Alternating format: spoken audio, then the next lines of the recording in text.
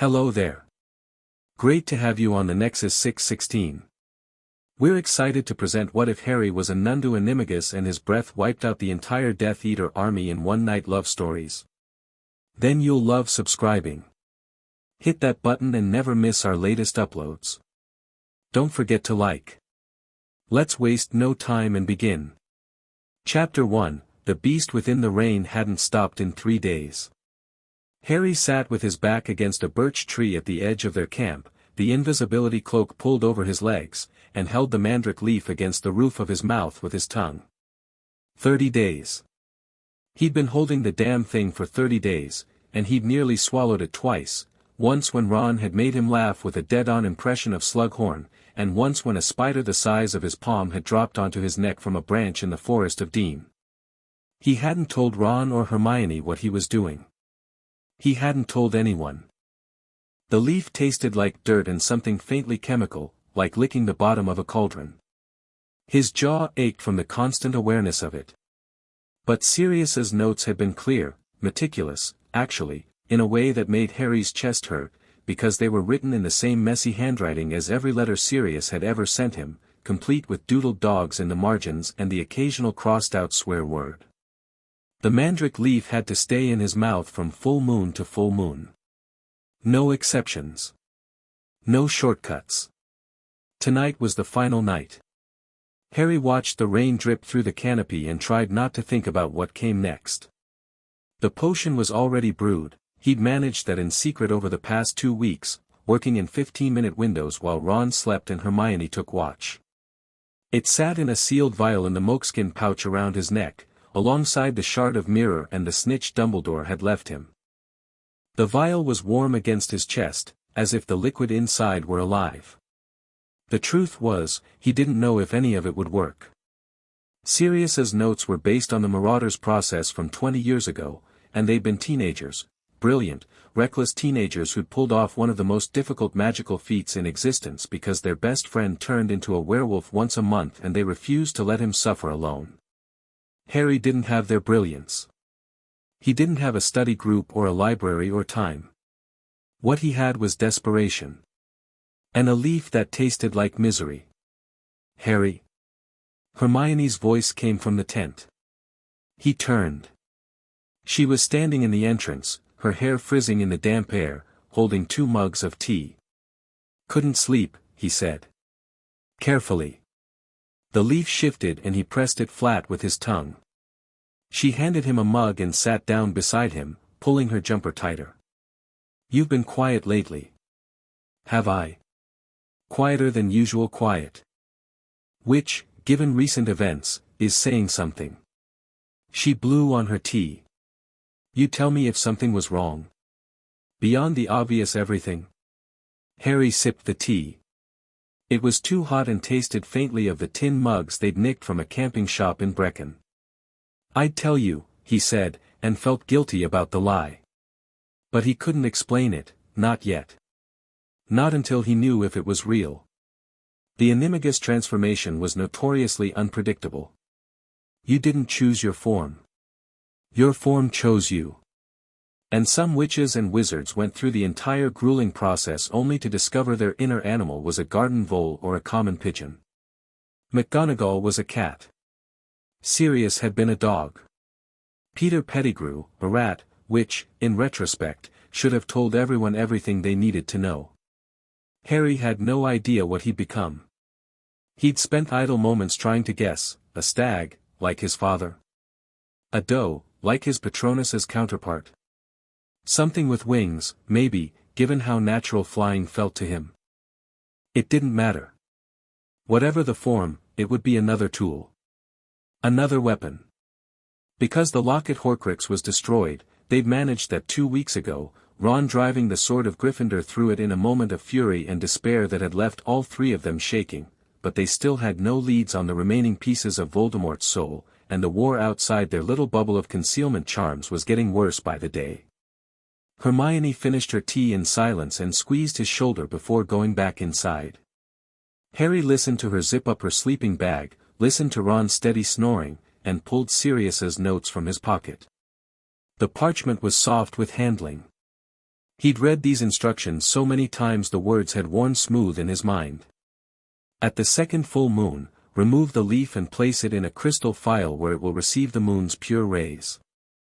Add one of your own hairs, a silver teaspoon of dew that has not been touched by sunlight or human feet for 7 days, and the chrysalis of a death's head hawk moth. Place the mixture in a quiet, dark place and do not look at it or disturb it until the next electrical storm. He'd done all of that. The storm had come 4 days ago, a vicious crack of lightning over the Welsh hills that had shaken the tent and woken Ron, who'd sworn creatively and gone back to sleep. Harry had watched the vial in the moleskin pouch pulse with light and felt something shift inside him, like a key turning in a lock he hadn't known was there. The final step was tonight.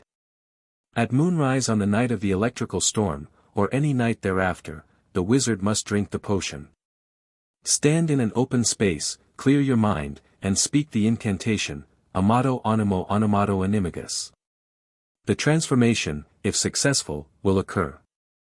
A note, it will hurt. SB. Another note, it will hurt a lot. SB. Third note, prongs through up. Twice. Don't tell him I wrote that. SB. Harry almost smiled. Almost. He tucked the notes away and looked up through the rain at the sky.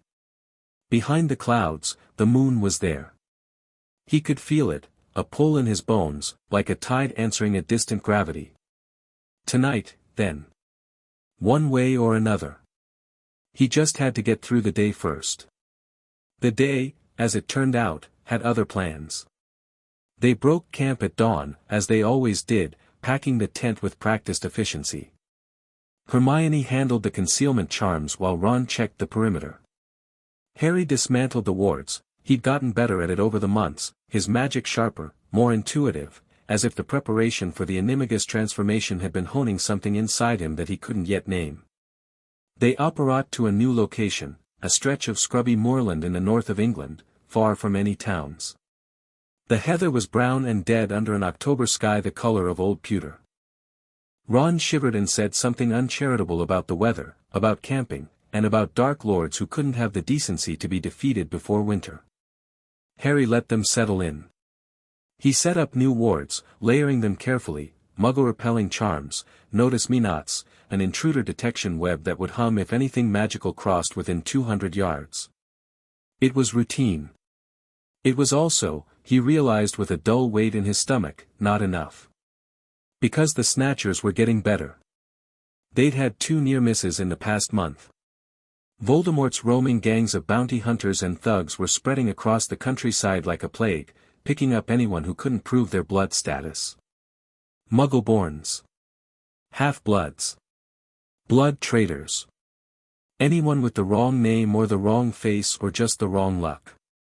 The Snatchers weren't Death Eaters, most of them were opportunists, petty criminals given license to hunt by a regime that rewarded cruelty. But they were numerous, and they were persistent, and some of them were genuinely dangerous. Scabier was the worst. Harry had heard the name from the Wizarding Wireless, the pirate broadcasts that Kingsley Shacklebolt and Lee Jordan ran, the ones Ron listened to obsessively, his ear pressed to the static lace speaker. Scabier led a pack of snatchers that had captured more fugitives than any other. He was supposed to be clever. Relentless. The kind of predator who enjoyed the chase more than the catch. Harry tried not to think about that as he ate a cold lunch of tinned beans and stale bread. The moorland stretched around them in every direction, empty and exposed. He didn't like it here. Too open. Too few places to run. We should move again, he said. Ron looked up from his beans. We just got here, mate. I know. I don't like the feel of it. Hermione studied him.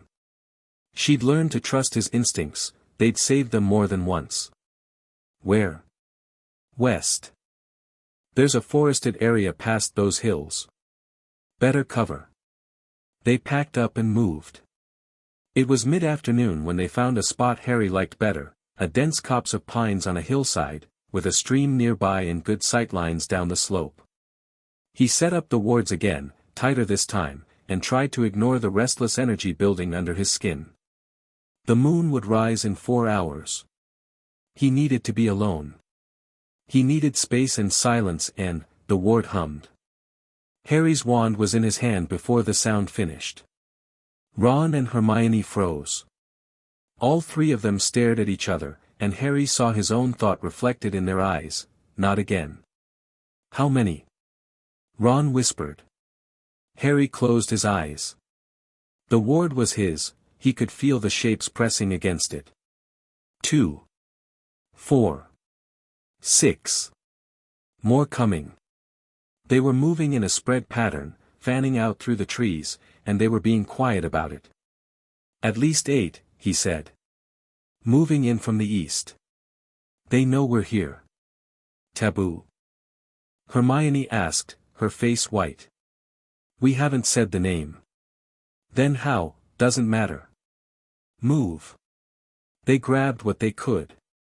Harry shoved the tent into the beaded bag, Ron snatched up the wireless, Hermione was already dismantling the concealment charms so they could apparate.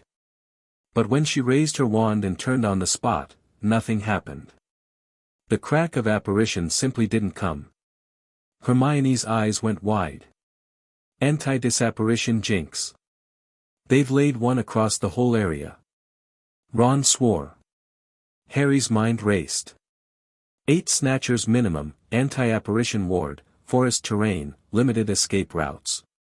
They couldn't apparate out, which meant they had to fight or run on foot until they cleared the jinx's boundary, which could be anywhere. Down the hill, Harry said. Stay together. Move fast.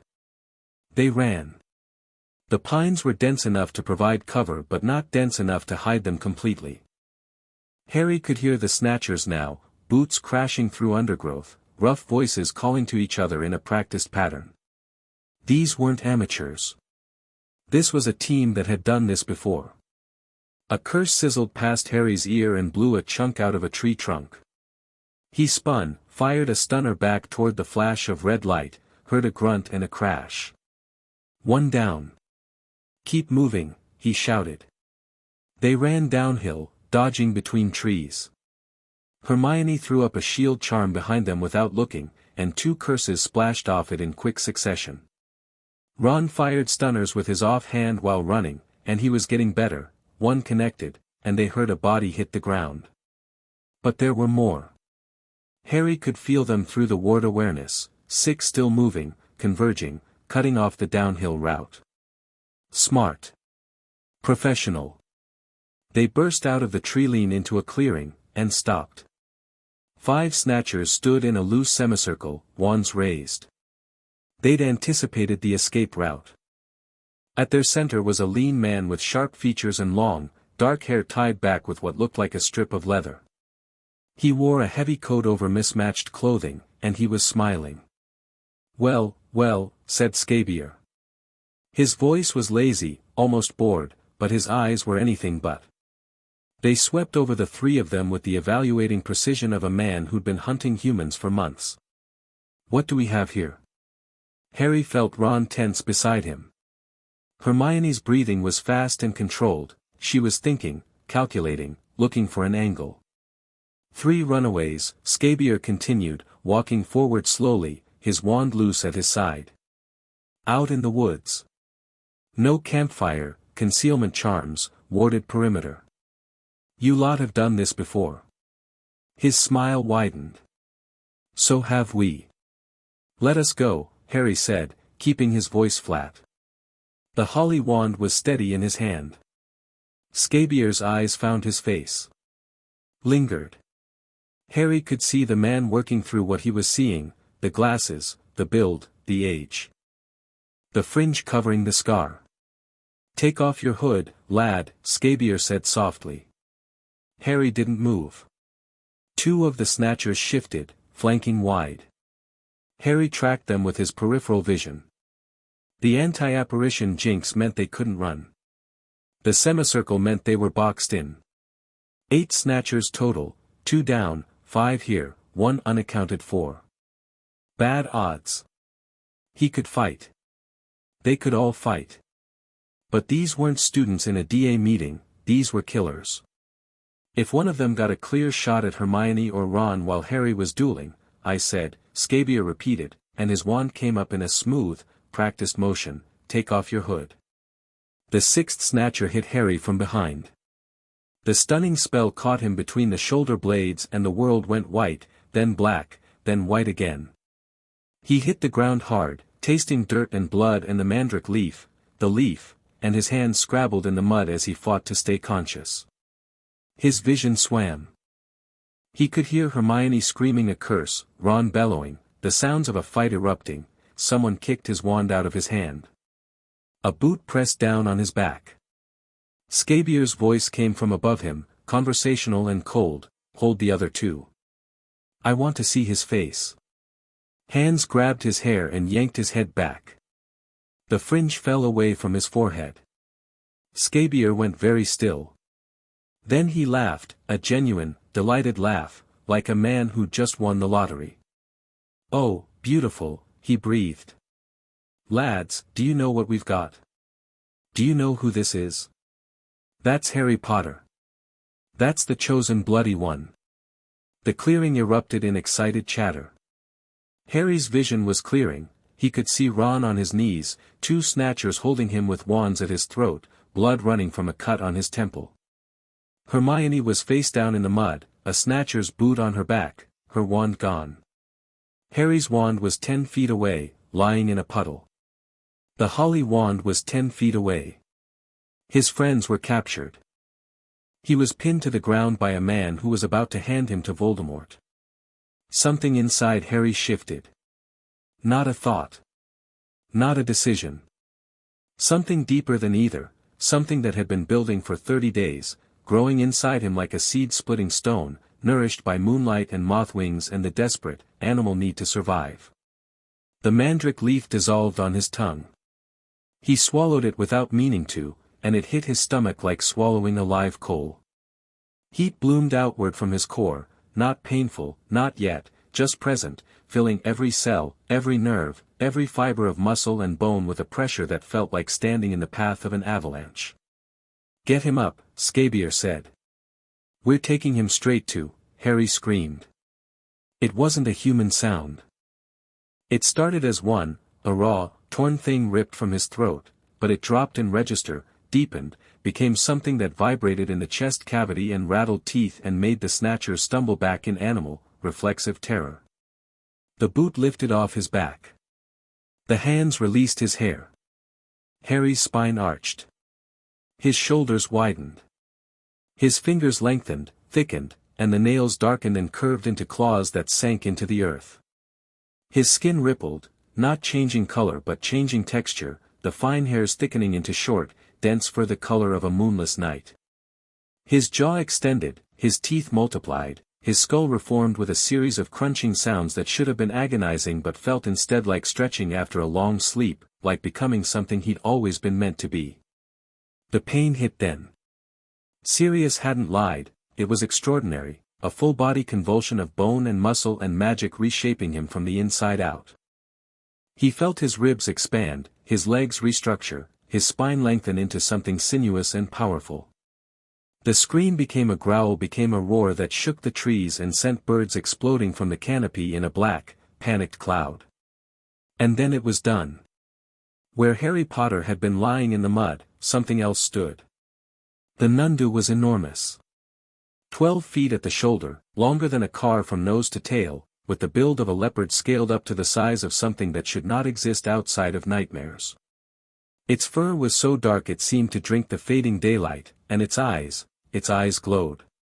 A deep, toxic, bioluminescent green, like the killing curse given permanent form. The snatchers didn't run. They should have. But they were wizards, and wizards trusted their wands, and none of them had ever seen anything like this. Scabier's face had gone the color of old parchment. His wand came up, trembling, and he fired a stunning spell at the creature that had been his prize captive. The red light hit the Nundu's flank and dissipated. Not deflected. Not absorbed.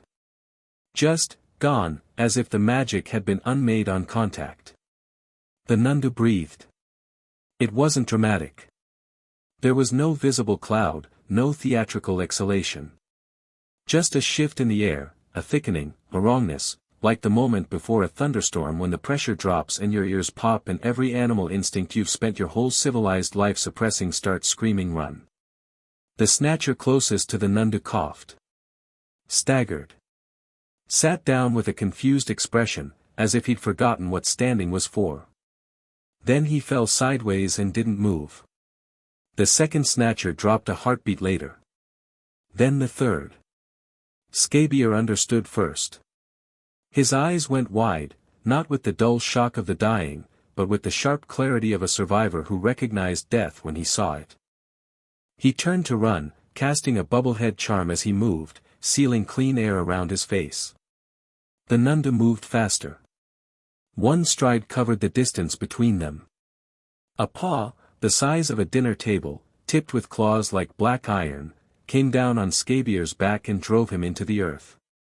The impact shattered something, ribs, shoulder, it was hard to tell. Scabier screamed, a thin, reedy sound, and the Nundu pressed down, and the scream stopped. The remaining snatchers died where they stood. Two who'd been holding Ron simply crumpled, their legs folding beneath them, their eyes going glassy. The one on Hermione's back slumped sideways, sliding off her in a boneless heap. Silence. The clearing was still. Rain pattered on leaves. Somewhere, a bird sang a hesitant note and then thought better of it. Ron Weasley was on his knees in the mud, staring up at the creature that had just killed 6 people in the time it took to draw a breath. His face was white. His mouth was open. No sound was coming out. Hermione was on her feet, wand recovered, both hands pressed over her mouth. Her eyes were enormous and fixed on the Nundu with an expression caught between wonder and absolute terror. The Nundu looked at them. Its green eyes, Harry's eyes, unmistakably, impossibly Harry's eyes, blinked. Then it shuddered, and the massive body began to shrink, the fur receding, the bones reknitting, the terrible, beautiful geometry of the predator collapsing inward until Harry Potter was kneeling naked in the mud, shaking so hard his teeth chattered, with 6 dead men around him and blood on his hands from where his claws had been. He turned his head and vomited. Mostly bile, he hadn't eaten much. His body convulsed with it, and he braced himself on his hands and knees and retched until there was nothing left, and then he retched some more. Harry. Ron's voice came from very far away. Harry, mate, what the bloody, Harry couldn't answer. He was staring at the nearest body, a snatcher, young, maybe 20, with a thin face and bad teeth. The man's expression was almost peaceful. He looked like he was sleeping. He wasn't. Harry. Hermione this time, closer, her hand on his shoulder. He could feel her trembling through the contact. Harry, we need to move. The anti-apparition jinx might be tied to one of them, if they're dead, it might have fallen. Practical. Even now, Hermione was practical. Harry loved her for it. He let her pull him to his feet. Ron shoved a cloak around his shoulders, Harry's own cloak, retrieved from the ground where it had fallen during the transformation. Someone pressed his wand into his hand. He gripped it without feeling it. Can you apparate? Hermione asked. Her voice was steady. Her hands were not. Harry nodded. He didn't trust himself to speak. Hermione took Ron's hand and Ron took Harry's, and they turned together on the spot, and the clearing with its 6 silent bodies disappeared with a crack. They landed on sand. Shell Cottage materialized around them, the wind-battered little house on the cliff above the sea, the sound of waves crashing below, the smell of salt and seaweed replacing the copper tang of death. Bill and Fleur's home. Safe. As safe as anywhere was, these days. Harry's knees buckled. He went down on the sand and stayed there, the cloak pooling around him, the rain replaced by a bitter coastal wind that cut through his wet clothes and chilled him to the marrow. Harry. Ron was beside him, pulling him upright. Come on, inside, don't touch me. The words came out harder than Harry intended. Ron flinched back. Harry shook his head immediately, guilt flooding through the shock. Sorry. Sorry, give me a minute. Ron backed off but didn't leave. He stood 2 paces away, hands at his sides, watching Harry with an expression that Harry had never seen on his best friend's face before. It wasn't fear, exactly.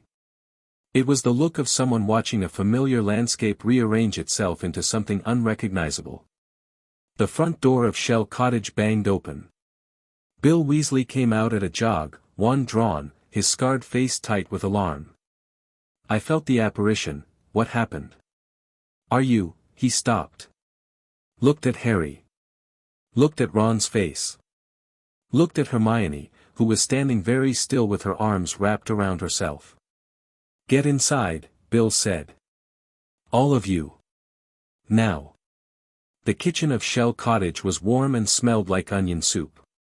Fleur was there, already ladling bowls without being asked, her silver blonde hair tied back and her face composed in that serene way she had that could mean anything from contentment to barely contained panic. She took one look at Harry, muddy, shaking, wrapped in a cloak with nothing underneath, and disappeared upstairs, returning moments later with dry clothes and a blanket. Harry changed in the bathroom. He avoided the mirror. His hands were still trembling, and it took him 3 tries to button the borrowed shirt. When he came out, everyone was sitting at the kitchen table, and no one was eating. Tell us, Bill said. Harry sat. He wrapped his hands around the mug of tea Fleur placed in front of him and felt the warmth seep into his fingers without reaching anything deeper. Then he told them. He started at the beginning, Sirius's notes, found in a trunk at Grimmauld Place last summer. The decision to try. The mandrake leaf, the potion, the month of secret preparation. He told them about the clearing, the snatchers, scabier. The transformation. He told them what he'd become. When he finished, the kitchen was very quiet. The fire crackled. The wind moaned around the cottage's eaves. Fleur had gone still with a soup ladle in her hand, forgotten. Bill spoke first.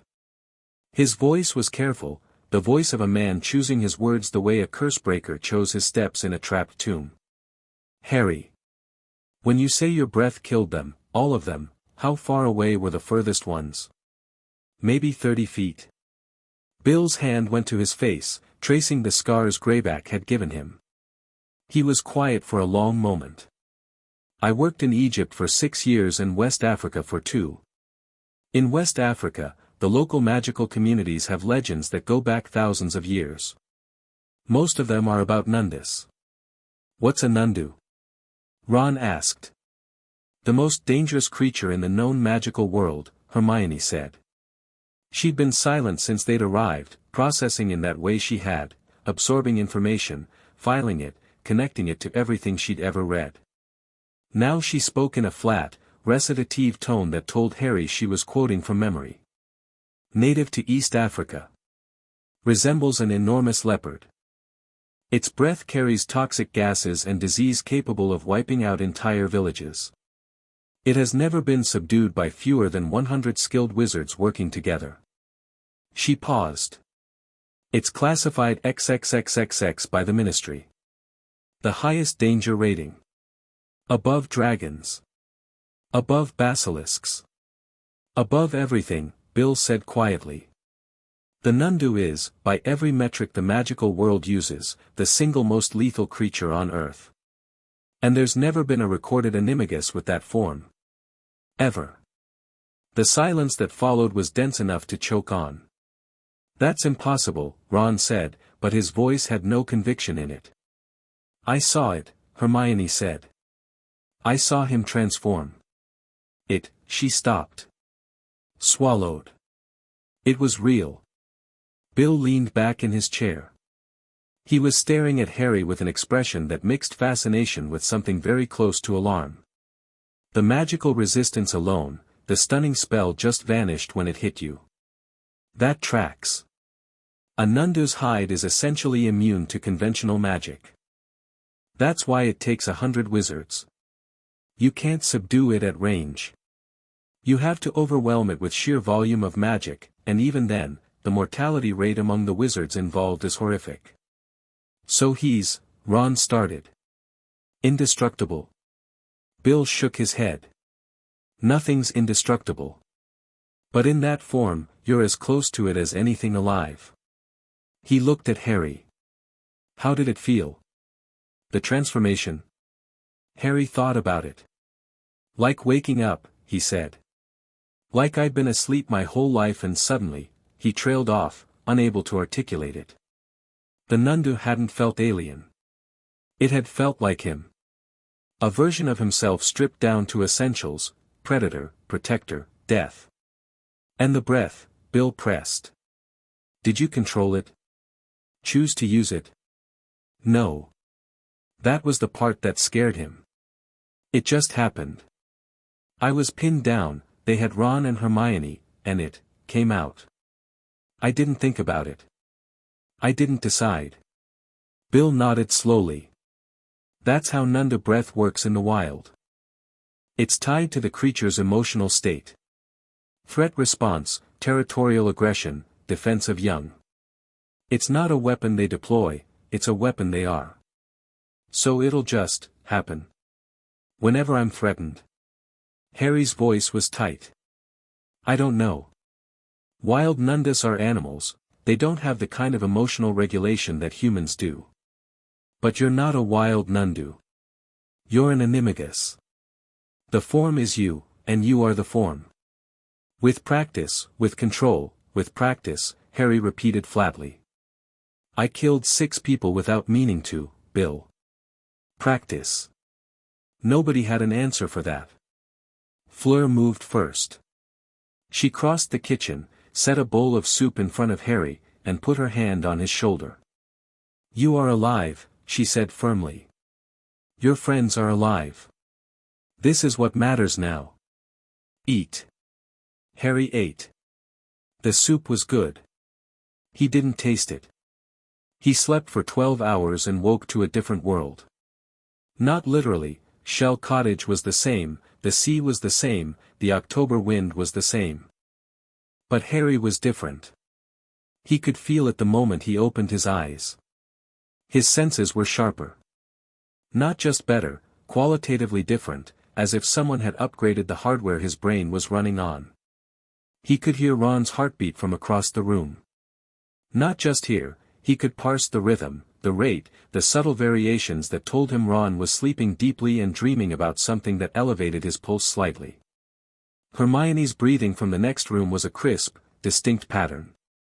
Bill and Fleur were downstairs. He could hear the murmur of their voices, the clink of dishes, the specific frequency of Fleur humming a song he didn't recognize. He could smell everything. The salt of the sea. The damp wool of the blankets. The chemical signature of the soap Fleur used. His own sweat and stress hormones. And beneath all of it, something else, a complex, layered olfactory map of the cottage and its inhabitants that his human brain didn't have the vocabulary to describe but his hindbrain read with effortless fluency. Harry sat up slowly. He looked at his hands. They were his hands, normal, human, scarred across the knuckles from years of Quidditch and one ill-advised attempt to punch Draco Malfoy. But when he flexed them, he could feel the claws inside, like a reflex waiting to happen. He dressed and went downstairs. Bill was at the kitchen table with a mug of coffee and a stack of parchment. He looked up when Harry entered and studied him for a moment. Your eyes are different, Bill said. What? The green. It's brighter. More saturated. Almost, he hesitated. Luminous. Harry blinked. They feel the same. They wouldn't. Not to you. Bill pushed a chair out with his foot. Sit. We need to talk about what you can do, what you can't do, and what's going to happen when the rest of the world finds out. But before they could begin, the flue roared to life. Kingsley Shacklebolt's head appeared in the fireplace, and he looked like a man who hadn't slept in days, which, given that he was secretly coordinating the resistance against a dark wizard regime while maintaining a cover identity as a Muggle government aide, was probably accurate. "Bill. Is Potter there?" "Right here," Harry said. Kingsley's dark eyes found him. Assessed him with that calm, thorough attention that made Kingsley one of the most effective leaders the Order had. "Good. I need you at Grimmauld Place tonight. Emergency meeting. Bring Weasley and Granger." "What's happened?" "I'll brief you in person." "But, Harry," Kingsley paused, and for the first time since Harry had known him, the man looked uncertain. "We've received intelligence about Voldemort's plans. He's building something we didn't anticipate. Something that changes the math of this war entirely." "Changes it how?" "He's assembling an army. Not followers, an army. 1,000 strong. Giants, werewolves, dementors, human fighters, inferi, the largest dark force assembled in Britain since Grindelwald's war. And he's planning to march it on Hogwarts." The kitchen went cold. Harry felt it in his bones, not the chill of the ocean wind but something deeper, the dread of a predator recognizing a threat to its territory. His territory. His people. "When?" Harry asked. "Weeks. Maybe less. We don't have exact timing, but our source is reliable." "Snape?" Kingsley's expression didn't change, which was answer enough. "Tonight. Grimmauld Place. 8 o'clock. The flue went dark. Harry looked at Bill. Bill looked at Harry. "Well," Bill said quietly. "I suppose practice just became a bit more urgent.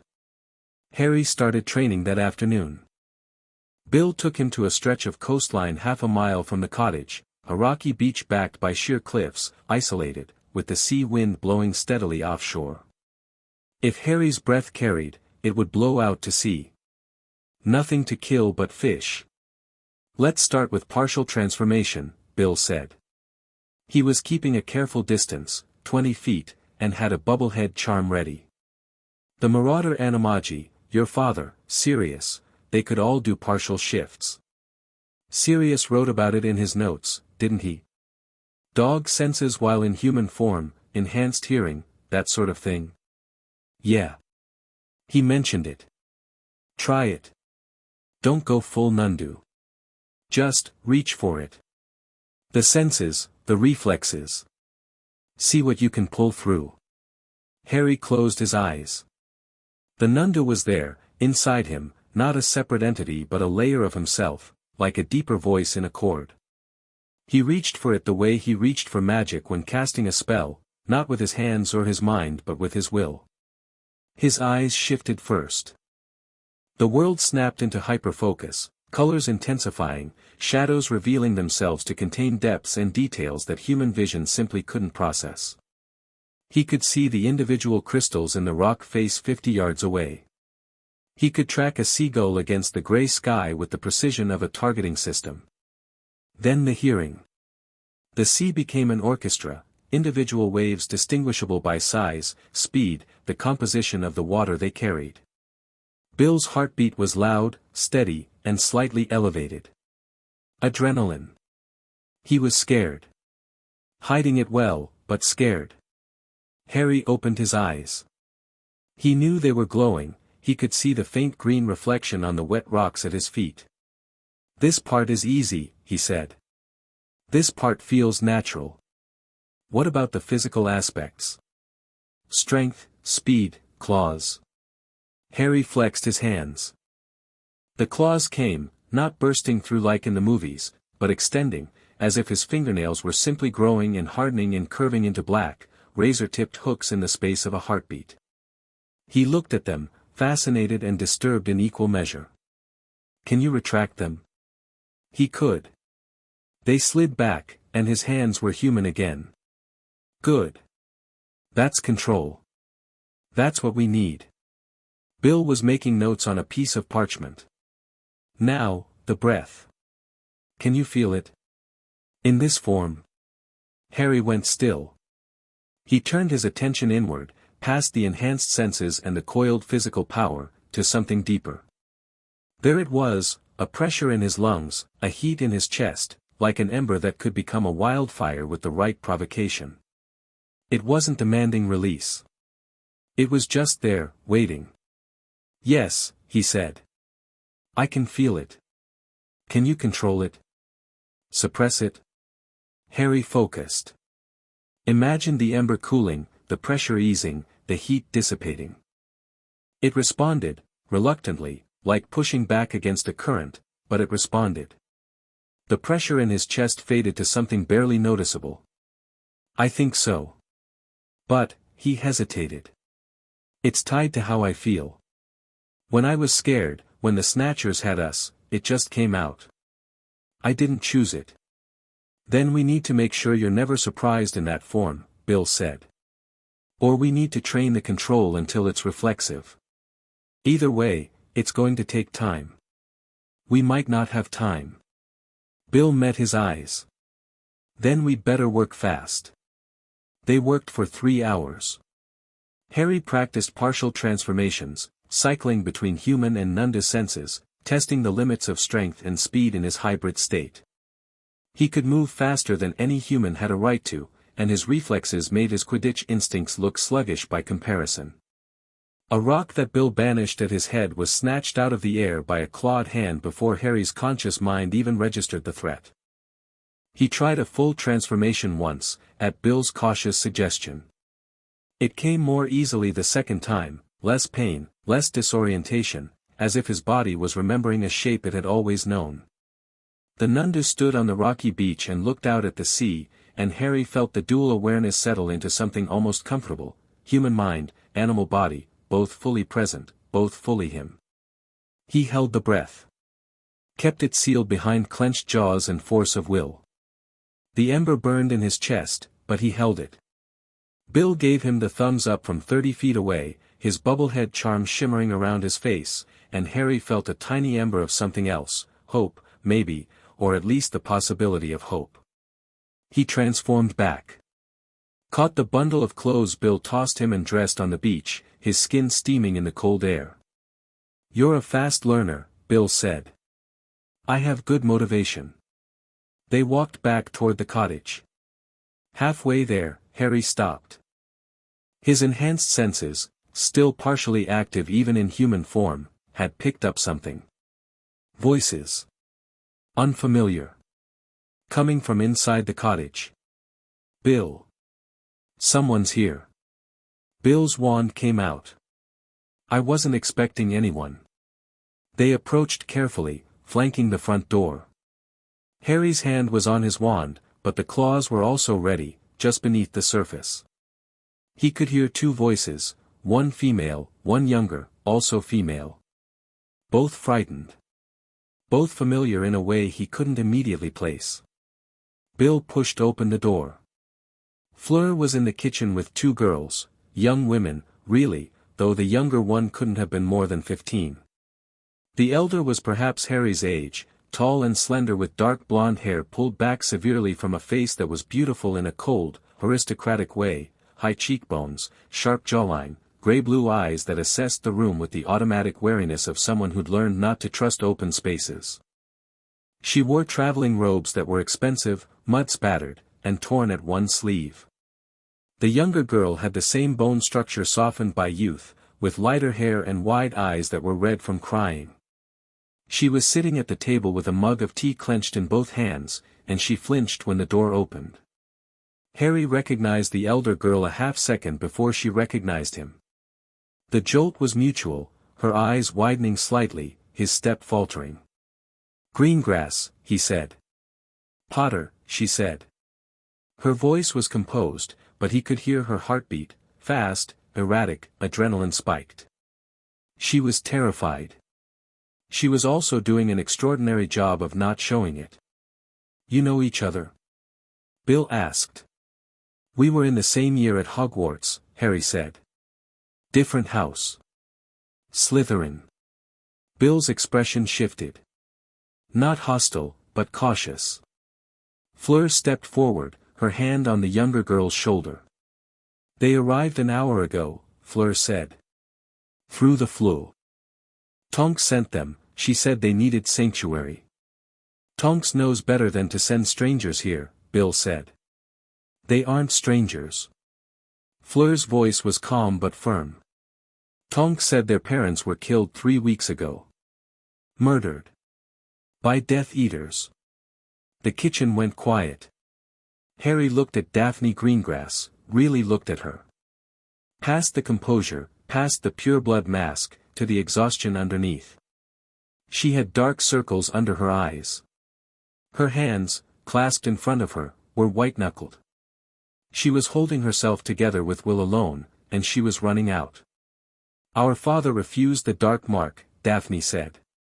Her voice was level, not steady, exactly, but controlled, each word placed with precision. The Greengrass family has been neutral for 5 generations. Father believed that neutrality would protect us. He was wrong. They came to the house, the younger girl whispered. Harry's enhanced hearing caught it clearly, she was speaking barely above a breath. Dollahav and the Carrows. In the middle of the night. Mum told us to hide in the cellar and, her voice broke. Daphne's hand found her sister's and squeezed. This is Astoria. My sister. She's 14. She looked at Harry, then at Bill, with an expression that dared them to turn her away. Tonks said this was safe. If it isn't, tell us now and we'll go. You'll stay, Bill said. He'd made the decision fast, Harry could see it in the set of his jaw. Bill Weasley had lived through a war already, and he knew what refugees looked like. Fleur, can you set up the spare room? Already done, Fleur said, with a ghost of a smile. Daphne's composure flickered, just for a moment, a crack in the mask that showed something raw and young underneath. Thank you, she said quietly. Astoria didn't say anything. She just drank her tea and stared at the table and held her sister's hand.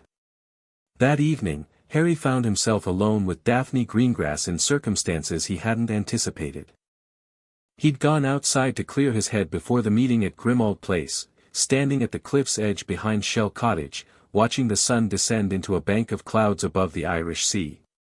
The wind was vicious and smelled of salt, and he let it batter him, grateful for something physical and uncomplicated. She appeared beside him without announcement. He heard her coming, heard her heartbeat, her breathing, the soft crunch of her shoes on the gravel path, but he didn't turn. She stood next to him and looked out at the water, and for a while neither of them spoke. Tonks told us what you've been doing, Daphne said eventually. The Horcrux hunt. She didn't give details, just enough to explain why you're here and not out there being the chosen one. I hate that name. I know. I've been watching you hate it for 6 years. A pause. You look different. Different how? I don't know. Sharper. Like someone turned up the contrast. She glanced at him sideways. Your eyes are doing something strange. They're catching the light wrong. Harry blinked and looked away. Side effect. Of what? He considered lying. Considered deflecting.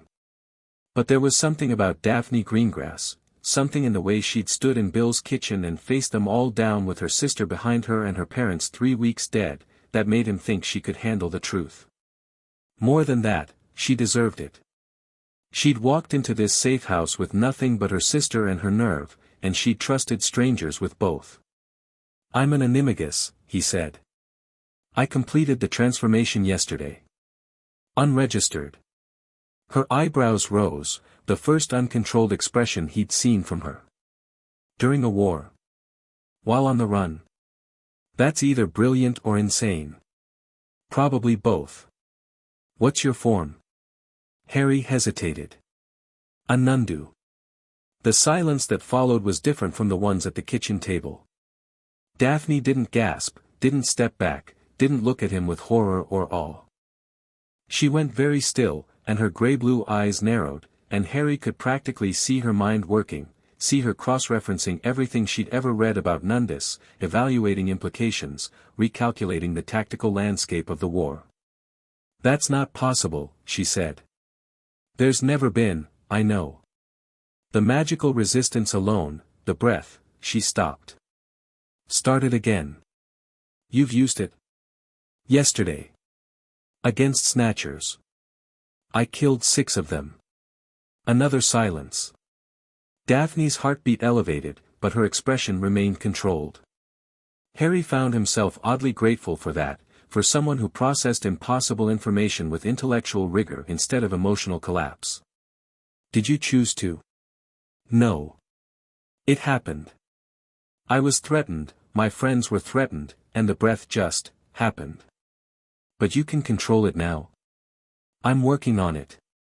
She nodded slowly. Good. Because if you can control it, you might have just changed the outcome of this war. Harry looked at her. In the fading light, with the wind pulling strands of blonde hair across her face, she looked less like the Ice Queen Slytherin he'd vaguely registered across the Great Hall for 6 years and more like what she actually was, an 18-year-old girl who'd lost everything and was refusing to break. You're taking this very calmly, he said. I'm Slytherin. We take things calmly or we don't survive. A ghost of a smile. Also, I've spent the last 3 weeks hiding in Muggle motels with a 14-year-old who cries in her sleep and Death Eaters hunting us across the country. A Nundu Animagus is honestly the least alarming thing that's happened to me this month. Harry almost laughed. Almost. Fair enough. Potter. She turned to face him fully. My parents are dead because they chose to stay neutral. They thought they could keep their heads down and wait it out. They were wrong, and they died for it. I am not going to make the same mistake. If there's a fight coming, I want to be part of it. I know things about the Death Eater families, social structures, alliances, safe houses, operational patterns. My father was one of them in everything but the mark, and he talked at dinner. I listened. You're offering to help. I'm offering intelligence. Analysis. I'm top of our year in ancient runes and arithmancy. Granger can verify that, assuming she'll speak to a Slytherin without grinding her teeth. The ghost of a smile sharpened into something more genuine. You don't have to trust me. But you'd be stupid not to use me. Harry studied her. His Nundu senses, still partially active, always partially active now, read her body language with a depth that went beyond observation. Elevated heartbeat, fear, adrenaline, determination. No deception markers. No signs of imperious or compulsion. Just a woman who was angry and grieving and had decided to channel both into something useful. Come to the meeting tonight, he said. Grimmauld Place. 8 o'clock. Her eyes widened fractionally. You're serious. I'm Harry. Sirius was my godfather. The joke was terrible. She stared at him. Then, for the first time, she actually smiled, a real one, surprised out of her, cracking the mask wide open. That was awful. I've been told. By everyone, I hope. Literally everyone. She shook her head, but the smile lingered. 8 o'clock. I'll be ready. She went back inside. Harry stayed at the cliff's edge, the wind in his face, and felt the Nundu stirring beneath his skin like a second heartbeat. An ember in his chest, warm and patient and waiting. Kingsley was right, the math of the war was about to change. An army of thousands against a handful of resistance fighters. The numbers were impossible. The odds were annihilation. But the numbers hadn't accounted for what Harry had become. He thought of the snatchers in the clearing. 6 men, dead in the space of a breath. He thought of Scabier's sharp, clever face going slack and empty. He thought of the young one with bad teeth who'd looked like he was sleeping. He thought of Hogwarts. Of the students inside, first years and 7th years and everyone in between, children who should have been worrying about homework and Quidditch and who fancied who, not barricading doors and practicing shield charms against an army they couldn't hope to stop. Harry looked out at the sea. The sun was gone. The sky was darkening, and somewhere behind the clouds, the moon was rising. He made a quiet decision. He would master this. Whatever it cost him, whatever it required, he would learn to control the beast inside him. He would become the weapon this war demanded, not because he wanted to, but because the alternative was a world where children died behind barricaded doors. And when the army came, he would be ready. The Nundu breathed inside him, steady and patient, and the ember in his chest burned a little brighter. The fluid Grimald place deposited them in the familiar, grimy kitchen at 10 to 8.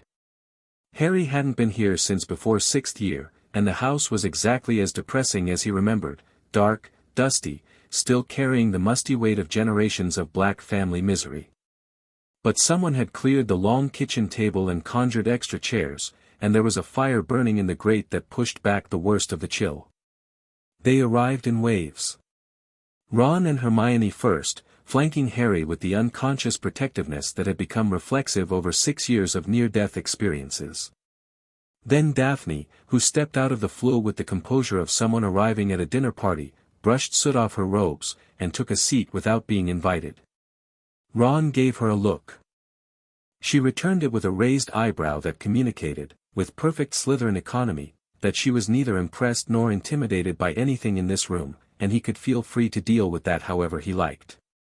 Kingsley arrived next, his deep voice preceding him through the door, followed by Remus Lupin, who looked worse than the last time Harry had seen him, thinner, grayer, with shadows under his eyes that spoke of too many full moons and not enough hope. Arthur Weasley came after, and his face lit up when he saw Ron in a way that made Harry's throat tight. McGonagall came through the flue at exactly 8 o'clock, because of course she did. She looked older. She looked tired. She looked at Harry with an expression that contained more emotions than he could parse, relief, worry, pride, grief, and something else he couldn't name. Mr. Potter, she said, and her voice cracked on the second word, just barely, before she sealed it back up with the same iron control she'd used to maintain discipline in her classroom for 40 years. It is good to see you alive. You too, Professor. Minerva. She sat down. I think we're past formalities. Kingsley took the head of the table.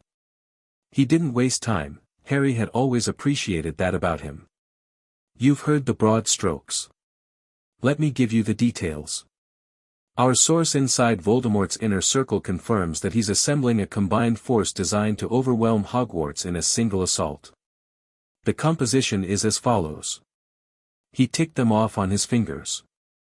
Approximately 2,000 Death Eaters and allied Dark Wizards. That includes recruitment from the continent, mercenaries, Grindelwald loyalists who never disarmed, criminal elements.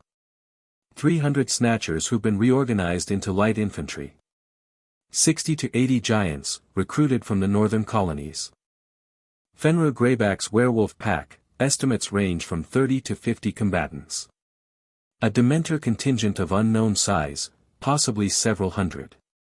And Inferi. We don't have numbers on the Inferi, but our source says Voldemort has been raising them for months. Thousands, potentially. The room was silent. Harry could hear every heartbeat around the table, all of them fast, all of them scared. Against this, Kingsley continued, the Order of the Phoenix can field approximately 200 combat-capable witches and wizards. Hogwarts' own defenses, the wards, the castle's innate magic, the staff, add some force multiplication. But realistically, we are outnumbered 10 to 1 at a minimum. It's not a battle, Arthur said quietly. It's a massacre. It would be, Kingsley agreed. Which is why we need to change the equation. His dark eyes moved to Harry. Tell them. Harry had expected this. He still wasn't ready for it. But he stood, because what he had to say needed to be said standing, and he looked around the table at the people who were fighting a war they couldn't win with weapons they didn't have. I'm an Animagus, he said. I completed the transformation 2 days ago. My form is a Nundu. He told them what he'd told Bill and Daphne. The Snatchers. The breath. The magical resistance. He kept it brief and factual, and he watched the reactions ripple around the table. Ron's grim nod, he already knew. Hermione's tension, she already knew too. McGonagall's sharp intake of breath, Remus's stricken expression, Kingsley's careful neutrality, Arthur's bewilderment. When he finished, McGonagall spoke first. "A Nundu." Her voice was perfectly controlled, but her Scottish accent had thickened, which Harry had learned over 6 years was a reliable indicator of emotional extremity. "Mr. Potter, Harry, a Nundu Animagus has never been recorded in the history of magical transformation. The theoretical framework doesn't even, I know," Harry said. "And yet. Can you demonstrate?" Kingsley asked. "Not in a kitchen. The breath, I'm learning to control it, but I'm not confident enough to transform in an enclosed space with people I care about." Kingsley nodded. "Practical. Always practical. Then we proceed on the assumption that you're telling the truth, which, given what Weasley and Granger witnessed, I'm prepared to do. The question becomes, how does this change our strategy?" "It changes everything," Daphne said. Every eye turned to her. Harry saw the surprise on several faces, McGonagall's recognition, Kingsley's quick assessment, Ron's wariness. "And you are?" Kingsley asked. "Daphne Greengrass. Former Slytherin. Current refugee." She didn't flinch under the scrutiny. "My family is dead because they refused Voldemort. I'm here because Potter invited me. And I'm speaking because no one else seems willing to say the obvious." "Which is?" Remus asked. "A Nundu can kill an army. That's what they do. That's what they've always done. It's why entire villages in East Africa have been depopulated overnight. The breath is an area effect weapon with no known magical defense. If Potter can control his transformation, he doesn't need 200 fighters to defend Hogwarts. He needs to walk through the enemy camp the night before the attack and breathe." The words landed like stones dropped into still water. The ripples spread outward, shock, revulsion, consideration, desperate hope, across every face at the table. "You're talking about preemptive mass killing," Hermione said, and her voice was very quiet. "I'm talking about saving Hogwarts," Daphne replied. "Those children Kingsley mentioned, the ones behind the barricaded doors. This saves them. By killing thousands of people in their sleep. By killing thousands of enemy combatants before they can kill our people. There's a word for that.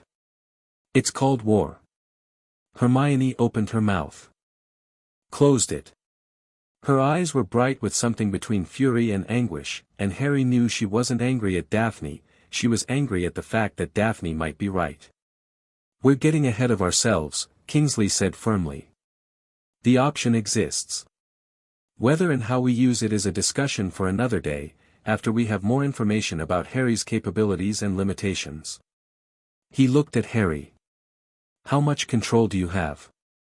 "Not enough. Not yet. Bill's been helping me train, but it's been 2 days." "How much time do you need?" Harry thought about it honestly. "A week. Maybe 2.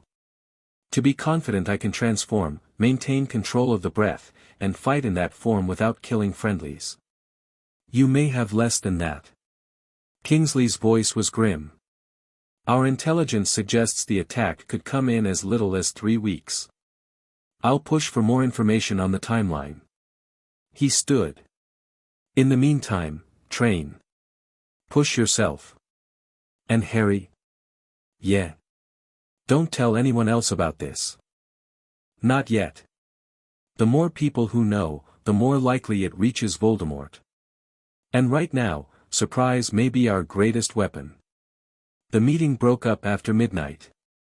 There were more details, safe house locations, supply chains, communication protocols, the mundane logistics of resistance that consumed most of the Order's energy. Daphne contributed 3 times, each time with specific intelligence about Death Eater family networks that made Kingsley pull out a quill and start taking notes. By the end of the meeting, the initial wariness toward her had shifted into something more like cautious respect. Hermione, to her credit, caught Daphne before they left. The analysis of the social structure, the patronage networks between the old families, that was really insightful, Hermione said. It clearly cost her something to say it, but she said it anyway. Where did you learn that? Dinner table conversations and a functioning brain, Daphne said. Then, after a beat, and 2 years of independent study in political history. Professor Binns certainly wasn't going to teach it. Hermione almost smiled. No. He wasn't. It wasn't friendship. It wasn't even warmth. But it was a crack in the wall, and cracks could be widened. They returned to Shell Cottage by Floo. Ron went straight to bed, exhausted by the weight of information and the emotional toll of the evening. Hermione stayed up, sitting by the fire with a book she wasn't reading, turning pages at random and staring at the flames. Hermione. Harry sat down across from her. I know what she's suggesting is logical, Hermione said, without looking up. I know the numbers. I can do the arithmetic. 200 versus thousands. If we fight conventionally, we lose. If you do what she's suggesting, we win. And thousands of people die in their sleep. And thousands of people die in their sleep. She looked up. Her eyes were red. When did this become our life, Harry? He didn't have an answer. He sat with her in silence until the fire burned low, and then they both went to bed, carrying the weight of a question that had no good answer, only less bad ones. Harry couldn't sleep. The Nundu's senses wouldn't let him settle. Every creak of the cottage, every gust of wind, every heartbeat in the building registered as data points that his brain dutifully catalogued and assessed for threat. It was exhausting. Like trying to sleep with a searchlight on. He gave up at 3 in the morning and went outside. The sky had cleared. Stars blazed overhead with a ferocity that the Nundu's vision rendered an impossible detail. He could see colors in the starlight that human eyes weren't built to process, subtle gradients of ultraviolet and near-infrared that painted the night sky in hues he didn't have names for. The moon was there. A waning crescent, low on the horizon, and he felt it in his bones, a deep, resonant pull, like hearing a song from very far away. He stood at the cliff's edge and let the wind batter him and tried to reconcile the boy who'd gotten a letter at 11 with the thing he'd become at 17. He couldn't. They didn't reconcile. They just coexisted. The Nundu stirred inside him, responding to the moonlight, the open space, the wild edge of the sea. It wanted out. Not aggressively, there was no threat, no fear, no anger driving it. It simply wanted, the way a muscle wanted to stretch, the way lungs wanted to breathe. The most natural thing in the world. Harry let it come. The transformation was smoother this time, less pain, less dislocation.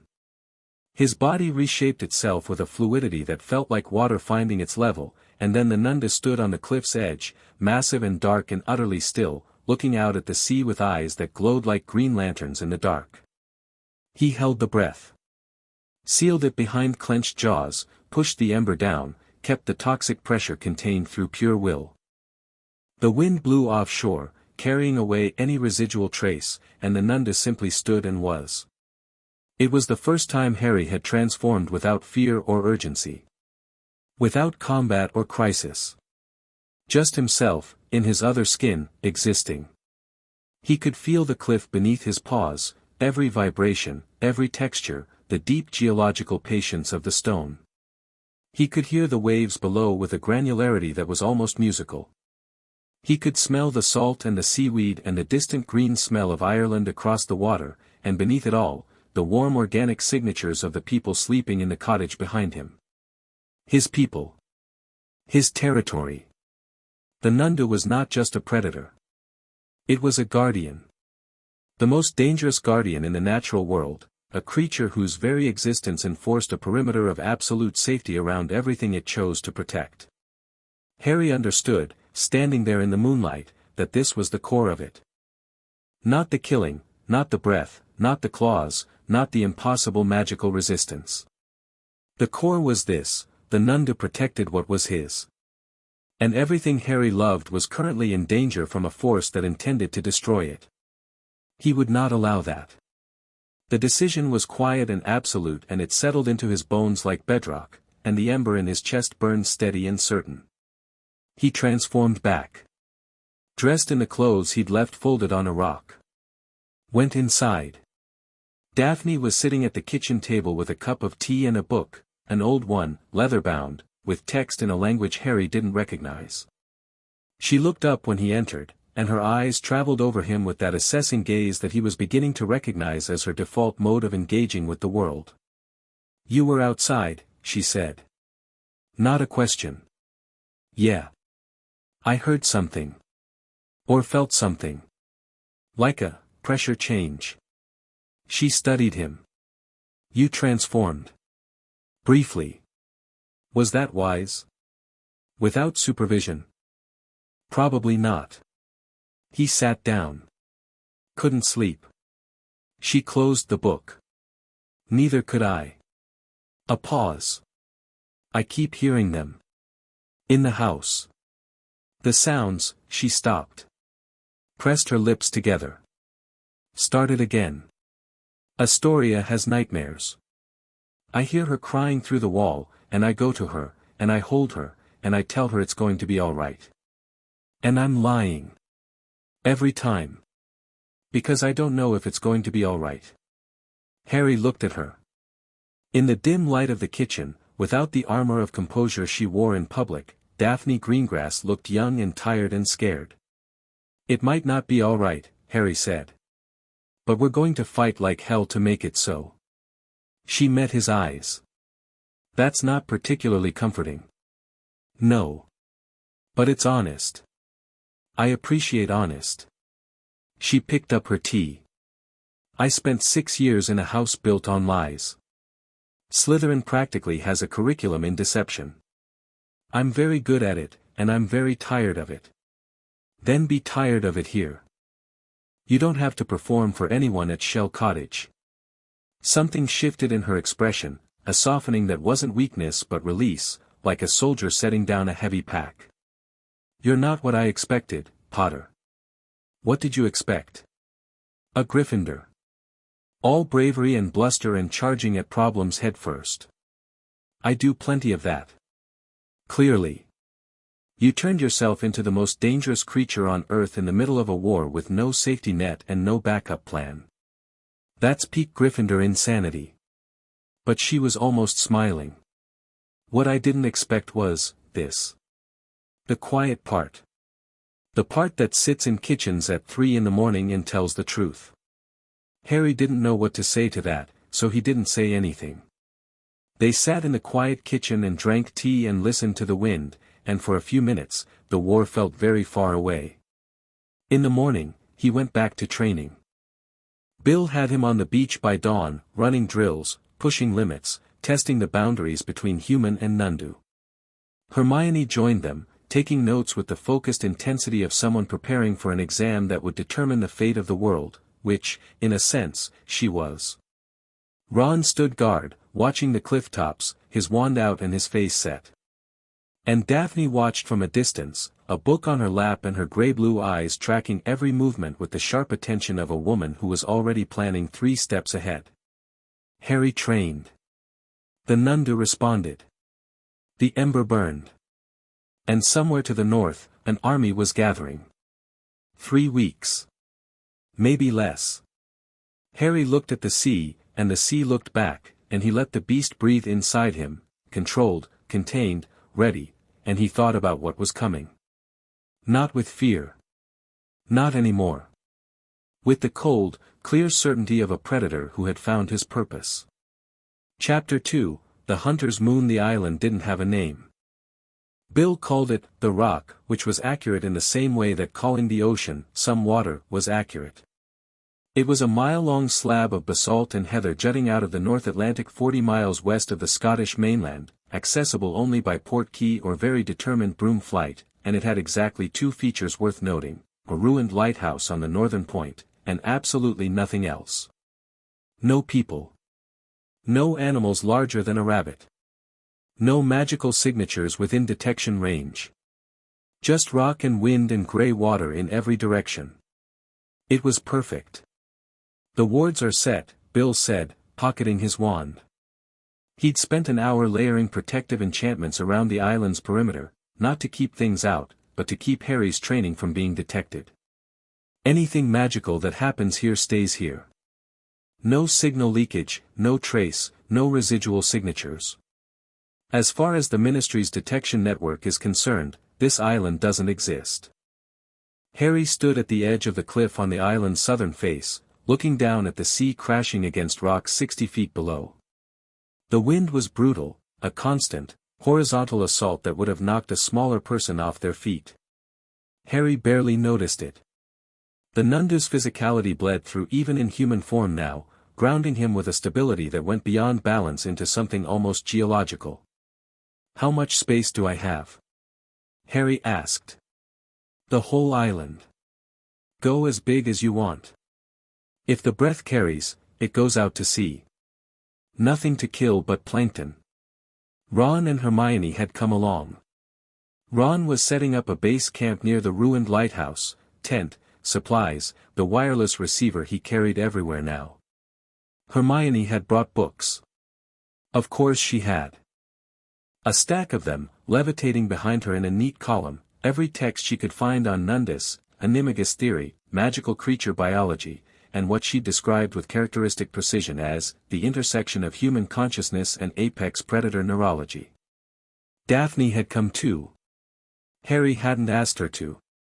She'd simply appeared at Shell Cottage that morning, dressed for rough weather, with a leather satchel over one shoulder and the expression of someone who'd already decided where she was going and was merely informing the universe.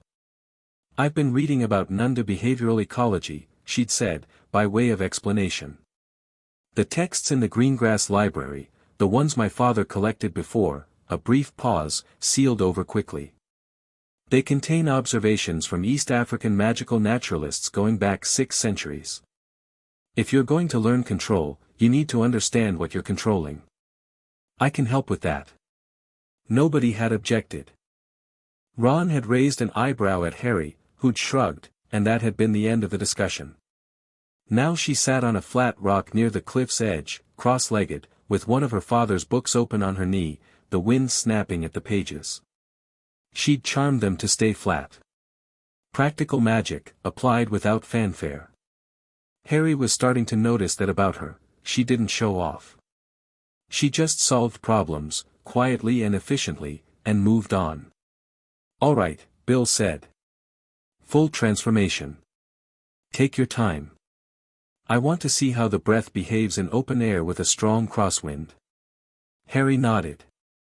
He stripped off his outer robes, he'd learned the hard way that clothing didn't survive the transformation, and stood in a t-shirt and jeans on the basalt. The wind hit his bare arms like a slap. He reached for the Nundu. It came faster now. 5 days of practice had smoothed the transition from a violent upheaval into something closer to a controlled descent, still intense, still physical, but no longer agonizing.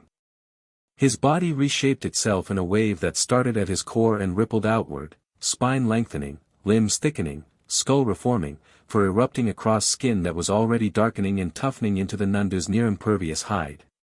The transformation took 8 seconds. He'd been timing it. On the first day, it had taken nearly a minute. Progress. The Nundu stood on the cliff's edge, 12 feet at the shoulder, and the wind that had been brutal to Harry's human body barely registered against the massive frame. He weighed over a ton in this form, and every ounce of it was dense, powerful muscle wrapped around bones that had the tensile strength of enchanted steel. Harry blinked, and the world reformed through the Nundu's eyes. Colors shifted, human spectrum red dimmed while ultraviolet bloomed, painting the rocks in patterns invisible to ordinary sight. Every edge sharpened. The sea below resolved into individual waves, each one tracked and catalogued by a visual processing system built for identifying prey at extreme range. He could hear Bill's heartbeat from 40 feet away. Elevated. The man was afraid. He was smart to be. "Good," Bill called, his bubblehead charm firmly in place. "Now, breath test. Controlled release. I want to see the dispersion pattern." Harry focused. The ember in his chest responded to his attention, growing warmer, building pressure, the toxic gases accumulating in specialized organs that the Nundu possessed and Harry's human body did not. Biological weapons production, happening inside him as naturally as breathing. He turned to face the open sea. Opened his jaws.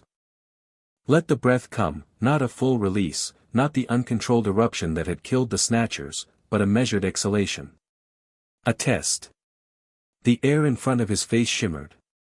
Not visibly, not to human eyes, but the Nundu could see it, a heat haze distortion that marked the boundary of the toxic cloud. It rolled forward, carried by his exhalation and shaped by the crosswind, spreading in a cone that extended roughly 30 yards before the wind tore it apart and scattered it over the sea. 30-yard effective range with this wind speed, Bill reported, consulting a detection charm he'd set up. In still air, it'd be significantly further. How does it feel? Harry considered. The breath was like opening a valve. A release of something that was constantly being produced, constantly building. Holding it back required effort. Letting it out was easy. Natural. Like exhaling after holding your breath. He sealed his jaws. Pushed the ember down. The pressure built slightly, uncomfortable, like needing to sneeze, but held. I can control it, Harry said. His voice in Nundu form was a deep, resonant vibration that traveled through the ground as much as the air. Even speaking required care, the sound alone made small rocks tremble on the cliff face. But it takes concentration.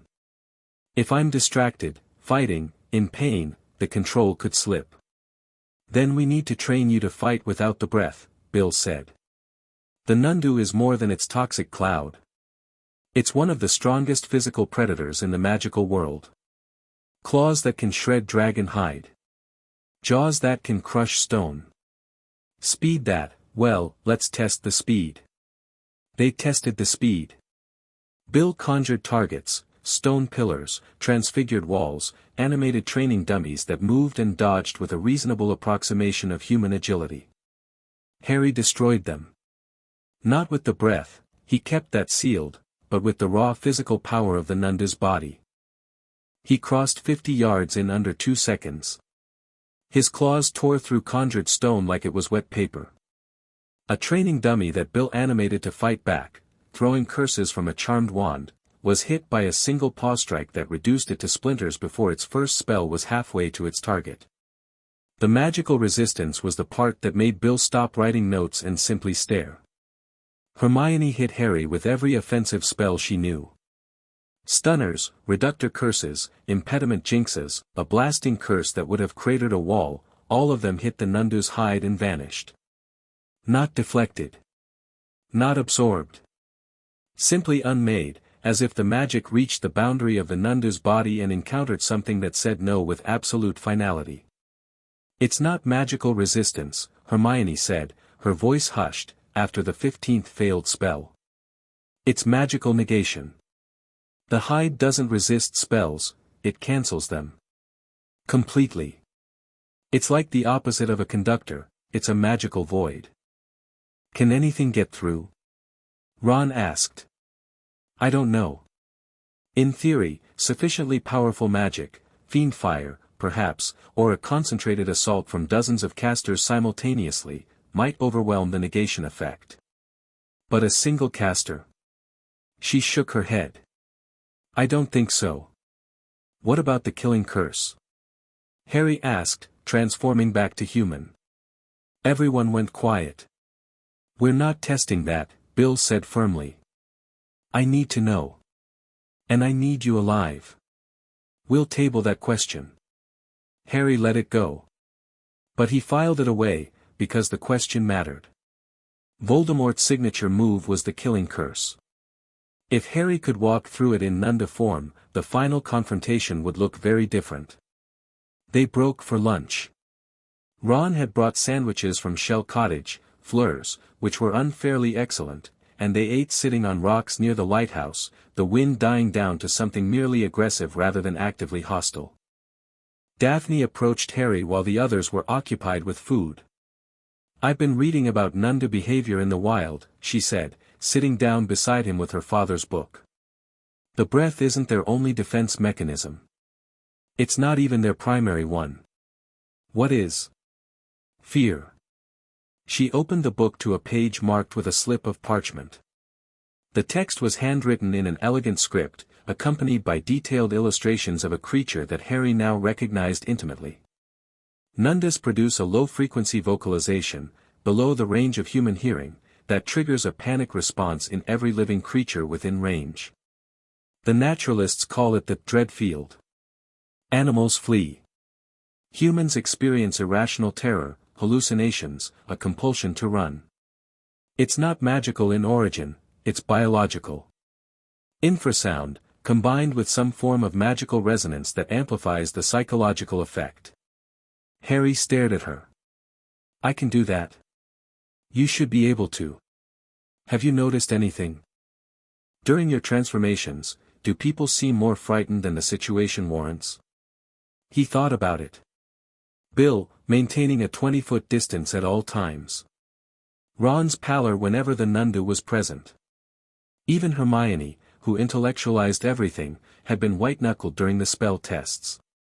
I thought they were just scared because I'm a giant deadly cat. That's part of it. But the dread field would be operating below conscious awareness. They'd feel terror without understanding why, attributing it to the visual stimulus when it's actually the infrasound. She met his eyes.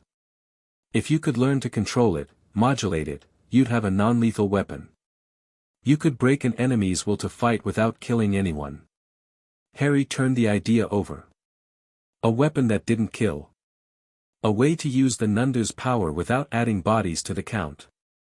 How do I learn to control something I didn't know I was doing? Same way you learn the breath. Awareness first, then practice. She closed the book. I can help design exercises. If you're willing. Yeah. I'm willing. She nodded briskly and stood up, but didn't walk away immediately. Instead she looked out at the sea, the wind pulling strands of blonde hair across her face, and said quietly, my father had 12 books on Nundus. Most pureblood families wouldn't touch the subject, too foreign, too dark, too far outside the comfortable British magical tradition. He collected them because he believed understanding dangerous things was better than fearing them. A pause. He would have found you fascinating. She walked away before Harry could respond, which he suspected was intentional. They trained until dark. Harry pushed himself harder than Bill wanted, more transformations, longer holds, increasingly complex combat drills. By sunset he'd learned to control the dread field well enough to dial it from a background hum to a focused blast that made Ron, 50 yards away, stumble and grab for the nearest rock with shaking hands. Sorry. Harry called, pulling it back. No worries. Ron called back, his voice a full octave higher than usual. Only nearly soiled myself. Grand. The laughter that followed was genuine, and Harry realized with a start that it was the first time he'd laughed in weeks. Not the dark, hollow kind, real laughter, the kind that came from the belly and left warmth behind. They portkeyed back to Shell Cottage. Harry ate dinner, twice, and fell asleep in his chair at the kitchen table. Someone threw a blanket over him. He dreamed about running through dark forests, low to the ground, faster than anything alive, and the dreams weren't nightmares. The intelligence from Snape arrived 3 days later. It came through Kingsley, coded and cryptic, delivered in person via Flo at 4 in the morning. Harry was already awake, the Nundu's sleep patterns had shifted his circadian rhythm, and he was increasingly alert during the dark hours, when a nocturnal predator would naturally be most active. Hufflepuff's cup, Kingsley said. He looked like he'd aged 5 years in a week. It's in the Lestrange vault at Gringotts. Harry, Ron, and Hermione looked at each other. The Horcrux hunt had stalled after the locket, they'd known about the cup, suspected Gringotts, but hadn't been able to confirm it. Now they had confirmation from the source who'd been right about everything else. Security? Hermione asked immediately. Maximum. The Lestrange vault is in the deep levels, below the dragon-guarded section. Goblin wards, blood locks, flagging enchantments on every surface. If you touch anything that isn't the target, the vault defense protocols will bury you. Sounds fun, Ron said flatly. There's more. Snape reports that Voldemort has been pushing to accelerate the Hogwarts assault. Something's made him nervous, he's moved the timeline up. We may have 2 weeks instead of 3. The room went cold. We go now, Harry said. Gringotts. Tomorrow. Harry, we don't have time to plan the perfect operation, Hermione. We know where the cup is. We know the general layout from what Bill's told us about Gringotts security. We go in fast, we get it, we get out. And the dragon? The goblin wards.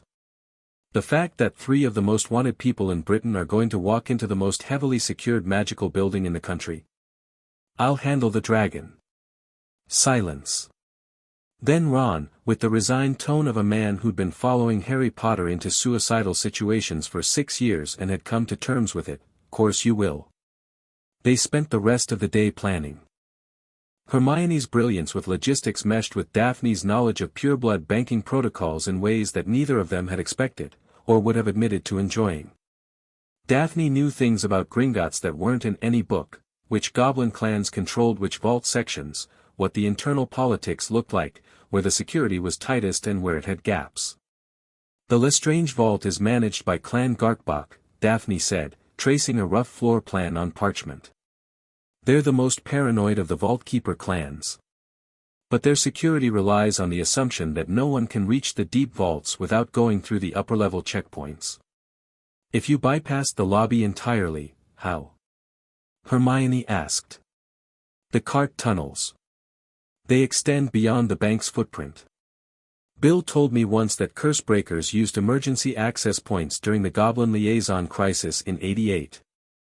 If one of those access points still exists, Bill, who'd been listening from the doorway, nodded slowly. There's one. Beneath the old Muggle underground station at Bethnal Green. It was sealed, but sealed by goblins, and goblin seals are designed to keep out other goblins. Not wizards. The plan came together with the ugly, improvised efficiency of a desperate operation run by desperate people. Harry, Ron, and Hermione would enter through the emergency access tunnel. Bill would stand by at an extraction point with a portkey. Daphne would monitor from Shell Cottage, coordinating through paired communication mirrors she'd produced from her satchel, family heirlooms, she'd said, without elaboration. One thing, Harry said, as they finalized the details. If we run into resistance we can't handle, goblins, security trolls, whatever, I'll transform. But only physically. I'm not using the breath inside Gringotts. There are goblin workers in there, bank customers, people who have nothing to do with this war. And if they try to kill you? Ron asked. Then I'm a 12-foot magical tank. I'll manage. Ron didn't look convinced. But he didn't argue. They left before dawn. The entrance to the emergency tunnel was exactly where Bill had described, behind a concealed panel in the abandoned Bethnal Green tube station, deep enough underground that Harry's Nundu senses could taste the mineral richness of the rock and the distant, dry smell of old goblin magic. Harry led. His enhanced vision turned the pitch-black tunnel into a landscape of gray-green detail, and his hearing mapped the space ahead with sonar-like precision. Ron and Hermione followed, wands lit, navigating by the glow of their Lumos charms and Harry's quiet instructions. 30 feet ahead, the tunnel forks. Right branch slopes down. I can hear water, and something bigger. Breathing. Something large. The dragon, Hermione whispered. Different tunnel system. We shouldn't cross its territory if we take the left branch. He cocked his head, listening. Left branch connects to a cart track. I can hear the mechanism, dormant but intact. They took the left branch. The air grew colder, drier, tinged with the metallic scent of goblin-forged steel and the faintly sulphurous undertone of deep earth magic. The cart track appeared, a narrow-gauge rail set into the tunnel floor, rusted but functional. Hermione conjured a cart with a series of precise transfiguration spells that made Ron watch her with undisguised admiration.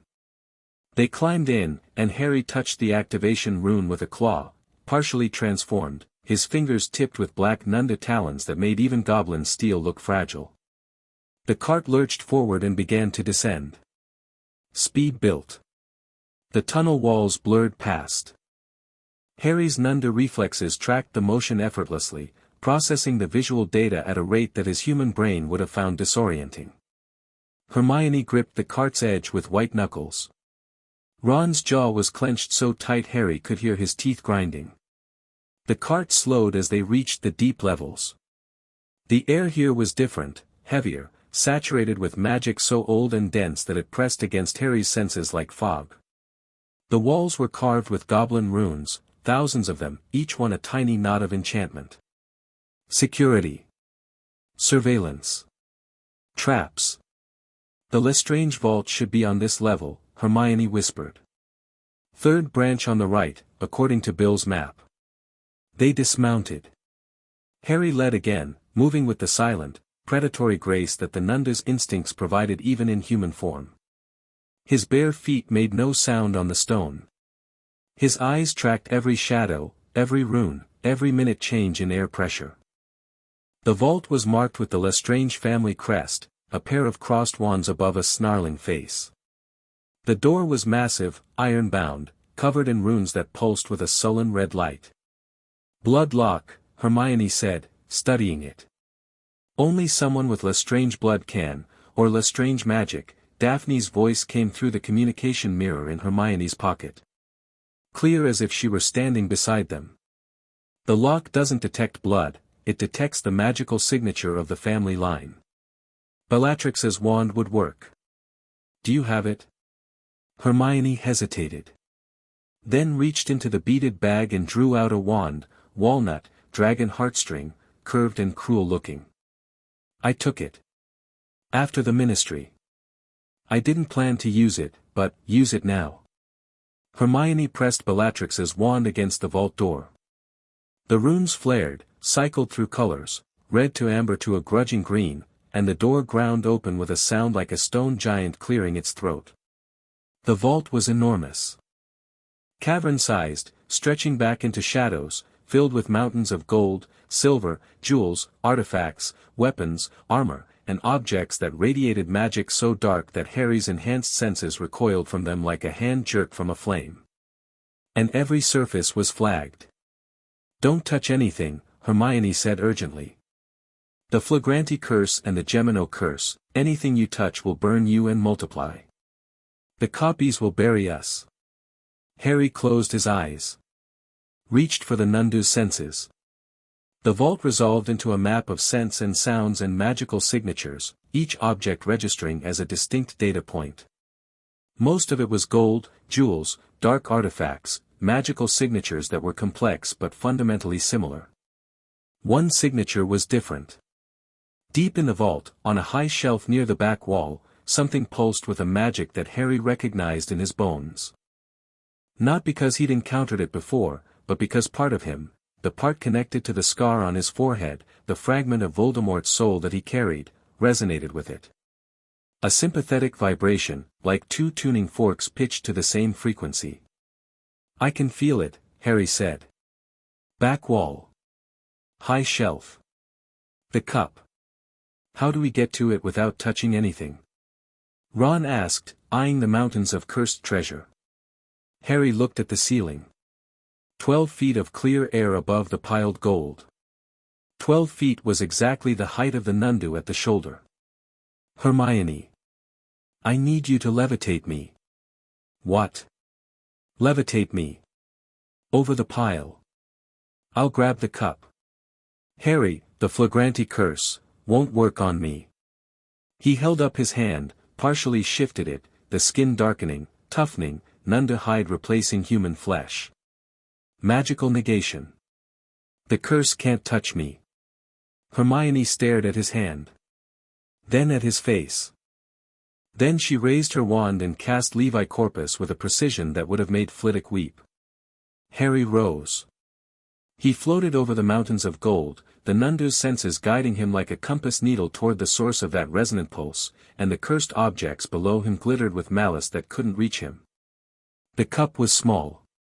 Golden, 2 handles, engraved with a badger. It sat on a shelf between a tiara of black diamonds and a sword that whispered promises in a language Harry didn't speak. He reached out with his Nundu-shifted hand, closed his fingers around it, and felt the Horcrux scream, a psychic shriek of recognition and fury that blasted through his skull like a lance. He gritted his teeth. Held on. The cup burned, not with the flagranti curse, which slid off his hide like water, but with the dark magic of the soul fragment inside it, which recognized the brother piece in Harry's scar and raged against the contact. Got it, Harry grated. Get me down. Hermione lowered him. He landed on the narrow clear path near the door, cup in hand, and his Nundu-shifted skin was smoking where it touched the gold but unburned. The soul fragment in his scar was pounding, furious, and the one in the cup was resonating with it, amplifying the pain to a point where his vision whited at the edges. We need to go, he said. Now. He'll know. He'll feel this. They ran. The vault door sealed behind them. The alarm came 30 seconds later, a deep, gong-like sound that reverberated through the stone and set Harry's teeth on edge. Goblin voices, sharp and angry, echoed from somewhere above. The thunder of armored feet on stone. Cart, Ron said, and they sprinted for it. They made it 20 yards before the tunnel ahead collapsed. Not an accident, a deliberate detonation, goblin demolition charges buried in the walls, triggered by the vault alarm. Tons of rock cascaded across the cart track, sealing the escape route with a wall of broken stone. Hermione, Ron started. I can't blast through that. The structural integrity, the whole tunnel could come down. Harry looked at the wall of rubble. Looked at his friends. Looked down at his hands. Get behind me, he said. He transformed. The Nundu filled the tunnel like a cork in a bottle, massive shoulders brushing the walls on both sides, head lowered, eyes blazing green in the dark. Harry sealed the breath, held it, crushed the ember down, and charged the rubble wall. He hit it like a living battering ram. 2 tons of Nundu at full sprint, shoulder first, and the wall of broken stone exploded outward in a cascade of debris that would have killed anyone standing on the other side. The tunnel beyond was clear, damaged, cracked, but navigable. Harry kept moving. He could hear the security response organizing above, goblin war magic, the heavy rhythmic footfalls of something much larger than a goblin, the grinding mechanical sound of defensive systems activating. Trolls! Ron shouted from somewhere behind him. Security trolls. They came around a corner, 3 of them, mountain trolls in goblin-forged armor, carrying clubs reinforced with iron bands. They filled the tunnel from wall to wall, and their small, cruel eyes locked onto the Nundu with the dull fury of creatures bred for exactly this kind of situation. Harry didn't slow down. He hit the first troll at full speed, and the impact was like 2 freight trains colliding. The troll went backward, its armored chest caving inward, its club spinning away into the dark. The second swung its weapon at Harry's flank, he twisted, cat-quick despite his enormous mass, and the club hit the wall instead, sending cracked spiderwebbing through the stone. Harry's claws raked across the troll's leg, shearing through the armor like it was aluminum foil, and the creature bellowed and collapsed. The third troll turned and ran. Smart troll. Clear. Harry growled, the word vibrating through the tunnel. Move. They reached the cart. Hermione reactivated it with shaking hands, and they rocketed upward through the tunnels, away from the deep vaults, away from the alarms and the trolls and the goblin war parties. Harry transformed back mid-ride, gasping, the effort of maintaining the Nundu form without using the breath leaving him drained in a way that pure physical exertion never had. Ron threw him a cloak. Harry wrapped it around himself and clutched the cup to his chest, and the Horcrux inside it pulsed with dark fury against his ribs. They emerged through the Bethnal Green access point into grey London dawn. Bill was waiting with the port key, an old tin can, shimmering with transportation magic. They grabbed it, and the world jerked sideways, and then they were standing on the beach at Shell Cottage, alive, intact, holding a piece of Voldemort's soul. Daphne met them at the door. Her composure was intact, but Harry could hear her heart hammering and see the faint tremor in her hands. She'd been listening to everything through the mirror. She'd heard the collapse, the trolls, the alarms. "The cup?" she asked. Harry held it up. "Then let's destroy it." They did it on the beach, in the morning light, with the sword of Gryffindor. Ron did the honors again. He had a knack for it, or a fury for it, or both. The cup screamed when the sword came down. A column of black smoke erupted from the split metal, twisting into shapes, a woman's face, shrieking, a serpent, striking, a pair of red eyes, burning with hate, and then it dissipated, shredded by the sea wind, and the cup was just a cup, broken and empty on the sand. 4 down. 2 to go, Nagini and whatever the last Horcrux was. Plus the fragment in Harry's scar, which was a problem for another day. Harry sat on the sand and let the exhaustion hit him. His muscles ached. His head throbbed where the scar connected him to Voldemort's rage, because Voldemort knew. Had felt the cup die. Was screaming somewhere, in a cold room, surrounded by followers who were smart enough not to be in striking distance. Harry. Hermione sat beside him. She was still shaking, delayed adrenaline, the come down from terror. "That was, in the tunnel, when you transformed, I kept the breath sealed." "I know. I know you did. But the trolls, you tore through them like they were made of paper. And the goblin spells, I saw at least 3 hit you before the rubble. They just vanished. I told you. Magical negation. I know what you told me. Seeing it is different." She paused. Drew a breath. The security response was Goblin War magic, Harry. That's not a stunner from a snatcher, that's combat sorcery refined over centuries specifically for dealing with high-level magical threats. And it did nothing. He looked at her. "You're scared." She stopped. Reconsidered. "I'm recalibrating. I had a framework for understanding the magical world. You've broken it. I need a new one." Is that a Hermione way of saying yes, you're scared? A small, reluctant smile. "Yes, Harry. I'm scared. Not of you. Of what this means." She looked out at the water. "You could walk through the Ministry of Magic in Nundu form and no one could stop you. You could walk through Hogwarts. There's no defense against what you are. And that's not something the world has a framework for. The world has Voldemort. It didn't have a framework for him either. Voldemort can be fought. He can be countered. There are defensive spells, protective enchantments, strategies. Against a Nundu Animagus?" She shook her head. "There's nothing. You are, by every metric I can apply, the most dangerous being on the planet. And you're my best friend, and you're 17, and I don't know how to feel about any of it." Harry didn't have an answer for her. He sat on the sand and watched the waves and felt the weight of what he'd become pressing down on his shoulders like a physical thing. But the cup was destroyed. 4 Horcruxes down. And his friends were alive. He held on to that. The next 3 days were a blur of training and intelligence and the slow, grinding tension of a countdown that nobody could see the end of. Harry pushed himself harder on the island. The Gringotts operation had exposed a critical weakness. The Nundu's full transformation was physically draining in a way that partial shifts weren't. Maintaining the form while suppressing the breath required constant mental effort, and the longer he held it, the more that effort cost him. After 20 minutes of sustained Nundu form with sealed breath, he was exhausted. After 30, he was approaching collapse. "The breath is part of the Nundu's metabolic cycle," Daphne explained, when he described the limitation. They were sitting on the cliffs of the island, taking a break while Bill set up the next round of targets.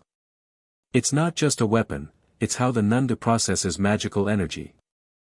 The toxic gases are a byproduct of the creature's magic metabolizing at an extraordinarily high rate.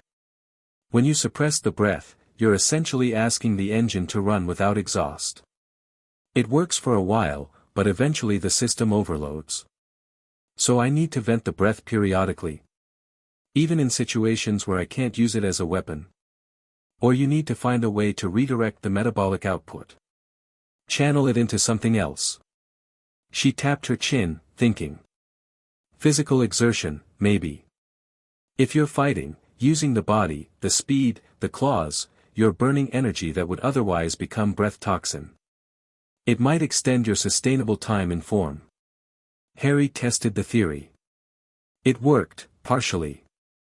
Active combat in Nundu form was less draining than standing still with sealed breath, because the physical effort consumed some of the magical energy that would otherwise accumulate as toxic gases. But it wasn't a complete solution. The pressure still built. Eventually, the breath would need to come. Think of it as a timer, Daphne said. You have a window of safe operation. Learn how long it is. Don't exceed it. What happens if I exceed it? The breath releases involuntarily. Like sneezing. Except everyone within 100 yards dies. Harry stared at her. She stared back, unapologetic. You asked. I did. Wish I hadn't. She almost smiled. It was getting easier to read her, the micro-expressions, the subtle shifts in her carefully maintained composure. The almost smile meant she was amused but considered it inappropriate to show it. The very slight narrowing of her eyes meant she was thinking something she wasn't ready to share. The way she held his gaze a beat longer than necessary meant, Harry wasn't sure what that one meant. But he was increasingly aware of it. On the fourth evening, everything changed. They were at Shell Cottage, gathered around the wireless after dinner, listening to Lee Jordan's broadcast. The news was grim. More disappearances, more raids, the ministry tightening its grip on the remaining free wizarding communities. But then Lee's voice shifted, dropping the sardonic humor he used as armor, becoming flat and urgent. Reports coming in from the Welsh marches. An attack on a mixed community, wizards and muggleborns, families who'd been sheltering together. The attackers are identified as Fenrir Greyback's pack. Multiple casualties. Survivors report, Lee's voice cracked. Survivors report that several of the victims are children. The werewolves targeted the children first. The kitchen went silent. Fleur's hand found Bill's. Ron's face drained of color. Hermione closed her eyes.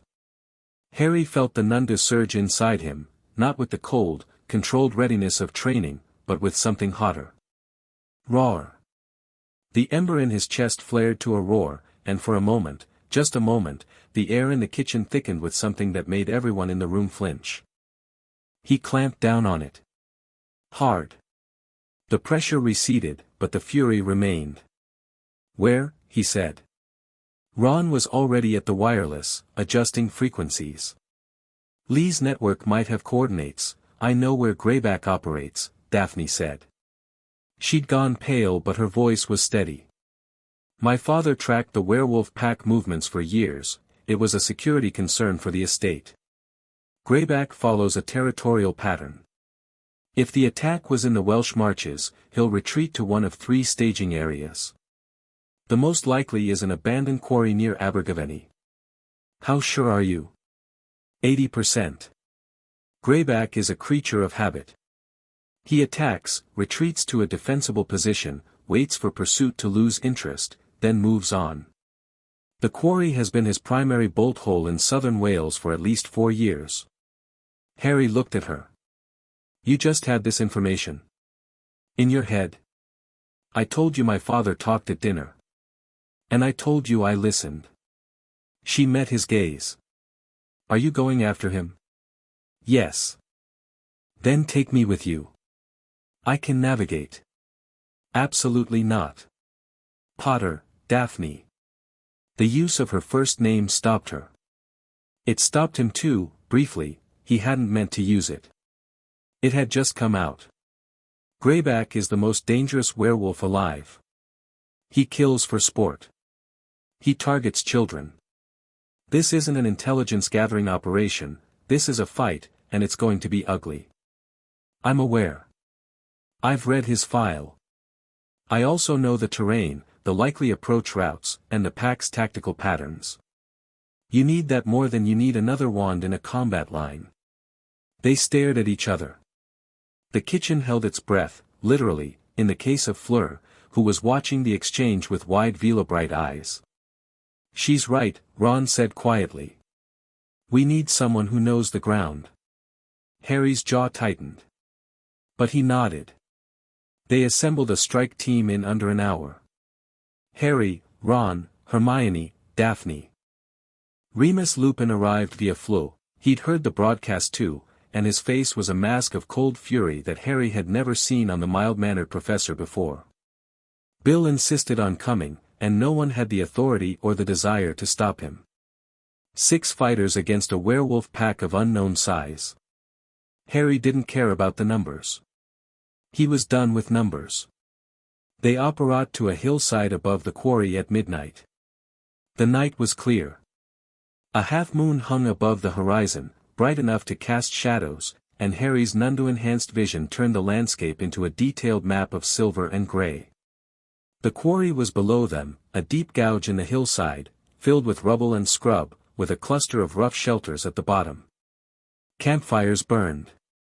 Figures moved between them, human-shaped but wrong, somehow, in the way they moved. Too fluid. Too predatory. Harry counted. 32, he said softly. Maybe 35. Hard to tell, some are in the shelters. Remus was shaking. Not with fear, with something deeper, something connected to the moon and the wolf and the lifetime of self-loathing that Harry had only glimpsed. I can smell them, Remus whispered. The pack bond, even from here, he stopped. Swallowed. Several of them are young. Very young. Teenagers. Bitten, not born. Recruited? Ron asked. Enslaved, Remus said, and the word carried a weight that silenced the hillside. Greyback bites children. He turns them. Then he uses the pack bond, alpha dominance, to control them. They don't follow him by choice. They follow him because they biologically can't resist the alpha's command. Harry closed his eyes. The fury inside him was white-hot, nuclear. The Nundu wanted to be unleashed, wanted to charge down that hillside and fill the quarry with death. 1 breath. 30 seconds. Every werewolf in that camp, dead. Including the children. Harry. Hermione's hand on his arm. She didn't need to say more. He could feel her trembling, not with fear but with the same impossible anger, the same desperate need to act, held in check by the same terrible awareness of consequences. I know, he said. Some of them are victims. I know. If you use the breath, I'm not going to use the breath. He opened his eyes. They were glowing, he could see the green light reflected in Hermione's pupils. I'll go down in hybrid form. Human body, Nundu strength. I'll take Greyback. Once the alpha falls, the pack bond breaks. The enslaved wolves should, Remus said. Not will. Pack dynamics are complex. Some may fight on. Some may be too far gone, too deeply conditioned. Then we deal with that when it happens. Harry looked at his team.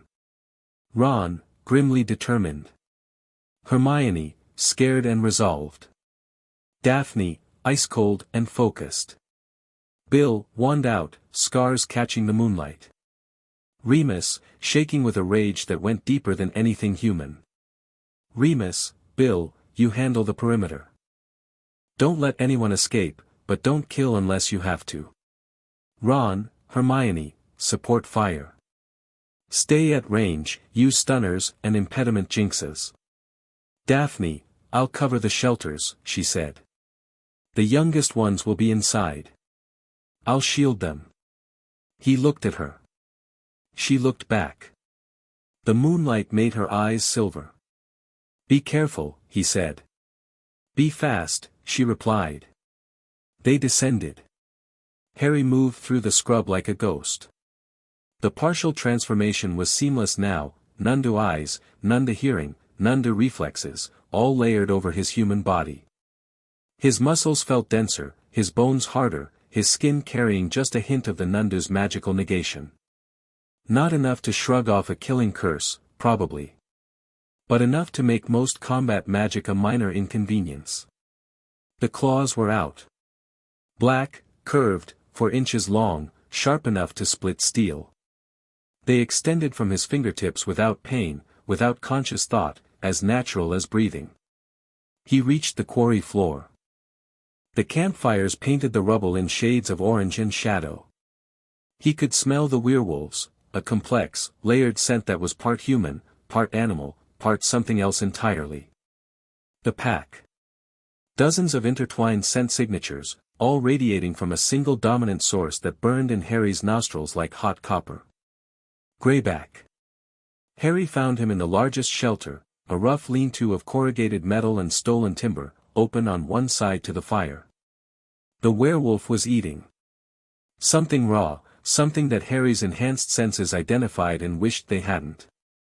Greyback was enormous, not tall, but thick, shoulders like a bull, hands like shovels, with a face that was more snout than jaw. Matted gray hair. Yellow eyes that caught the firelight and reflected it back with a flat, predatory gleam. He wasn't alone. 2 younger werewolves flanked him, teenagers, thin and wild-eyed, with the desperate attentiveness of dogs watching their master for cues. Pack members. Bodyguards. Slaves. Harry stepped into the firelight. The effect was immediate. The 2 young werewolves snapped to attention, hackles rising, lips peeling back from teeth that were too long and too sharp for their human faces.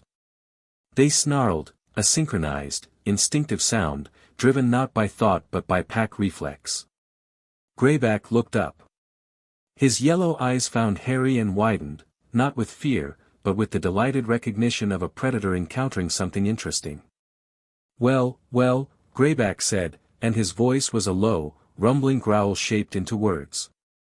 Smelled something strange on the wind. Something big. Something wrong. He stood. He was shorter than Harry, but broader, heavier, and radiating a physical menace that was almost tangible.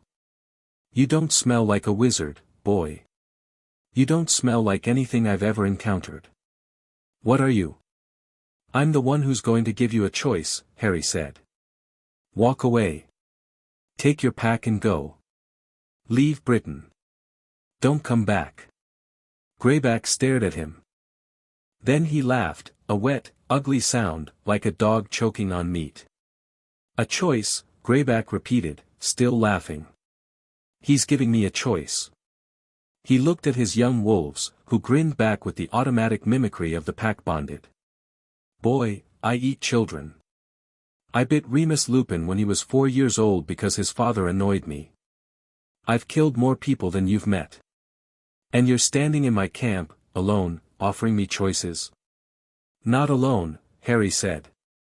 Greyback's nostrils flared. His eyes narrowed. He scented the air, and his expression shifted. For the first time, something other than amusement crossed his face. He smelled Bill, Remus, the others, but more than that, he smelled Harry. The thing underneath. The predator inside the skin. What are you? Greyback said again, and this time it wasn't curiosity. It was the first whisper of something that Fenrir Greyback had not felt in a very, very long time. Uncertainty. Harry let the shift come. Not fully, he stayed human, stayed bipedal, stayed himself. But the Nundu rose to the surface like a shark rising from deep water. His eyes blazed green, casting shadows. His claws extended to their full length, black and gleaming. His skin darkened, toughened, and the dread field hit the quarry like a shockwave. Every werewolf in the camp felt it. The response was instantaneous and total, a wave of primal terror that bypassed thought and hit the brainstem directly. The young wolves flanking Greyback whimpered and cowered. Throughout the camp, Harry could hear the sounds of panic, snarls becoming yelps, aggression becoming submission, the pack hierarchy shattering under the weight of something that registered on every animal instinct as apex predator: do not engage, run. Greyback felt it too. Harry could see it in his face, the involuntary dilation of pupils, the tension in the jaw, the slight backward shift of weight. Fear. But Greyback was an alpha. He'd been an alpha for decades. He'd built his identity, his power, his entire existence on being the thing that others feared. He didn't run. He attacked. The alpha werewolf launched himself at Harry with a speed that would have overwhelmed any human fighter. Greyback was inhumanly fast, inhumanly strong, and he'd been killing with his hands and teeth for longer than Harry had been alive. He closed the distance in a heartbeat, jaws gaping, clawed hands reaching. Harry caught him. One hand around Greyback's throat. One hand catching the clawed fist that was driving toward his face.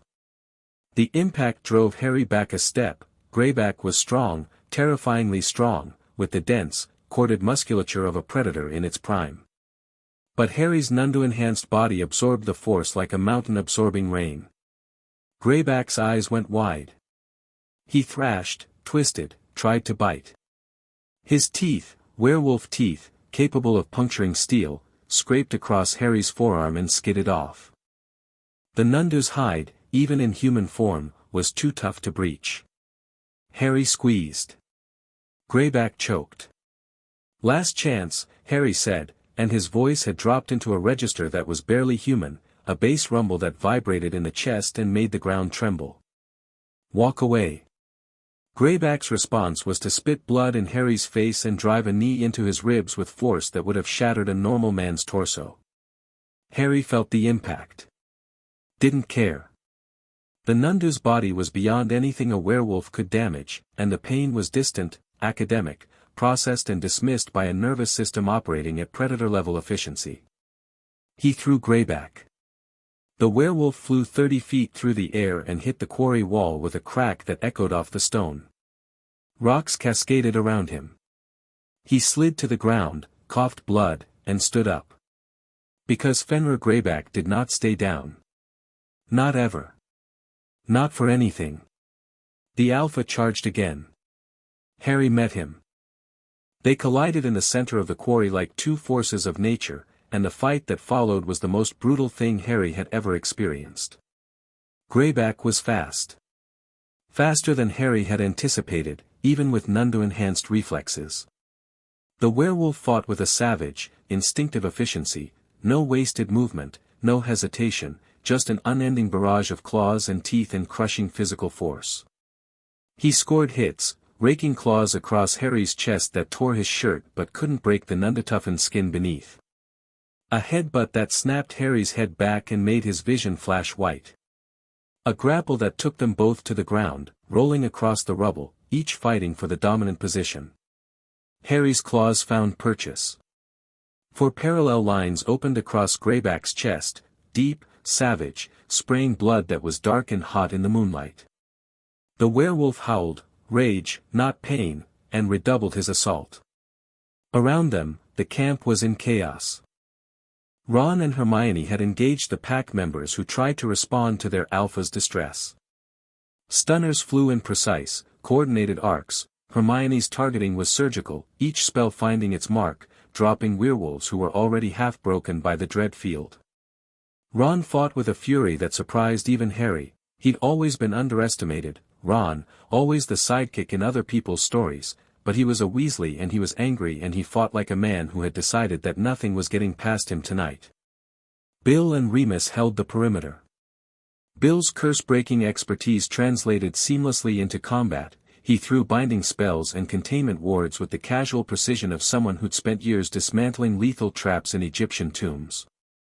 Remus fought with an eerie calm, his wand moving in tight, efficient patterns, and the werewolves who saw his face flinched. They knew him. They knew what Greyback had done to him. And they knew what it meant that he was here, fighting, choosing to stand against the Alpha who had made him. Daphne had reached the shelters.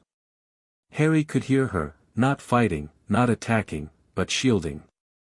Protego charms sprang up around the rough structures where the youngest pack members cowered. A girl, maybe 13, tried to run past her, and Daphne caught her arm, gentle but firm. "Stay down," Daphne said, her voice cutting through the chaos with the cold clarity of someone accustomed to being obeyed. "I'm not going to hurt you. Stay down." The girl stayed. Harry and Greyback fought.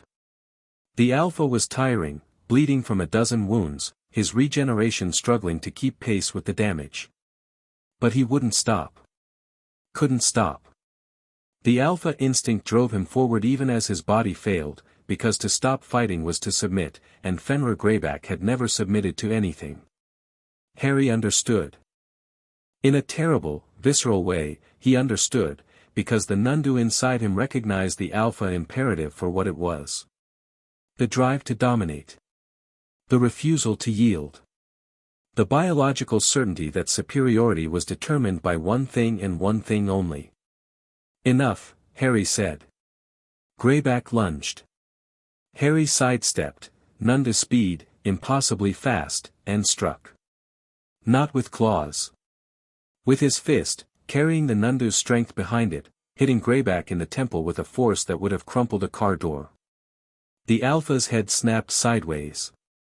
His eyes unfocused. His knees buckled. He went down. Harry stood over him, breathing hard, his hands slick with blood, Greyback's blood, not his own. The werewolf was still conscious, barely, his yellow eyes rolling, his mouth working around words or snarls that couldn't quite form. The Nundu wanted to finish it.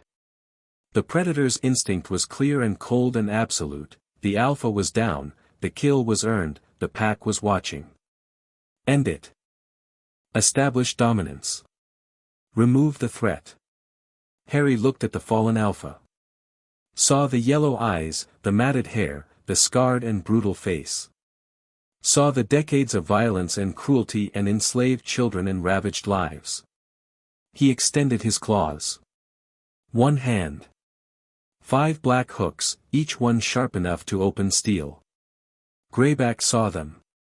His lips pulled back in a bloody snarl, one last act of defiance, one last refusal to show fear. The Alpha, dying as he'd lived, savage, unrepentant, untamed. Harry brought the claws down. One stroke. Clean. Precise. Final. The quarry went quiet.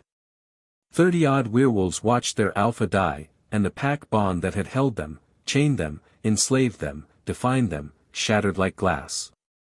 The reaction was immediate and devastating. Werewolves who'd been snarling and fighting dropped to their knees as if gut-punched. Some wailed. Some just sat down in the dirt and stared at nothing, their faces blank with the bewilderment of creatures who'd been running on borrowed wool for years and suddenly found themselves in possession of their own. A man, mid-20s, thin, with scars covering every visible inch of skin, looked at his own hands as if seeing them for the first time. His lips moved. No sound came out. Then, quietly, with the wondering voice of someone waking from a very long nightmare, I can think. He's gone and I can think. A girl, the teenager Daphne had caught, pressed herself against the wall of a shelter and sobbed. Not with grief for the Alpha, with relief. With the sudden, overwhelming weight of freedom landing on shoulders that had forgotten how to carry it. Not all of them surrendered peacefully. 5, the oldest, the most deeply indoctrinated, the ones who'd followed Greyback by choice rather than compulsion, fought on. Ron and Hermione handled 2. Bill bound a 3rd with conjured chains.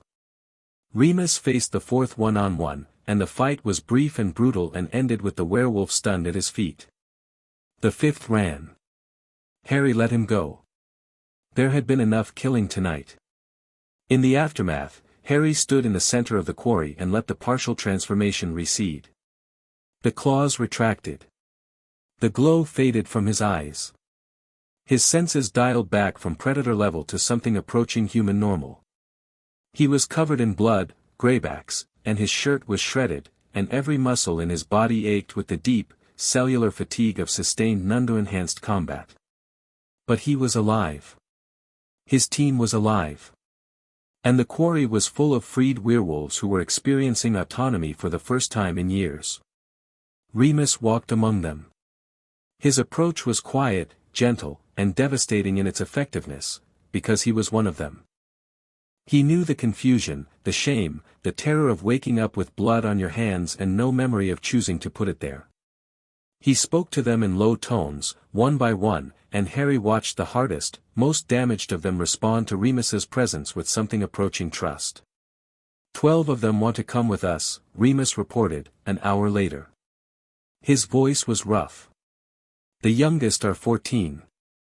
They need, somewhere safe. Shell Cottage can't hold 12 more, Ron said. Hogwarts can, Hermione said. McGonagall would take them. If we can get them there safely. I'll arrange it through Kingsley, Bill said. He was cleaning a wound on his forearm, a shallow claw mark from one of the loyalist wolves. These people are assets, not liabilities.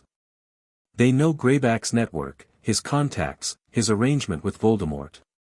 That intelligence alone is worth the risk. Harry nodded. He looked at the 12, a mix of ages, genders, none of them older than 30, all of them bearing the scars of Greyback's abuse. They looked back at him with expressions ranging from awe to terror to desperate, fragile hope. He'd killed their captor. He'd freed them with violence, not with the indiscriminate death of the breath, but with his hands and his will and a choice to fight the harder fight. The easy path would have been the breath. One transformation, one exhalation, every werewolf in the quarry dead in 30 seconds. No risk to his team. No messy aftermath. No moral complexity.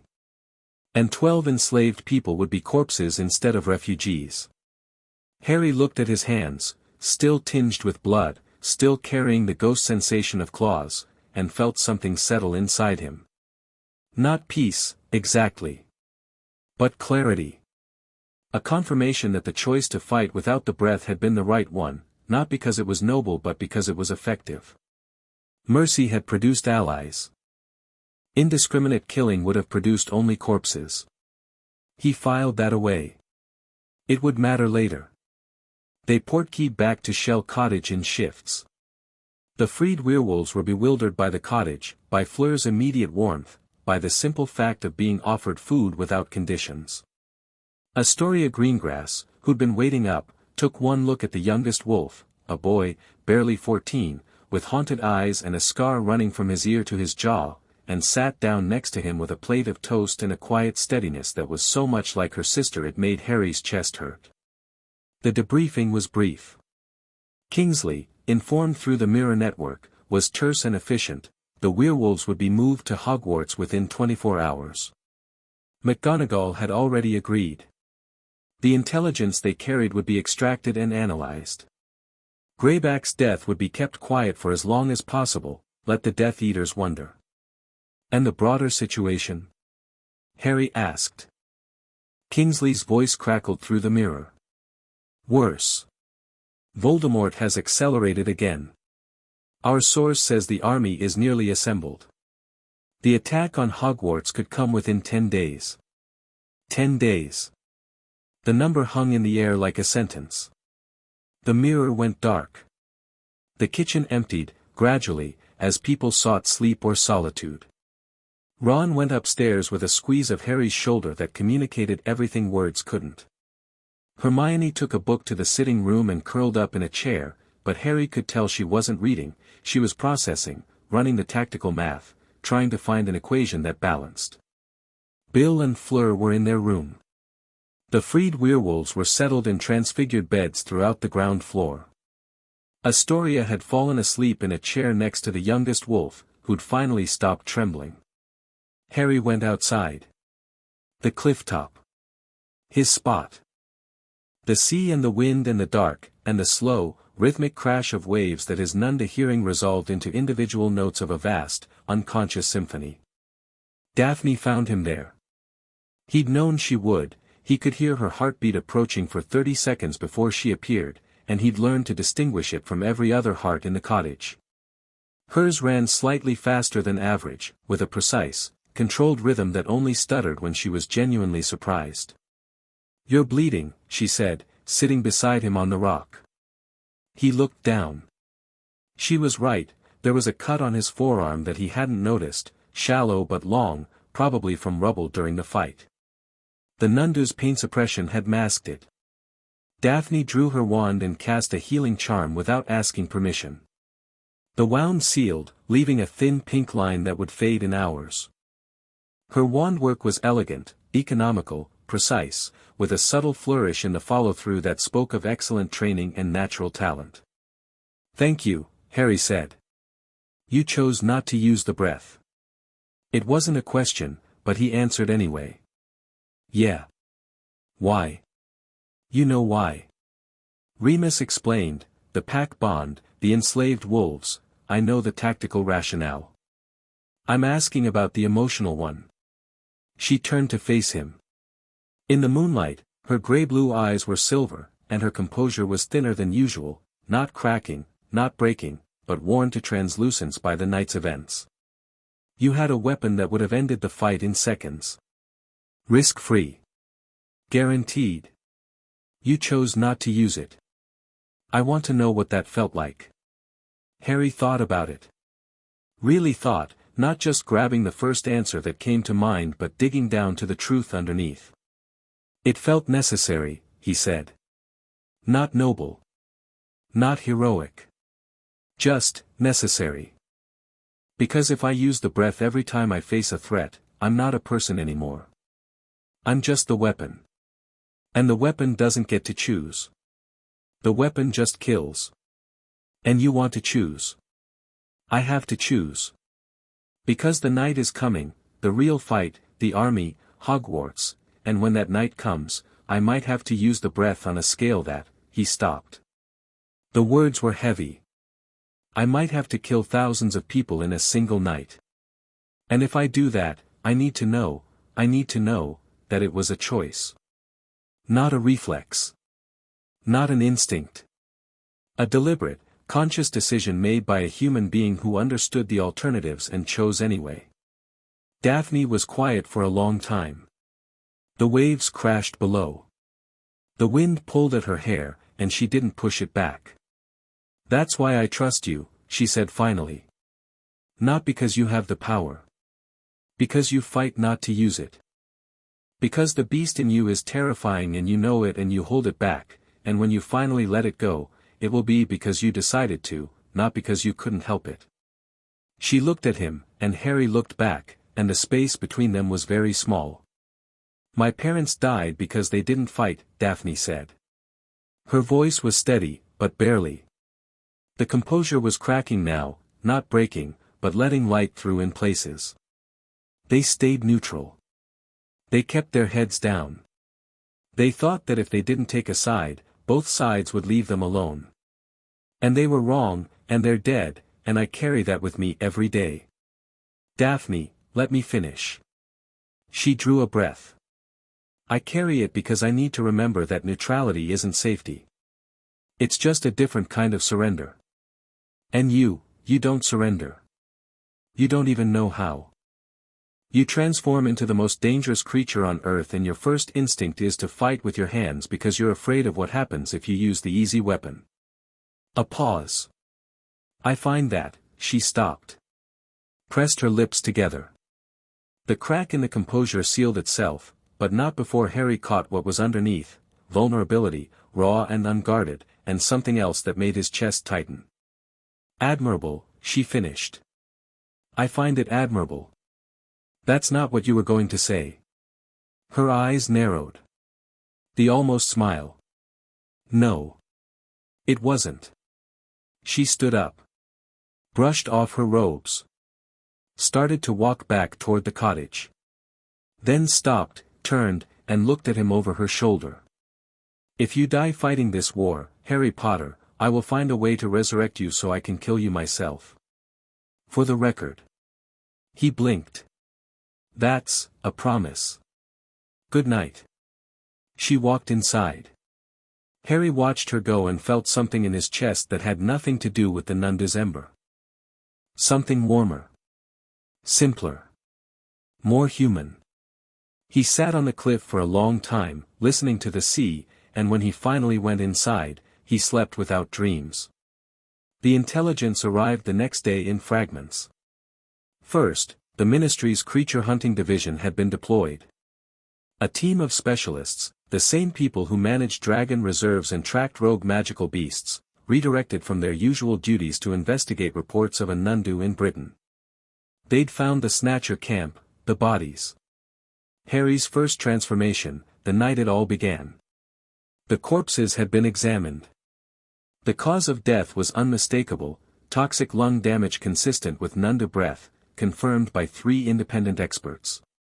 The report had gone to the Ministry. From the Ministry, to Yaxley, who ran the Department of Magical Law Enforcement under Voldemort's puppet government. From Yaxley, inevitably, to Voldemort himself. Second, Snape's latest intelligence, relayed through Kingsley. Voldemort had read the report. He'd cross-referenced the location of the Snatcher deaths with known Potter sighting areas. He'd drawn the obvious conclusion. He knows, Kingsley said through the mirror, his voice flat with the special calm that very frightened, very competent people used when things were very bad. He knows Harry is the Nundu. And he's not reacting the way I expected. How is he reacting? Harry asked. He's accelerating the Hogwarts timeline. But not in panic, deliberately. Methodically. He's pulled his senior Death Eaters into closed sessions. He's commissioned research, our source doesn't know the specifics, but the subjects Voldemort is investigating include soul magic, Animagus disruption, and something related to ancient East African magical traditions. Harry felt a chill that had nothing to do with the weather. He's looking for a counter. He's looking for a way to neutralize your advantage. And given that this is Tom Riddle we're talking about, a man who found a way to split his soul and cheat death, I wouldn't bet against him finding one. How long do we have? Days. Maybe a week. He's pushed the army's muster to maximum pace. Giants are already moving south. The werewolf contingent, what's left of it, is being consolidated under new leadership. The Dementor breeding has been accelerated. Dementor breeding? They reproduce in conditions of sustained human suffering. The camps, the raids, the terror, it's all feeding them. Their numbers have doubled since the Ministry fell. Harry closed his eyes.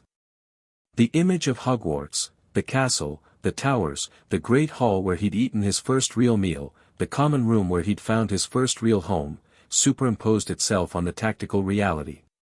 Thousands of soldiers. Giants.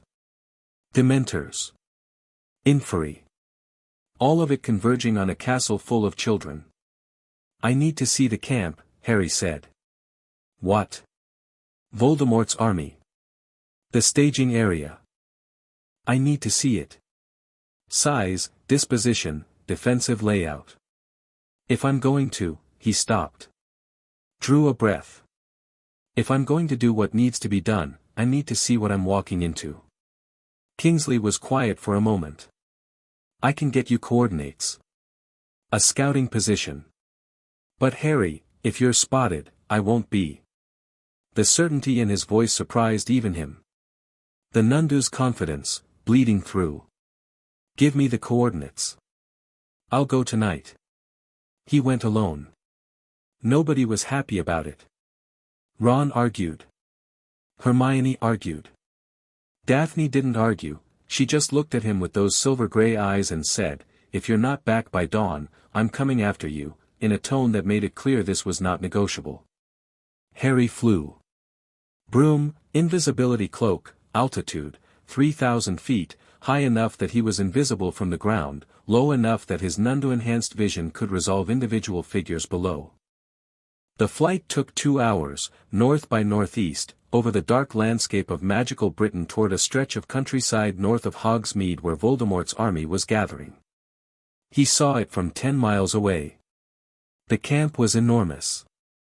It sprawled across fields and forests, a dark stain on the landscape that was visible even from altitude. Thousands of tents, some canvas, some conjured, some rough shelters thrown together from timber and dark magic. Campfires burned in geometric patterns, marking the boundaries of unit encampments. Roads had been cut through the fields, packed dirt paths connecting different sections of the camp in a rough grid. Harry descended to 1,000 feet and circled, his Nundu eyes drinking in details that human vision would have missed entirely. The human contingent was the largest, rows upon rows of tents housing the Death Eaters, the mercenaries, the opportunists. He could see sentries patrolling the perimeter, wands lit, their patterns regular and predictable. Arrogant. They didn't expect trouble here. This was the heart of Voldemort's power, the marshalling point for the greatest dark army in British magical history. The giants were on the eastern perimeter, sleeping in piles like enormous, fleshy boulders. Harry counted 63. Each one was 20 feet tall and weighed several tons, and in battle, they were living siege engines, immune to most magic, capable of destroying walls and fortifications with their bare hands. The werewolves, the remnants of Greyback's pack plus new recruits, were caged.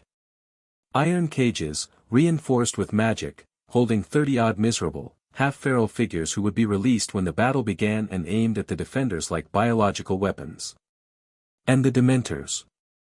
They hovered above the camp like a living storm cloud, hundreds of them, maybe thousands, a mass of tattered cloaks and eyeless hunger that blotted out the stars wherever they drifted. Even from 1,000 feet, even behind the invisibility cloak, Harry could feel their presence, a cold, deadening pressure that pushed against his mind and tried to drag him into his worst memories. The Nundu pushed back.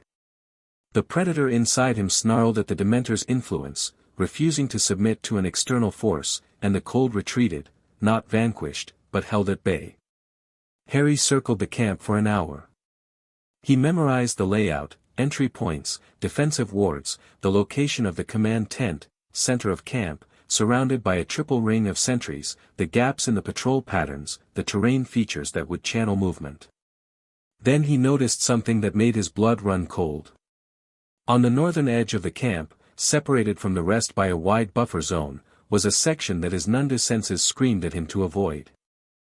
It was warded differently, not with standard protective enchantments but with something older, darker, that registered on Harry's magical awareness as a wrongness, a distortion, like looking at a spot where reality had been damaged. Inside the wards, he could see, barely, even with Nundu vision, a massive rectangular pit, dug into the earth, filled with something that moved. Not living movement. Not the purposeful motion of creatures. A writhing, aimless churning, like maggots in meat. Inferi. Thousands of them. Packed into a pit like corpse-filled sardines, animated by dark magic, waiting to be unleashed. Harry looked at the army. He looked at the Inferi pit. He looked at the Dementor cloud. He looked at the giants. Then he turned his broom south and flew home, carrying the weight of what he'd seen and the terrible certainty of what he was going to have to do about it. He landed at Shell Cottage at 4 a.m. Daphne was waiting outside, wrapped in a cloak, sitting on the garden wall with a cup of tea that had gone cold hours ago. She didn't say anything when he landed. She just looked at his face and read the answer there. "How bad?" she asked. "Worse than Kingsley said." "Much worse." He told her.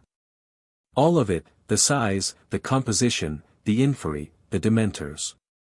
She listened with the focused attention he'd come to associate with her at her sharpest, asking only occasional clarifying questions. When he finished, she was quiet for a long moment. Then, "You've decided." It wasn't a question. "Yeah," Harry said. "I have." "When?" "The night before they march. I go in alone. I walk through the camp. And I use the breath." Saying it out loud made it real. The words hung in the pre-dawn air between them, terrible and necessary. Harry felt them settle into his bones, not with the comfortable certainty of righteous violence, but with the leaden weight of a choice made in full awareness of its cost. Daphne set down her cold tea. She looked at the horizon, where the first pale suggestion of dawn was beginning to separate sky from sea. "Then we have work to do," she said. "Because that camp has wards, and sentries, and giants that won't go down easy, and dementors that the breath won't touch, and you need a plan, Potter. Not a death wish. A plan. Help me make one. That's why I'm here." She met his eyes. Held them. The space between them was small again, charged with something that had nothing to do with war and everything to do with the fact that they were two people standing at the edge of something enormous, choosing to face it together. "Come inside," Daphne said. "I'll make fresh tea. And then we're going to sit down and work out exactly how you're going to walk through an army of 4,000 and come out the other side alive."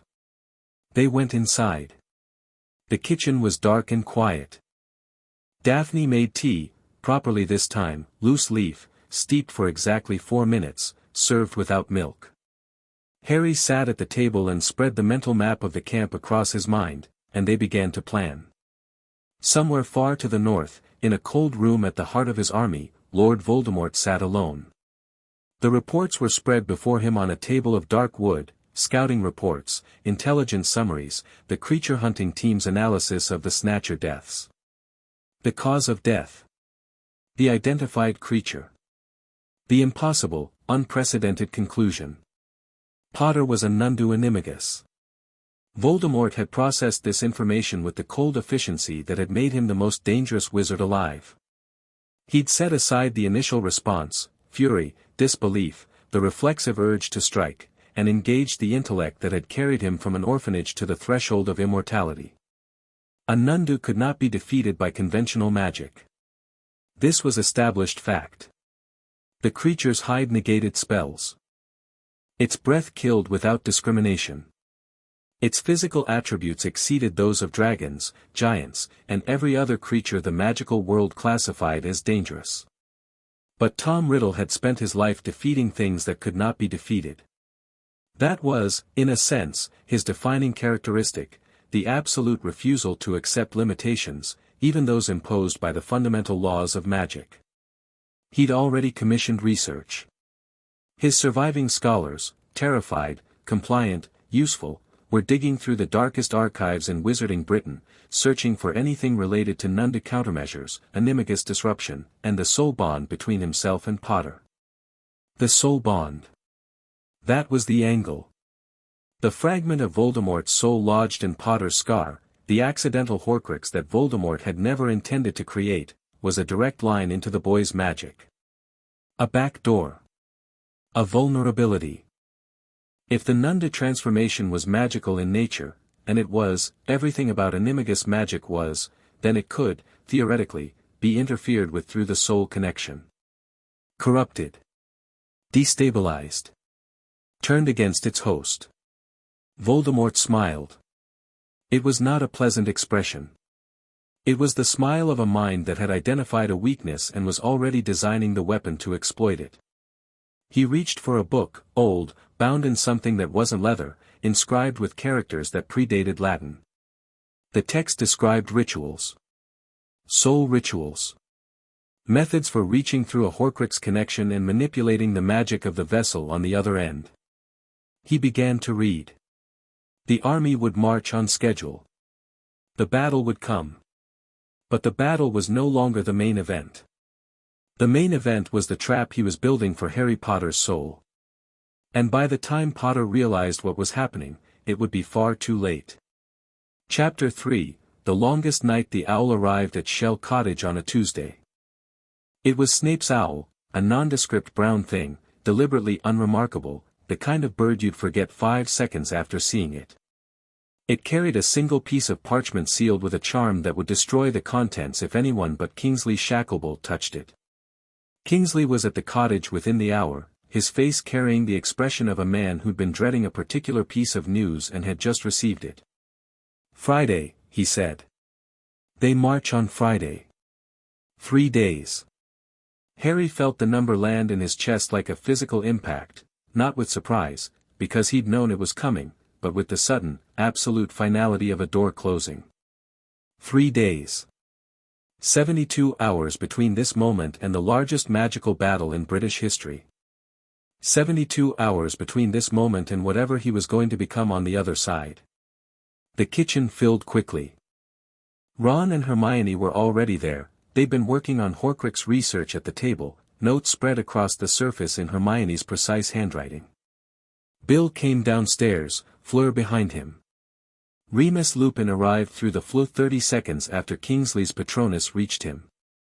McGonagall came next, then Arthur and Molly Weasley, then Tonks, then, to Harry's surprise, Neville Longbottom, who'd apparently been running a guerrilla resistance inside Hogwarts for months and looked like it.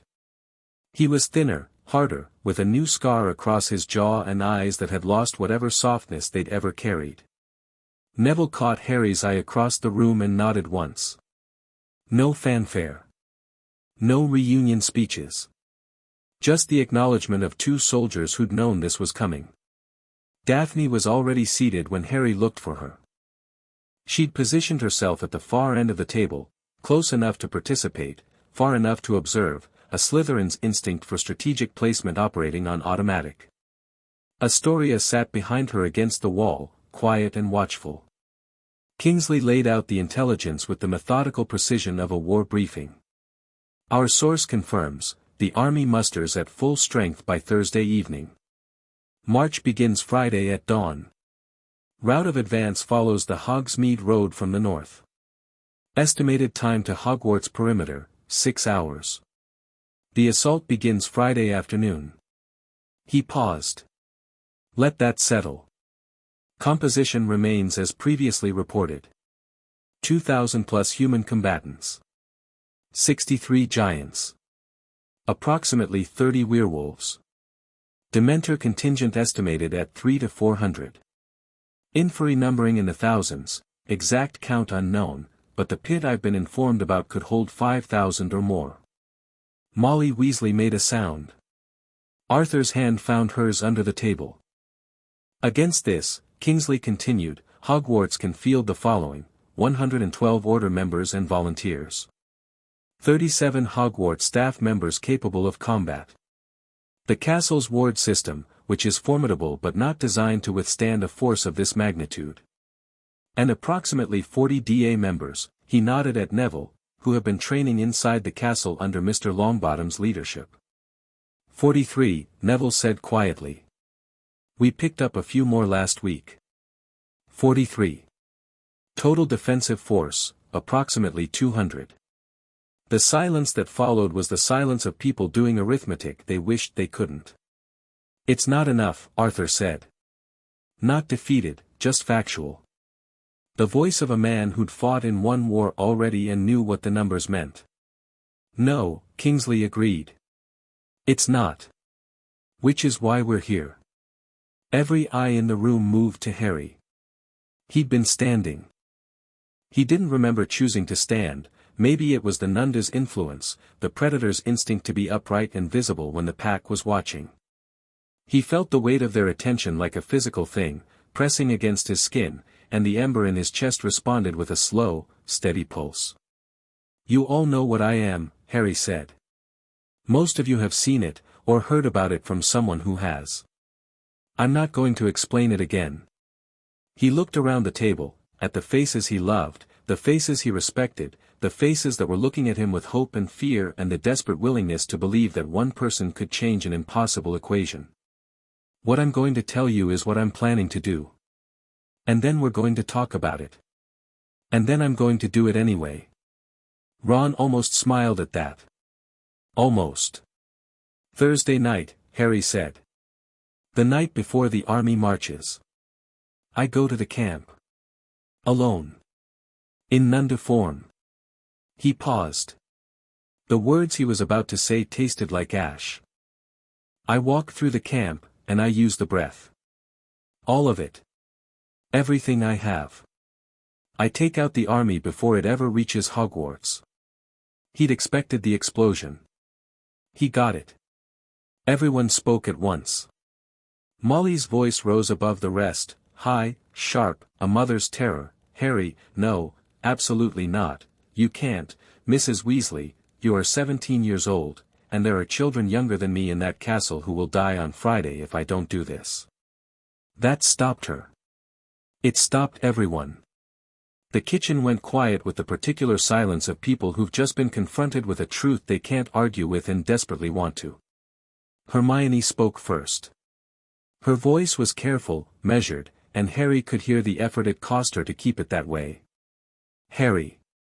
What you're describing, walking through a camp of thousands and killing them in their sleep, that's not a battle. That's not even an attack. She paused. Swallowed. It's extermination. Yes, Harry said. It is. And you're okay with that? No. I'm not okay with it. I'm not okay with any of it. But I'm less okay with the alternative, which is 200 people, our people, Hermione, our friends, dying in a battle they can't win against an army they can't stop. There might be other options, name one. Hermione opened her mouth. Closed it. Her eyes were bright, and Harry could see her brilliant mind spinning through alternatives, searching for the angle she hadn't considered, the variable she'd overlooked. He watched her hit the wall, the same wall he'd hit, again and again, in the small hours of every morning since he'd seen the camp from the air. There was no other option. There was nothing in the Order's arsenal, nothing in the Hogwarts defenses, nothing in any book Hermione had ever read that could counter an army of this size and composition. The math was the math. 200 against 4,000 was annihilation. Unless one of those 200 was something the world had never seen before. He's right, Ron said.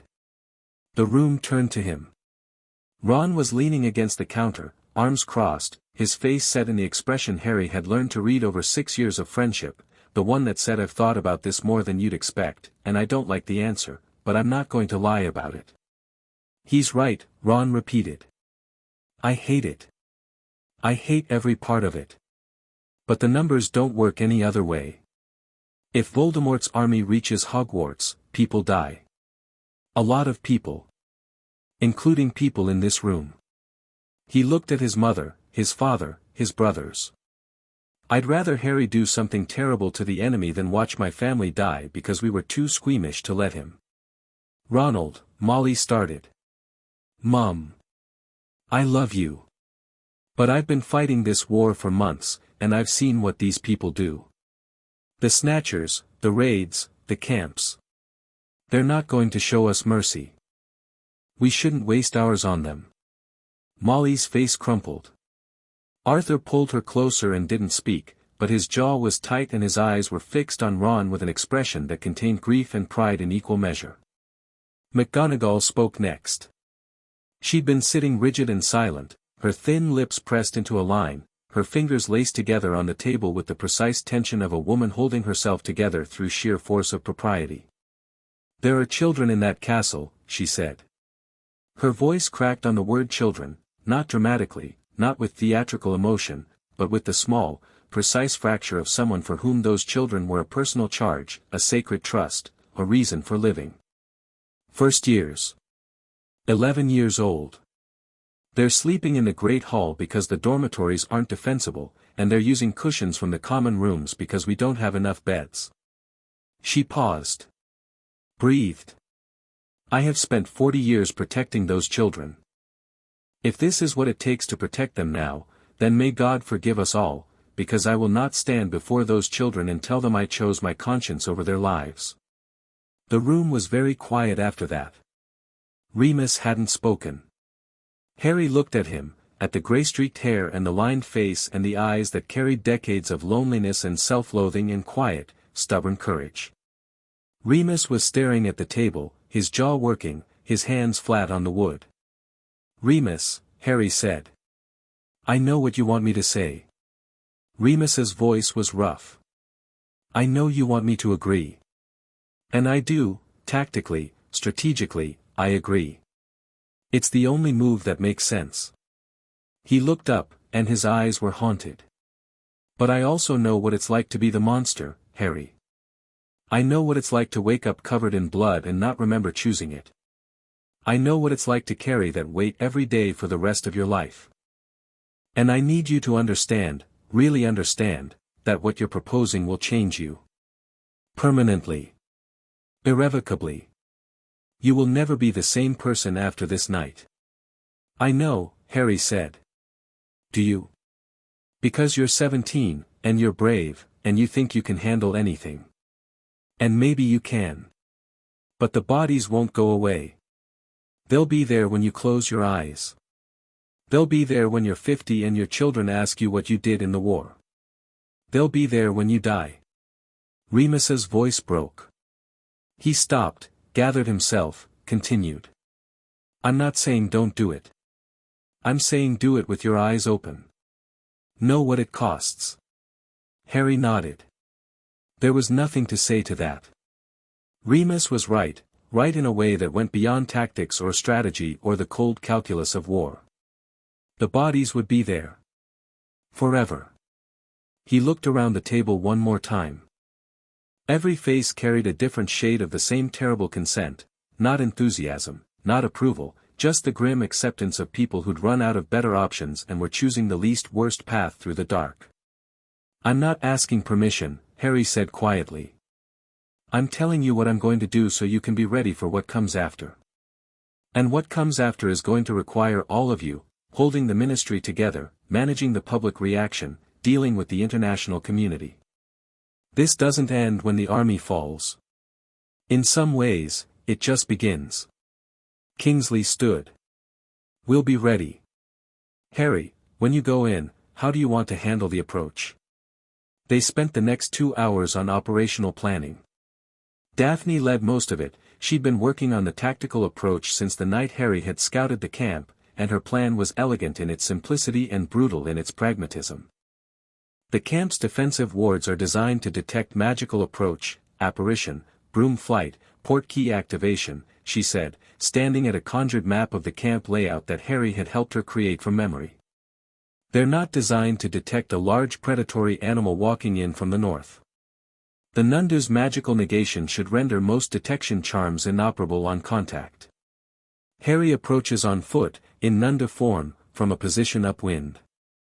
The prevailing wind at that location is from the northwest. He enters the camp from the north and moves south, letting the breath carry on the wind ahead of him. The giants, Bill said. They're on the eastern perimeter.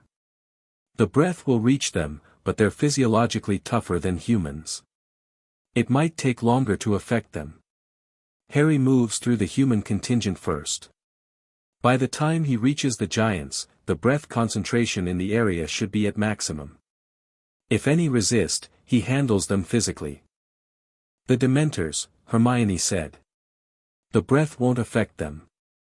They're not alive. No. But Harry's Patronus will.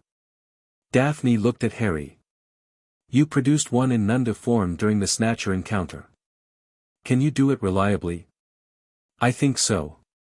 The emotional baseline is different in Nundu form, harder to access happy memories, easier to access, he paused. Predatory instincts. Territorial drive. It's not the same as human happiness, but it's strong. I think I can fuel a Patronus with it. Then the Dementors are manageable. The Inferi, fire, Hermione said automatically. Inferi are vulnerable to fire. In Nundu form, can you, the breath isn't fire. But I can carry a wand in my jaws. Harry had practiced this, it looked ridiculous, but it worked. The holly wand, clenched delicately between teeth that could crush granite, still channeled his magic.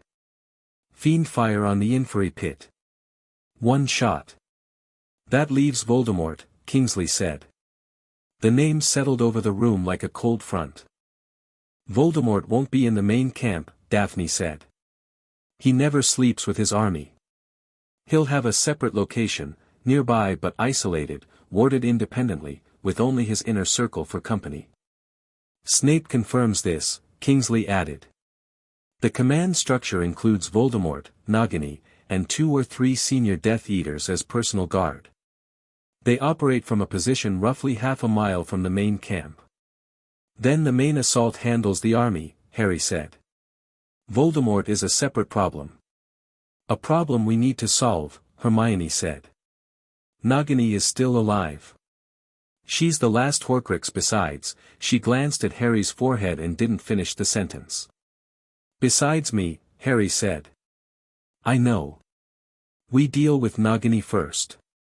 Then Voldemort. The plan was set. It wasn't elegant. It wasn't comfortable. It was, as Daphne had described it with characteristic precision, the least terrible option in a landscape of terrible options. Nobody argued with that assessment. The meeting ended. People dispersed, to beds, to flurs, to whatever private corners they could find to process what was coming. The countdown had started. Thursday night. Less than 48 hours away. Harry stood in the kitchen after everyone had left and stared at the empty chairs and the cold cups of tea and the lingering scent of fear and resolution that his Nundu senses catalogued with merciless precision. 2 days. The first day passed in a haze of preparation. Harry trained on the island one final time, not pushing limits anymore, but consolidating.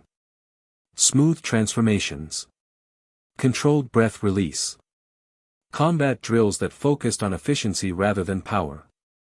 He needed to be a scalpel, not a hammer.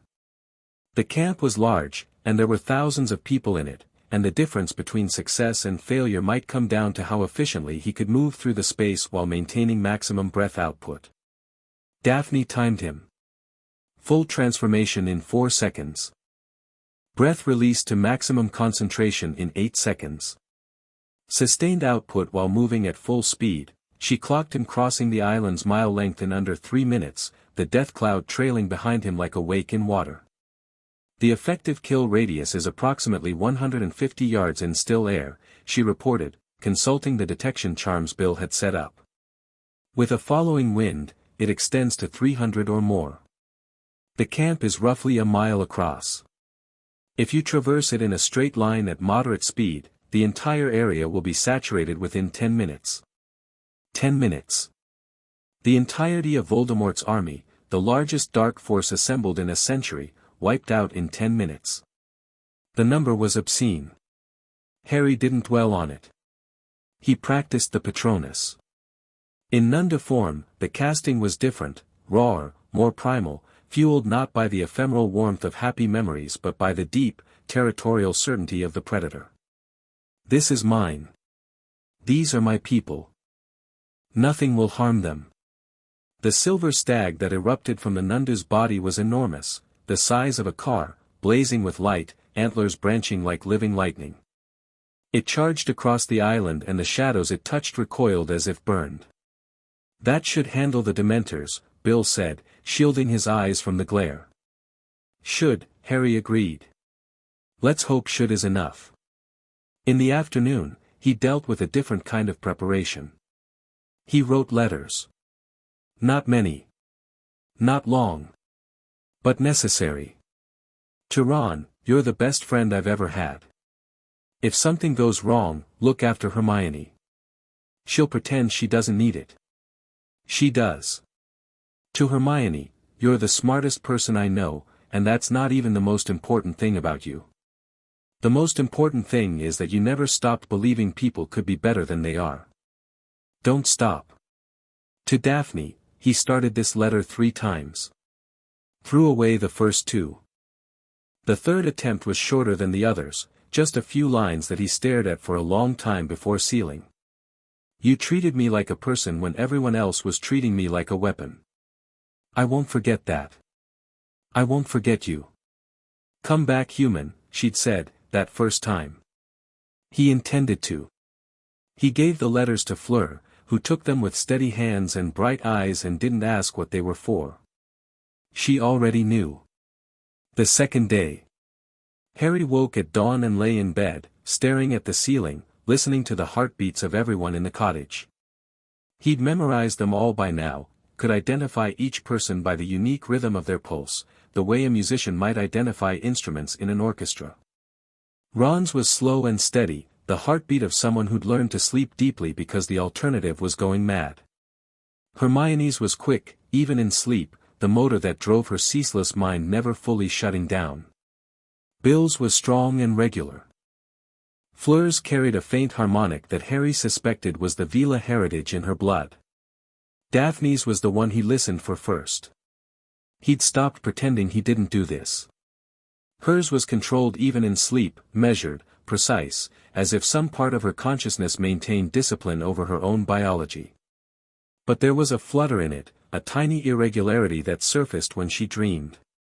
He'd noticed it getting worse over the past few days. Nightmares. She never mentioned them. Of course she didn't. He got up. Dressed. Went downstairs. The kitchen was empty except for Astoria, who was sitting at the table with a glass of milk and the look of someone who couldn't sleep and had stopped trying. She was reading a battered copy of the Tales of Beetle the Bard, a children's book, too young for her, but Harry understood the impulse. Sometimes you needed something simple. Something from before. Morning, Harry said. Astoria looked up. She'd been crying, her eyes were red-rimmed and her cheeks were blotchy, but she met his gaze steadily. She was Daphne's sister, after all. The composure was genetic. Is it true, she asked. What they're saying, that you're going to go out there tonight and, yeah. She nodded slowly. Set down her milk. Are you scared? Harry considered lying. Decided against it. Terrified. Astoria studied him with eyes that were lighter than her sister's, more blue than gray, and far too old for 14. Good, she said. Daphne says that people who aren't scared of doing terrible things are the ones you should worry about. Your sister's smart. She is. She also hasn't slept in 2 days, but she won't admit it. Astoria picked up her book, then paused. Harry? Yeah. Bring her back something. Afterwards. Something small and stupid. She pretends she doesn't care about things like that, but she does. Harry blinked. I'll try. Astoria nodded, satisfied, and went back to her book. The day crawled. Harry tried to eat and couldn't. Tried to rest and couldn't. The Nundu was restless inside him, not with eagerness but with the coiled, electric tension of a predator sensing the approach of something enormous. His senses were dialed to maximum without his conscious input, and every sound, every scent, every vibration in the air registered as data that his brain processed and filed and cross-referenced against threat matrices that he hadn't known he possessed.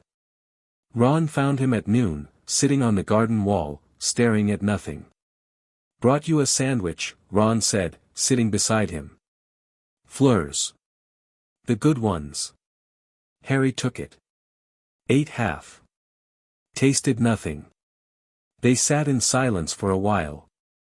The sea crashed below. Gulls wheeled and screamed. Remember the chess game? Ron said. First year. The giant chess set. Yeah.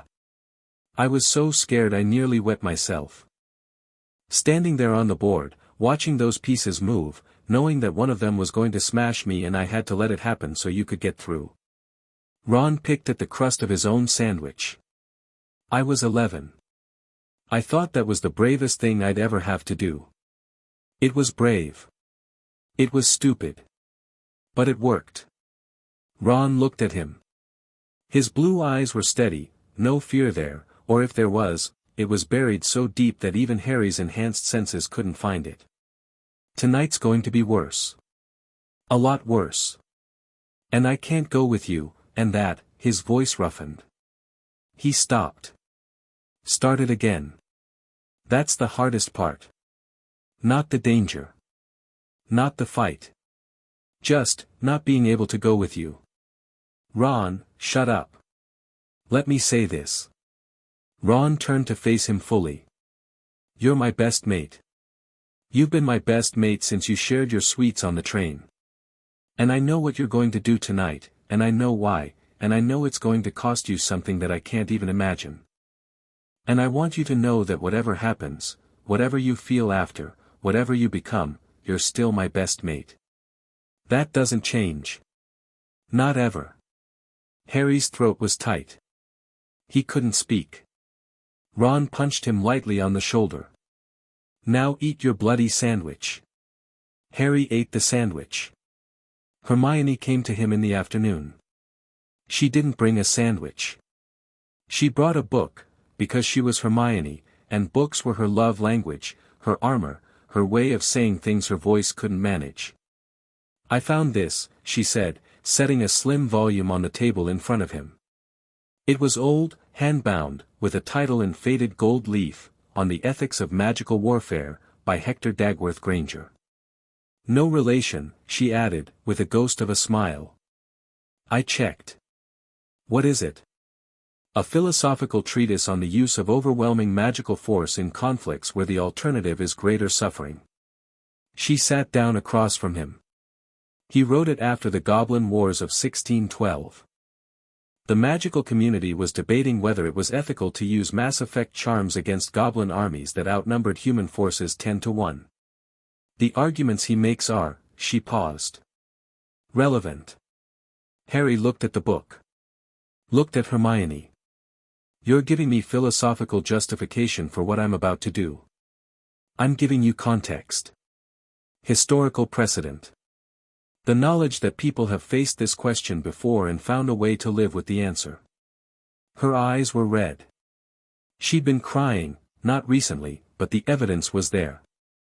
I can't make this easier for you, Harry. I can't take the weight. But I can make sure you know that you're not the first person to carry it.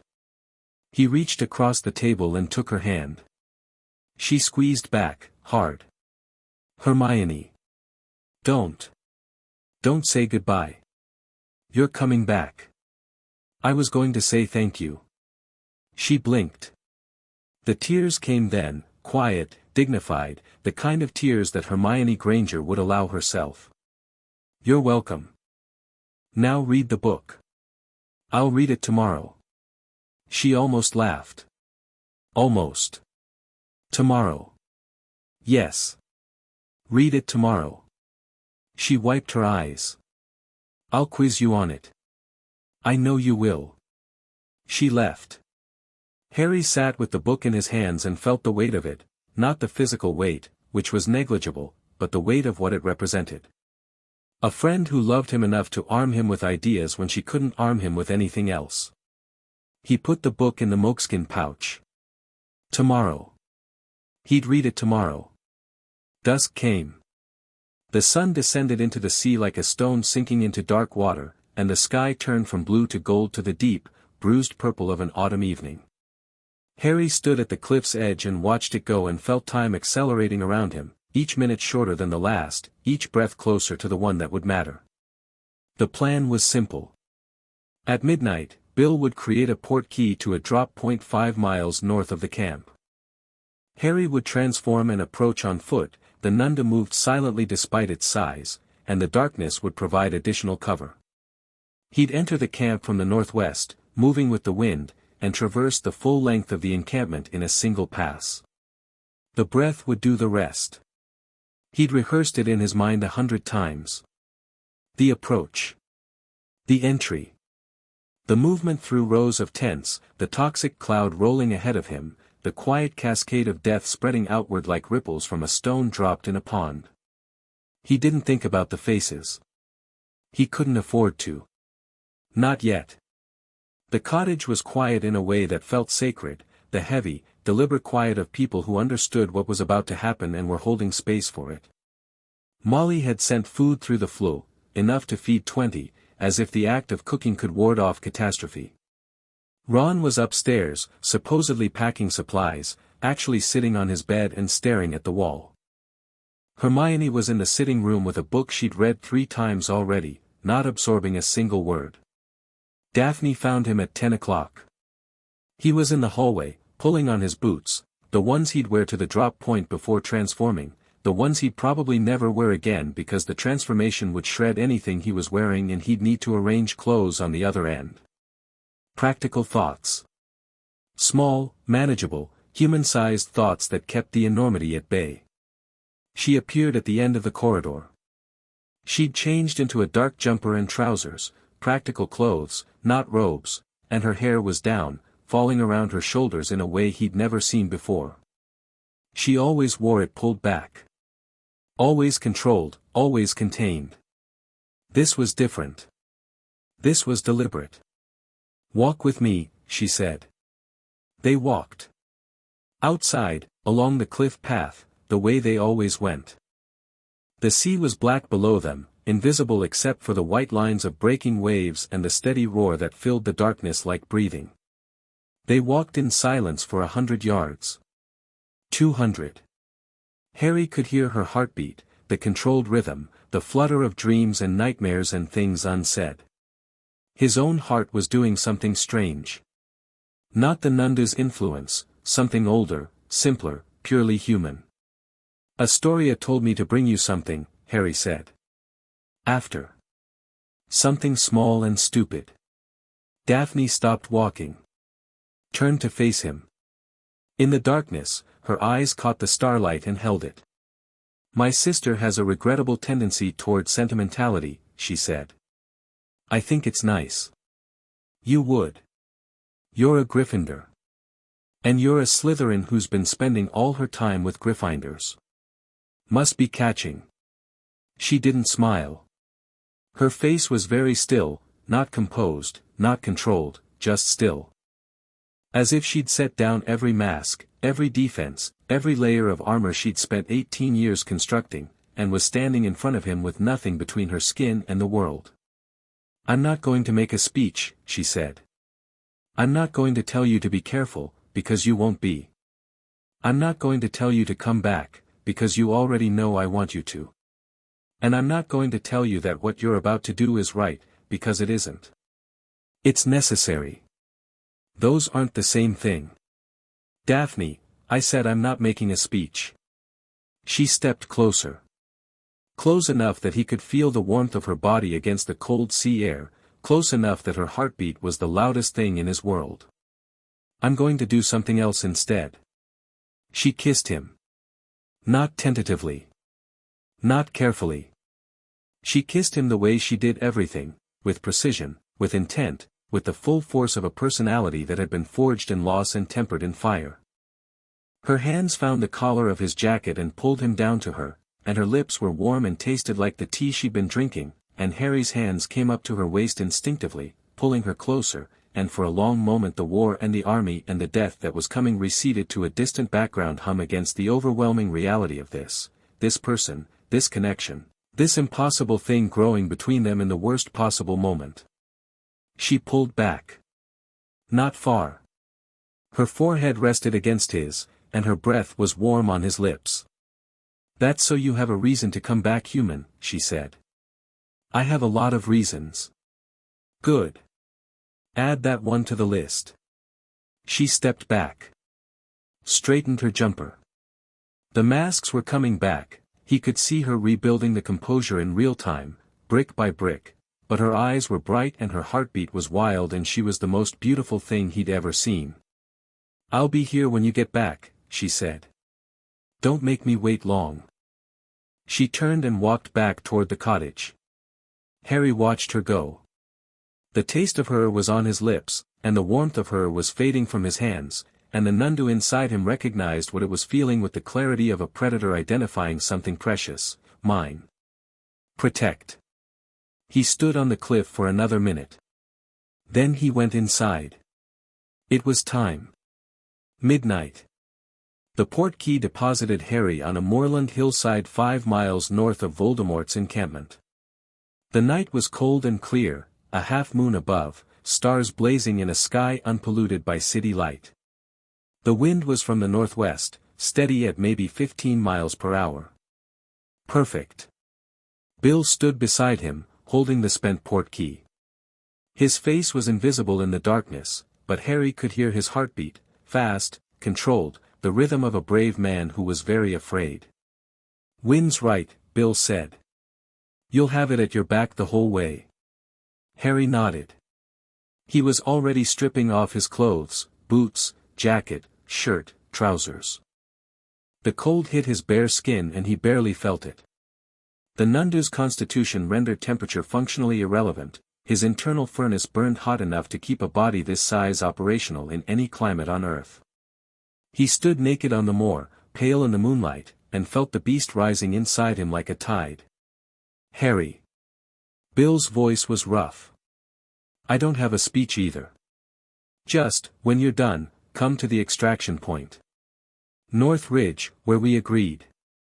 I'll be there with clothes and a port key. I'll be there. Promise me." Harry looked at Bill Weasley, scarred, solid, a good man in a world that punished goodness. "I promise." Bill nodded. Stepped back. Raised his wand to apparate. "Bill." "Yeah. Take care of them." You're coming back," Bill said firmly. "Stop being dramatic and go save the bloody world."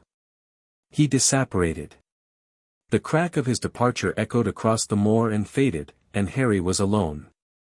5 miles between him and the largest concentration of dark wizards, dark creatures, and animated dead that Britain had seen in 1,000 years. 5 miles of moorland and darkness and the steady northwestern wind that would carry his breath ahead of him like an invisible wave of ending. Harry closed his eyes. He thought about Hogwarts. About the Great Hall at Christmas, candles floating in the air, the smell of roast turkey and pumpkin juice. About the Gryffindor common room, warm and red and noisy with laughter.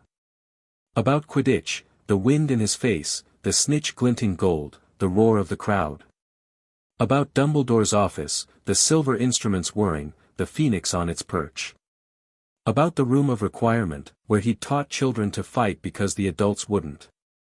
About the lake, the forest, the towers against the sky. He thought about the first years sleeping in the great hall on cushions because there weren't enough beds. He thought about Daphne's kiss. The warmth of it. The taste. The Nundu came. Not with violence. Not with the explosive, panicked eruption of his first transformation, or the careful, controlled shift of training. It came like breathing out. Like setting down a weight he'd been carrying his entire life. His body reshaped itself in a wave of dark fur and dense muscle and bone that resonated with magic so deep it predated language, and the Nundu stood on the moor, 12 feet at the shoulder, longer than a lorry, eyes blazing green in the darkness, and turned its massive head south. The wind carried the scent of the camp. Thousands of human bodies, fire smoke, the acrid tang of dark magic, the wet earth smell of giants, the cold ozone of dementors. The Nundu catalogued each scent and filed it under a single category, threat. Harry began to walk. The Nundu moved across the moor in silence. Not quiet, silence. Absolute, predatory, deliberate. Each massive paw was placed with the precision of a cat stalking a bird, and the ground absorbed the impact without a sound. A creature this size should have been audible from miles away, the vibration of its footfalls alone should have registered on magical detection equipment. But the Nundu's magical negation extended to its movement, dampening sound, absorbing vibration, wrapping the predator in a cloak of absence that was more effective than any invisibility spell. Harry covered the 5 miles in 20 minutes. Not running, walking, at a pace that his human self would have considered a fast jog but that the Nundu's enormous stride rendered almost casual. The moorland gave way to farmland, then to the rough, spell-cleared terrain that marked the camp's outer perimeter. He could see the camp now.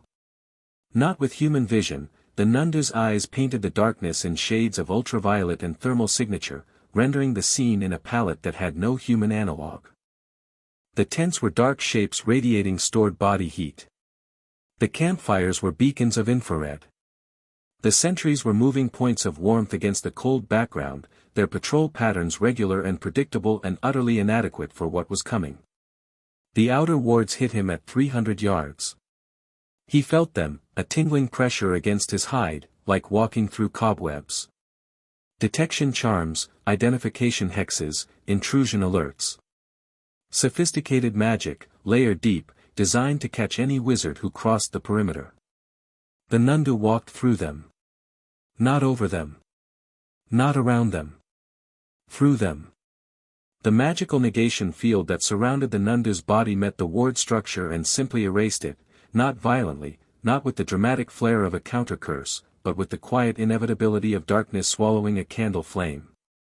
The wards parted around the Nundu like water around a ship's prow, and on the other side, they closed again, undamaged but blind.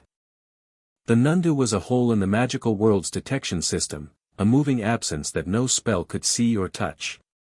No alarm sounded. Harry passed the first sentry at 50 yards.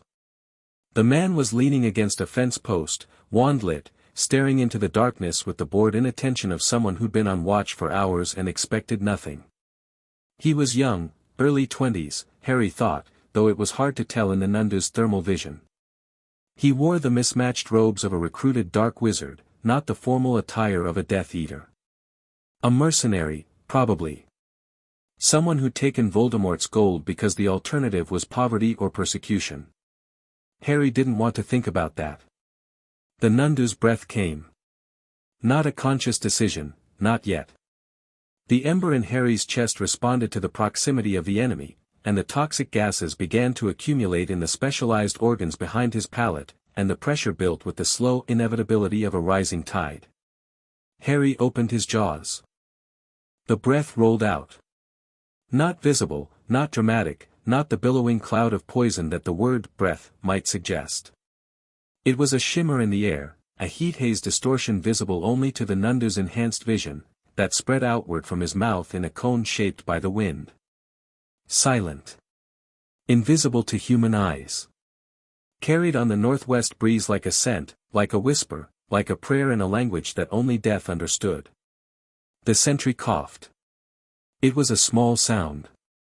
A throat clearing, the kind you'd make when dust caught in your windpipe.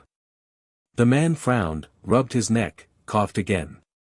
His wand light flickered, his hand was shaking, though he didn't seem to notice. He took a step forward, as if to investigate the source of his discomfort, and his legs folded. He sat down on the grass.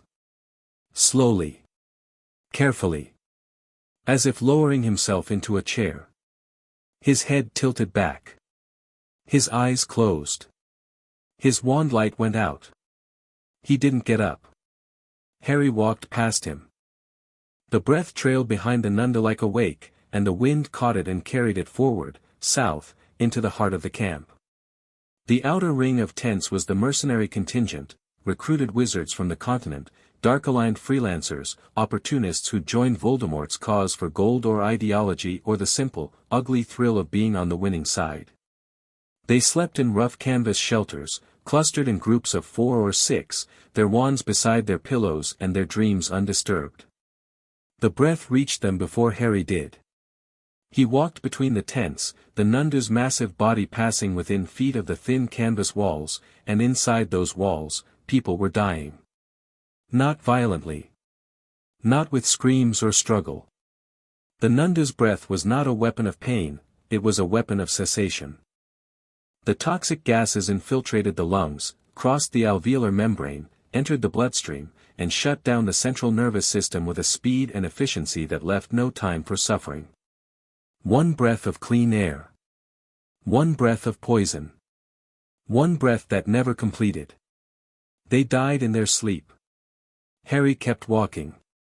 The middle ring of the camp was the Death Eater Corps, Voldemort's true believers, marked and devoted, the backbone of the Dark Wizard army. Their tents were better, conjured structures with warming charms and comfort enchantments, the kind of accommodation that spoke of wealth and entitlement and the absolute certainty that they were on the right side of history. The breath rolled through their camp like fog through a valley. Harry moved steadily, maintaining a pace that kept the toxic cloud at maximum concentration, not too fast, which would outrun the breath's dispersal pattern, and not too slow, which would allow gaps in the coverage.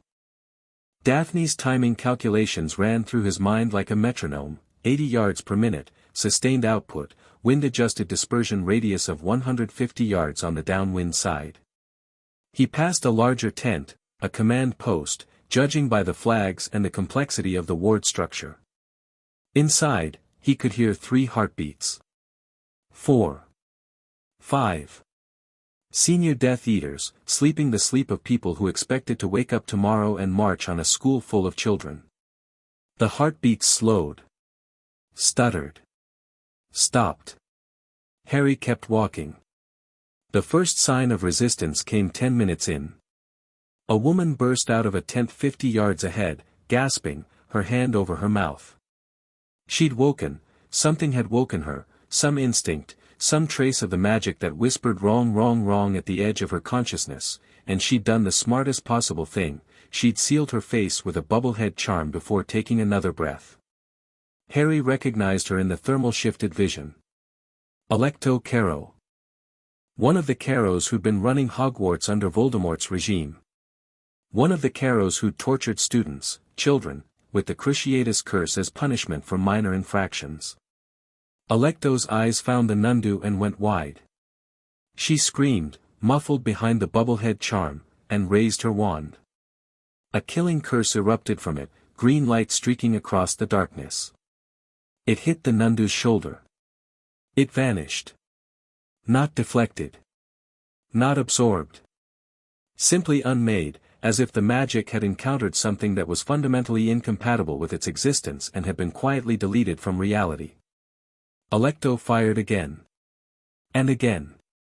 And again. Killing curses, Cruciatus curses, blasting hexes, fiend fire, a desperate barrage of the darkest magic in her arsenal, each spell hitting the Nundu and evaporating on contact like raindrops on a hot stove. Harry walked toward her. Steady. Unhurried. She ran. She made it 20 yards. The dread field hit her first, the infrasound weapon, the deep subaudible pulse that the Nundu produced unconsciously, the frequency that bypassed the rational mind and spoke directly to the limbic system in the language of prey. Alecto stumbled. Her legs went weak. Her bubblehead charm flickered, the infrasound disrupted her concentration, and concentration was all that kept the charm intact. The charm fell. She inhaled. She didn't take another step. Around her, the camp was stirring. Not waking, not fully. But the Nundu's passage was creating disturbances, the dread field reaching through tent walls, the breath's edge effects producing coughing fits and restless movement. Some people were shifting in their sleep, rolling over, pulling blankets tighter against a cold that wasn't temperature. Some were making sounds, soft moans, wordless protests from the border between sleep and waking, the body's last attempt to signal a mind that would never fully engage. Harry pushed deeper. A group of snatchers had set up camp around a bonfire that still smoldered in its pit. 20 of them, maybe more, sleeping rough under blankets and conjured lean-tos. The breath washed over them like a wave over sand, and they settled deeper into their bedrolls and didn't move again. Harry didn't look at their faces. He kept his gaze forward, fixed on the path ahead, and let the Nundu's instincts handle the process of walking and breathing and killing while his human mind retreated to a place behind the eyes where it could function without breaking. He thought about the great hall. The candles. The cushions on the floor. The first years. He kept walking. The giants. They were on the eastern perimeter, as reported, enormous shapes lying on the bare ground, snoring in bass rumbles that Harry felt through the pads of his paws. 63 of them. Each one 20 feet tall, each one a biological siege engine, each one capable of tearing through Hogwarts walls like a child through a sandcastle. The breath reached the nearest giant and nothing happened. The giant snored on. Its massive lungs processed the toxic gases and found them insufficient. Giants were not human. Their physiology was different, tougher, more resistant, evolved for environments that would kill ordinary humans. The Nundu's breath, optimized by evolution for killing large mammals, was not immediately lethal to a creature with the body mass and metabolic resilience of a giant. Harry increased the output. The ember in his chest flared, not to maximum, not yet, but higher, harder, pushing more of the toxic concentrate into his exhalation. The air around the Nundu thickened, shimmered, and the smell of death intensified from a whisper to a shout. The nearest giant coughed. A sound like a boulder rolling downhill. It shifted, rolled onto its side, coughed again. Its massive hands clutched at its throat, an instinctive, confused gesture, like a child with a sore throat. Harry walked among them, breathing, and the concentration built. The first giant stopped coughing. Stopped breathing. Its enormous body settled into the earth with a finality that registered as a tremor through the ground. The second giant went next. Then the third. The breath was doing its work, slower than with humans, but with the same inevitable result. One by one, the giants stilled. But 3 of them woke. They were on the far edge of the group, furthest from Harry's approach path, at the margin of the breath's effective radius. They rose like mountains erupting from the earth, 20 feet of muscle and rage, and their roars split the night. The camp was truly awake now. Not the human contingent, most of them were beyond waking, but the survivors. The ones with bubblehead charms, the ones who'd been far enough from Harry's path to receive a sublethal dose, the ones who'd been sheltered behind structures or terrain features that had partially blocked the breath's dispersion. 30 or 40, maybe. Out of thousands. The 3 giants charged. Harry met them. The first giant swung a fist the size of a compact car. Harry dodged, the Nundu's reflexes made it look casual, a fluid sidestep that carried him under the blow and past the giant's guard. He raked his claws across the giant's thigh, 4 parallel lines that opened the flesh to the bone. The giant screamed and stumbled. The second giant grabbed a tree, a full-sized oak, ripped from the ground with its roots trailing, and swung it like a club. Harry leaped. The Nundu's body left the ground with an explosive power that defied its mass, sailing over the improvised weapon and landing on the giant's shoulders. His claws found purchase in the thick hide. His jaws closed on the back of the giant's neck. The sound was extraordinary, a grinding, crunching percussion that echoed off the hills. The giant staggered, flailed, tried to reach the creature on its back. Harry bit down. The Nundu's jaw pressure exceeded anything in the natural world, concentrated force applied through teeth that were harder than goblin-forged steel.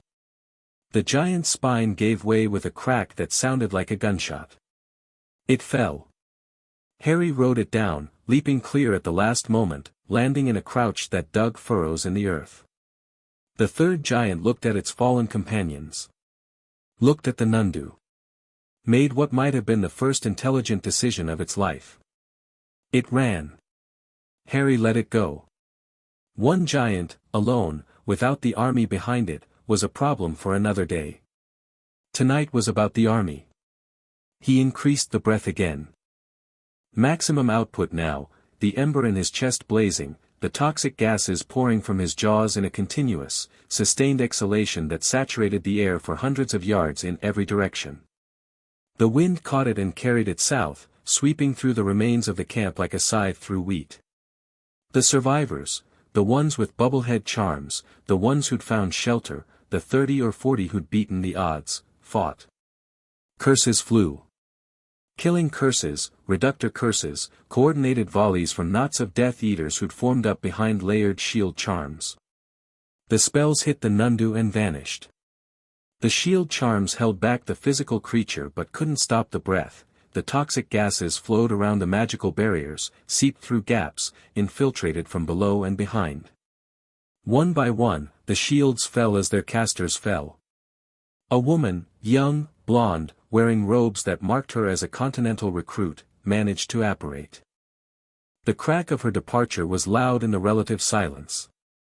Harry heard a second crack, a third. Some of the survivors at the camp's extreme edges were escaping, getting beyond the anti-apparition wards that covered the camp's core. 5, maybe 10. He let them go. They'd carry the story. That was fine. The story needed to be told. The inferi pit. Harry reached it at the camp's northern edge, and even the Nundu's iron constitution recoiled from what he found there. The pit was vast, 100 yards long, 50 yards wide, dug 20 feet into the earth. And it was full. Thousands of corpses, animated by dark magic, writhing and churning in a mass of gray flesh and empty eyes. They weren't dormant, they were waiting. Held in the pit by wards, ready to be released, ready to swarm across the countryside like a tide of dead flesh and consume everything in their path. The breath wouldn't work here. The inferi were already dead, there were no lungs to poison, no blood to contaminate. They were animated matter, driven by dark magic, and they would keep moving until the magic was destroyed. Harry clenched his holly wand between his teeth. It felt absurd, a 12-foot magical apex predator wielding an 11-inch stick of wood like a toothpick, but the wand responded to his intent with the same fierce loyalty it always had. The holly and phoenix feather recognized its master, whatever shape he wore. Harry cast Fiendfire. The cursed flames erupted from the wand tip in a roar that shook the ground. Not the uncontrolled wildfire that most wizards produced, Harry's magical output, amplified by the Nundu's enormous reserves, shaped the Fiendfire with a precision that would have been impossible for his human self. The flames took the shape of a serpent, appropriate, he thought grimly, and dove into the pit. The inferi burned. The dark magic that animated them was no match for Fiendfire's all-consuming hunger. The cursed flames ate through enchantment and flesh alike, reducing thousands of animated corpses to ash in a conflagration that lit the countryside for miles and sent a column of smoke and sparks spiraling into the night sky. Harry sealed the Fiendfire when the pit was empty. The effort left him dizzy. Even with the Nundu's enhanced magical reserves, Fiendfire was a spell that demanded everything and took more. He shook his massive head, blinked, and refocused. The Dementors. They'd been hovering above the camp throughout his assault, a living storm cloud of despair, hundreds of tattered shapes that drifted on currents of human suffering. The death of the army had disrupted them. Dementors fed on positive emotions, on hope and happiness and the bright sparks of human consciousness. The mass death below had created a void, a sudden absence of feeding grounds that left the Dementors agitated, confused, swarming in tightening circles like vultures over a picked-clean carcass. Now they turned their attention to the one source of emotional energy still present. Harry felt them coming. The cold descended like a physical weight, crushing, suffocating, dragging him toward the worst moments of his life. His parents' screams. Cedric falling. Sirius through the veil. Dumbledore falling from the tower. The Snatchers dying in the clearing. The sound of heartbeats stopping, one after another, across a camp of thousands. The Dementors swarmed. Hundreds of them, diving from the sky, their ragged cloaks streaming, their eyeless faces turned toward the Nundu with the hungry intensity of creatures that had found the last feast in a barren wasteland. The cold was incredible. Harry felt his limbs grow heavy, his thoughts grow slow. The Nundu's metabolism struggled against the Dementor's drain, the internal fire flickering, the Predator's confidence eroding under the weight of accumulated despair. For a moment, just a moment, he wavered. And then he thought about Daphne. The taste of her. The warmth. The fierce, precise way she'd kissed him, as if she were writing a contract with the universe. This one is mine, and I expect him returned. The Patronus erupted from the Nundu like a star being born. It was not the stag. Not tonight. Tonight, the silver light that blazed from the Nundu's body took a different shape, larger, fiercer, something that matched the creature casting it. A massive silver Nundu, luminous and terrible, that opened its jaws and roared without sound, and the roar was light, pure light, blazing across the sky like a second sun. The Dementors scattered. Not slowly, instantly, explosively, a black cloud detonating outward in every direction as 300 creatures of darkness encountered something that burned them on contact. They fled, north, south, east, west, anywhere that was away from the silver light, and they didn't stop. They wouldn't stop for a long time. Some of them would never be seen again. The Patronus faded. Harry staggered, all four legs trembling, the magical expenditure hitting him like a physical blow. The combination of sustained breath output, Fiendfire casting, and a Patronus powerful enough to rout hundreds of Dementors had pushed even the Nundu's reserves to their limit. But it was done. Harry stood in the center of the camp and looked around. The Nundu's enhanced vision showed him the full scope of what he'd done, and the human mind behind those glowing green eyes processed it with a clarity that was merciless. The camp was silent. Not the relative silence of a sleeping army, but the absolute silence of a place where life had stopped. Thousands of tents, standing undamaged in the moonlight, their occupants forever still. The inferi pit, a smoking crater of ash. The giant corpses, mountain shapes on the eastern field. The sky above, clear and empty, the Dementors gone. Thousands of people. Dead. Because of him. Because of a breath. The Nundu sat down. It was an absurd image, this massive, terrifying predator, sitting in a field of death like a dog at its master's grave, but it was what Harry's body needed to do. His legs wouldn't hold him. The transformation was wavering at the edges, the Nundu's form flickering as the human underneath surged toward the surface, driven by an emotional force that even the predator's iron constitution couldn't resist. He held the form. Not because he needed to, the danger was past, but because he wasn't ready. Wasn't ready to be human in this place. Wasn't ready to see it with human eyes, process it with a human heart, feel it with a human soul. But he couldn't stay. The extraction point was a mile north. Bill was waiting. The night wasn't over, there was still Voldemort, still Nagini, still the endgame that all of this had been building toward. Harry stood up. Shook himself, a full-body shudder that rippled through his dark fur like wind through grass. Turned north. Began to walk. He made it 50 yards before the presence hit him. It wasn't the Dementors. It wasn't a giant. It wasn't a surviving Death Eater with a grudge and a wand. It was Voldemort. The Dark Lord stood at the edge of the killing field, perfectly still, his pale face luminous in the moonlight. He wore black robes that seemed to absorb the darkness around him, and his red eyes were fixed on the Nundu with an intensity that burned. He was alone. No Nagini. No guards. Just Voldemort, standing in the remains of his army, looking at the creature that had destroyed it. The moment stretched. Harry faced him. The Nundu's every instinct screamed threat, alpha predator, engage, but the human mind held the body in check. This wasn't a fight he could finish tonight. Nagini was still alive. The Horcrux in his scar was still intact. Killing Voldemort's body would accomplish nothing while anchors remained. Voldemort seemed to understand this too. He didn't raise his wand. Didn't attack.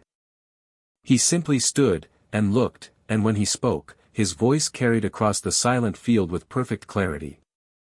Impressive. The word was calm. Measured. Utterly devoid of the rage that Harry had expected, the fury of a general who just watched his entire army die in a single night. Instead, there was something else in Voldemort's voice. Something that sounded almost like respect. I felt them die, Voldemort continued. Every one of them. The dark mark connects them to me, you know. 2,347 marks. I felt each one go cold. Like candles being snuffed. He tilted his head. It took 11 minutes. Harry didn't speak. Couldn't speak, in Nundu form, not human words, not in any way that Voldemort would hear as language. He simply watched, and the Nundu's eyes burned green against the darkness. You've changed the war, Voldemort said. I'll grant you that. No army. No giants. No Dementors, they'll scatter for months, maybe years, before they reform. The inferi, burned. A slight smile, thin, cold, the expression of a snake considering a mouse that had unexpectedly grown teeth. You've stripped me of every conventional weapon I possess. Congratulations. He stepped forward. 1 step. 2. Closer to the Nundu than any sane person would willingly come. But you've also shown me something, Harry. First name. Intimate. Deliberate. You've shown me that you're willing to kill. Not in combat. Not in self-defense. In cold blood, at scale, while your enemies slept. You walked through this camp and you breathed, and thousands of people died, and you did it because it was efficient. The words landed like blows. Not because they were wrong, but because they were right. We are more alike than you know, Voldemort said softly. We are both willing to do terrible things for our visions of the future. The only difference is cosmetic, you kill for love, I kill for power. The dead don't care about the distinction. Harry snarled. The sound was deep, primal, a vibration that shook the ground and made Voldemort's robes ripple. The dread field pulsed, a focused blast of infrasound aimed directly at the Dark Lord. Voldemort didn't flinch. His occlumency, or whatever iron discipline governed his mind, shielded him from the psychological effect. The infrasound washed over him and broke against the fortress of his will like waves against a cliff. I could fight you now, Voldemort said. But we both know how that ends. You can't kill me permanently, not while my precautions exist. And I can't kill you in that form, your hide is beyond my magic, and your breath would reach me before any spell I cast. He spread his hands, wandless, open, a gesture that was either surrender or supreme confidence. Stalemate. The Nundu growled. The sound was low and continuous, a subsonic rumble that made the air vibrate and the ground tremble. So I'll leave you with this, Harry. Voldemort's red eyes gleamed. You've won the battle. But the war is far from over. I've been preparing for you, for what you are, for what you can do. And when we meet again, you'll discover that the Nundu is not the weapon you think it is. He smiled. It's the cage. Voldemort disapparated. The crack of his departure was louder than any spell, a thunderclap that rolled across the silent killing field and faded into nothing. Harry stood alone. The Nundu's body trembled. Not with cold, not with exhaustion, but with the aftershock of what Voldemort had said and the terrifying possibility that it might be true. The cage. What did that mean? Harry shook himself. Turned north. Walked toward the extraction point. He had a promise to keep. He found Bill on the north ridge, wrapped in a warming charm and clutching the port key with white-knuckled hands. Bill took one look at the Nundu emerging from the darkness and went gray. Is it done? Bill asked. Harry transformed back. The shift was rough, less controlled than usual, his body protesting the return to human form after the longest sustained transformation he'd ever attempted. He collapsed to his hands and knees on the cold ground, naked and shaking, and the first thing that hit him was the smell. Death.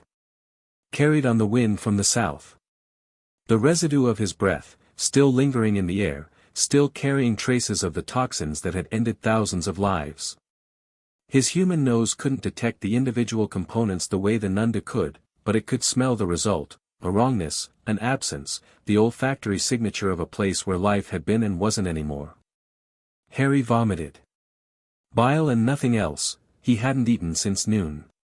His body convulsed, his stomach clenching around emptiness, and he retched until there was nothing left and then retched again. Bill was beside him. Cloak around his shoulders. Water pressed to his lips. A hand on his back, steady, warm, human. It's done, Harry said. His voice was wrecked. The army's gone.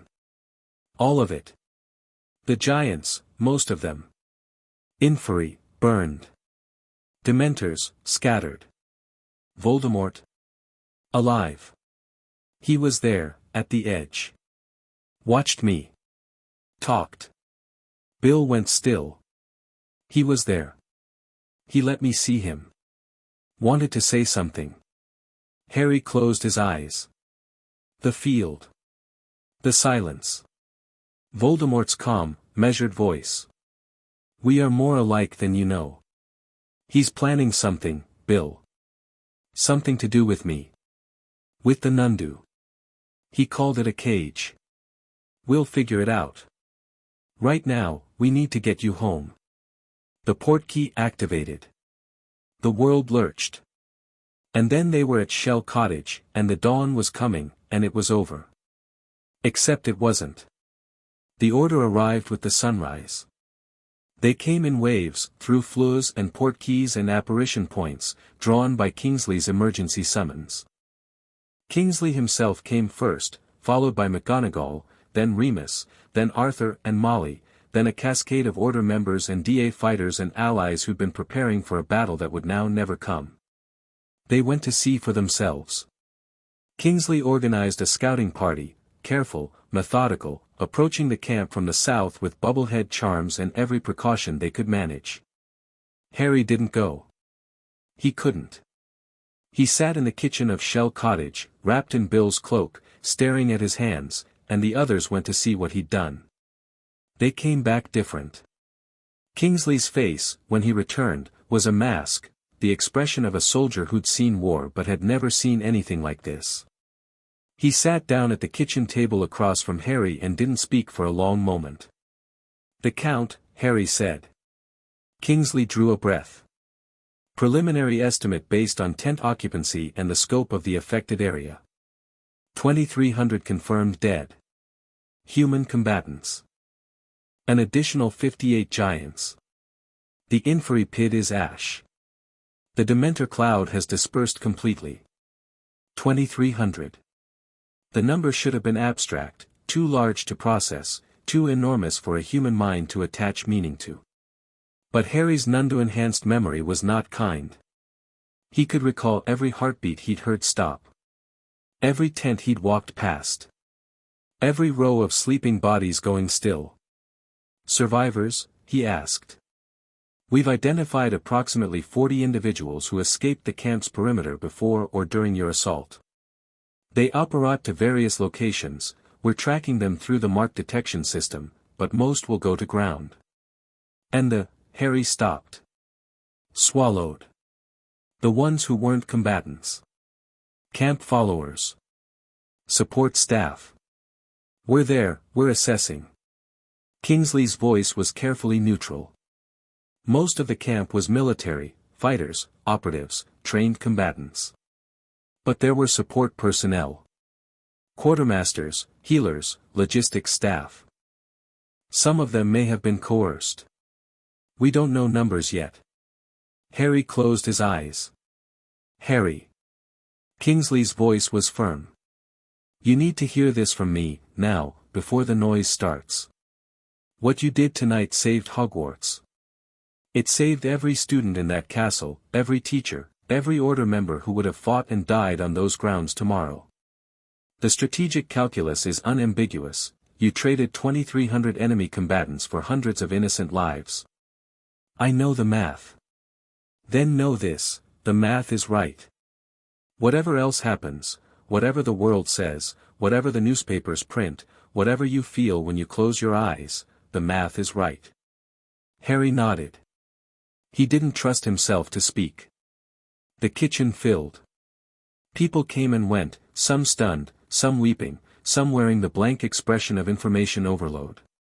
Neville arrived and sat in a corner without speaking, his eyes fixed on something no one else could see. McGonagall came through the door with her jaw set and her eyes bright and sat beside Harry without saying a word, her hand on his forearm, a silent contact that communicated more than any speech. Ron was there. Hermione was there. They flanked him like sentries, like they'd always done, and the weight of their presence was the only thing keeping Harry anchored to the chair. And Daphne. She walked through the field. Harry didn't know this until later, until Ron told him, quietly, in a moment when the kitchen had emptied and the exhaustion had carved honesty into a shape that words could fill. "She went with the scouting party," Ron said. Kingsley tried to stop her. She gave him a look that would have frozen lava and said she needed to see it. "Why?" "I asked her the same thing. She said," Ron paused. Rubbed his face. "She said she needed to understand what it looked like so she could help you carry it." Harry's throat closed. He couldn't breathe for a moment, not from the Nundu's influence, not from poison or transformation, but from the simple, overwhelming force of being loved by someone who refused to look away from the worst of what he was. Daphne came to him in the kitchen an hour later.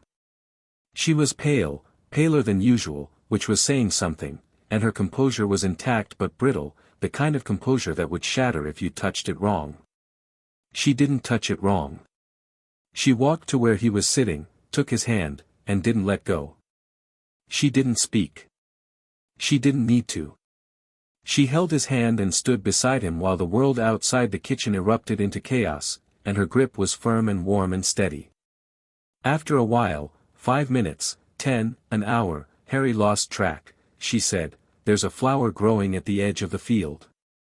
A small one. White. I don't know the species. It was growing through a crack in the ground, right at the boundary of the camp. The breath didn't reach it." Harry looked up at her. "Why are you telling me this?" "Because you need to know that there are limits. That the death stopped somewhere. That there was a line and the world kept going beyond it." She squeezed his hand. "And because it was beautiful, and I needed to see something beautiful in that place." Harry held her hand and didn't let go. The news broke by noon. Lee Jordan's pirate broadcast was the first, breathless, incredulous, his voice cracking with an emotion that mixed joy and horror in equal measure. Reports confirmed. The Death Eater army mustered north of Hogsmeade has been destroyed. All of it.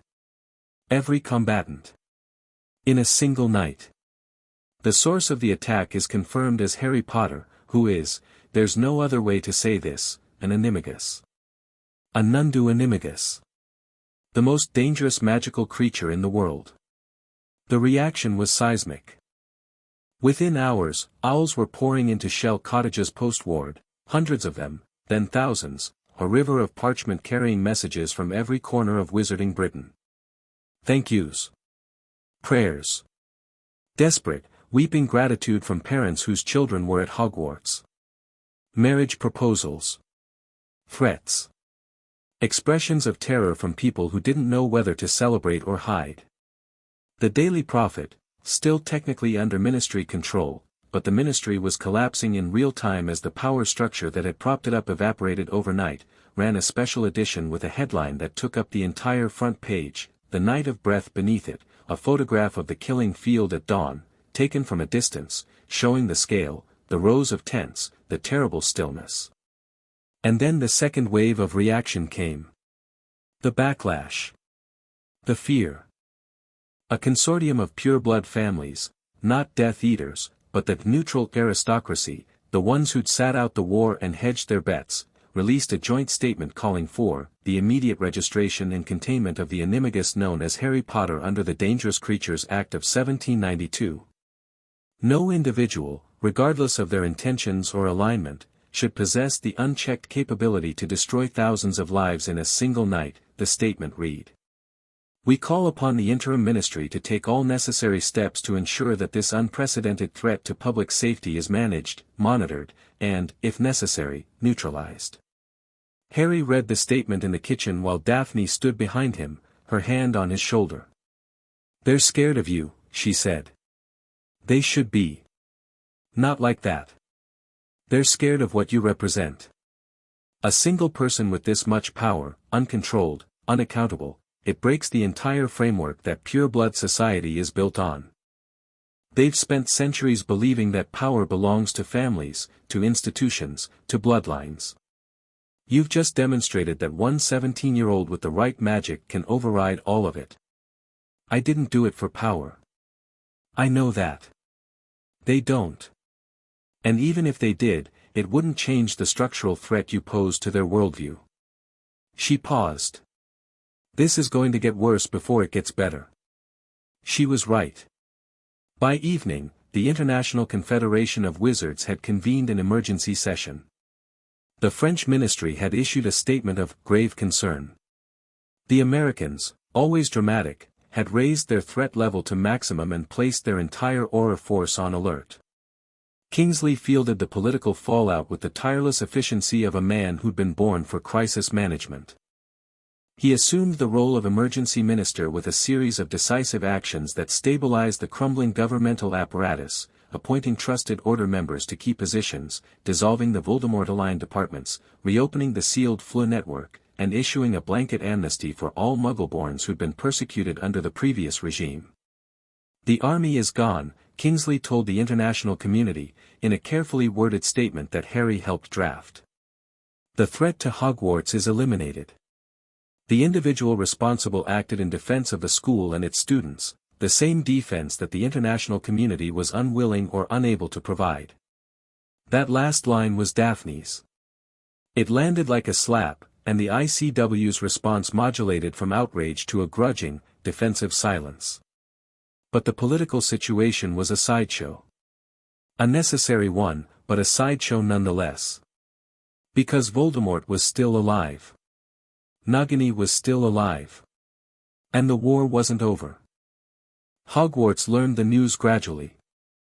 The students who'd been barricading doors and practicing shield charms and lying awake in the Great Hall, counting down the hours to an attack they didn't believe they could survive, woke on Friday morning to an impossible silence. No army on the horizon. No distant thunder of marching feet or giant footfalls. Just the normal sounds of the Scottish Highlands, wind, birdsong, the distant rush of the Black Lake against its shores. Professor Sprout was the one who made the announcement. She stood in the Great Hall, her round face streaked with tears, and told them. The army is gone. Harry Potter stopped it. You're safe. The first years, the ones sleeping on cushions because there weren't enough beds, didn't cheer. They didn't know how. They just sat there, clutching their borrowed blankets, and looked at each other with the wide, bewildered eyes of children who'd been preparing to die and had just been told they didn't have to. A girl, 11, Muggleborn, Hufflepuff, started crying. Not with relief. With the delayed terror of someone who'd been too scared to feel scared and now felt it all at once. A prefect put an arm around her and held her while she sobbed, and the Great Hall was quiet, and outside the windows, the sun came up over a world that was, impossibly, still turning. Harry heard about this later. Secondhand, from Neville, who'd been there. The look on their faces, Neville said. He was sitting across from Harry in the kitchen, drinking tea that had gone cold. They couldn't believe it. Half of them thought it was a trick, that the army was hiding, or that it was a feint, or that the attack was coming from a different direction. They've been so scared for so long that they've forgotten what safe feels like. Do they know how it happened? Harry asked. They know you stopped it. Most of them don't know the details. Neville paused. Some of them do.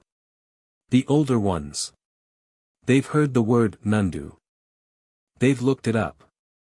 There, he chose his words carefully. Processing. Scared. Some of them. Some of them think you're a god. Some of them think you're a monster. Neville met his eyes. I think you're Harry. The same Harry who taught me to cast a Patronus in the Room of Requirement when I couldn't even manage a shield charm. The same Harry who stood up to Umbridge, who stood up to Voldemort, who stood up to everything the world threw at him because standing up was the only thing he knew how to do. Harry looked at Neville Longbottom, scarred, hardened, changed by a war that had asked too much of him and received it anyway, and felt something loosen in his chest. Not the Nundu's ember. Something older. Something that might have been gratitude. Thanks, Neville. Don't thank me. Just finish this.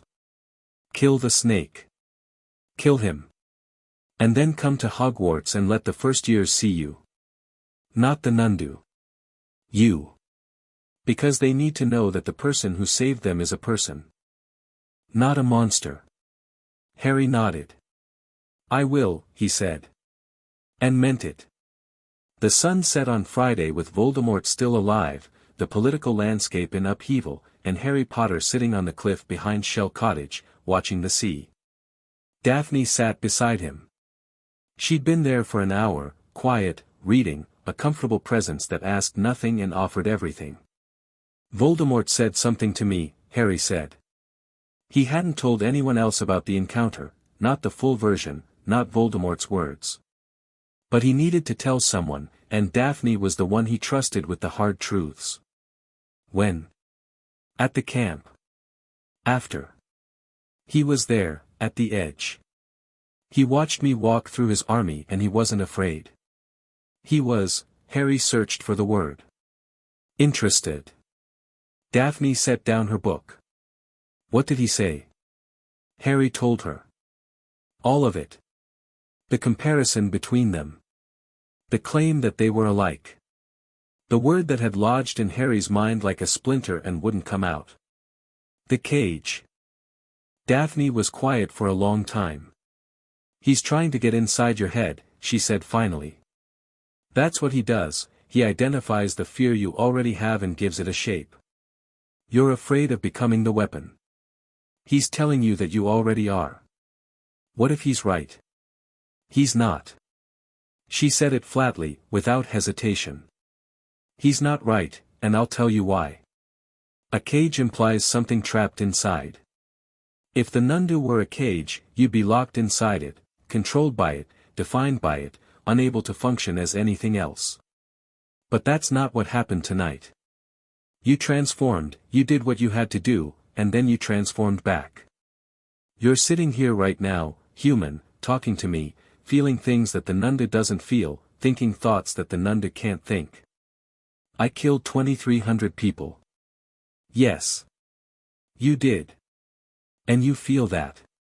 You feel it right now, in your bones, and it's eating you alive. Do you know what a cage doesn't do? It doesn't feel.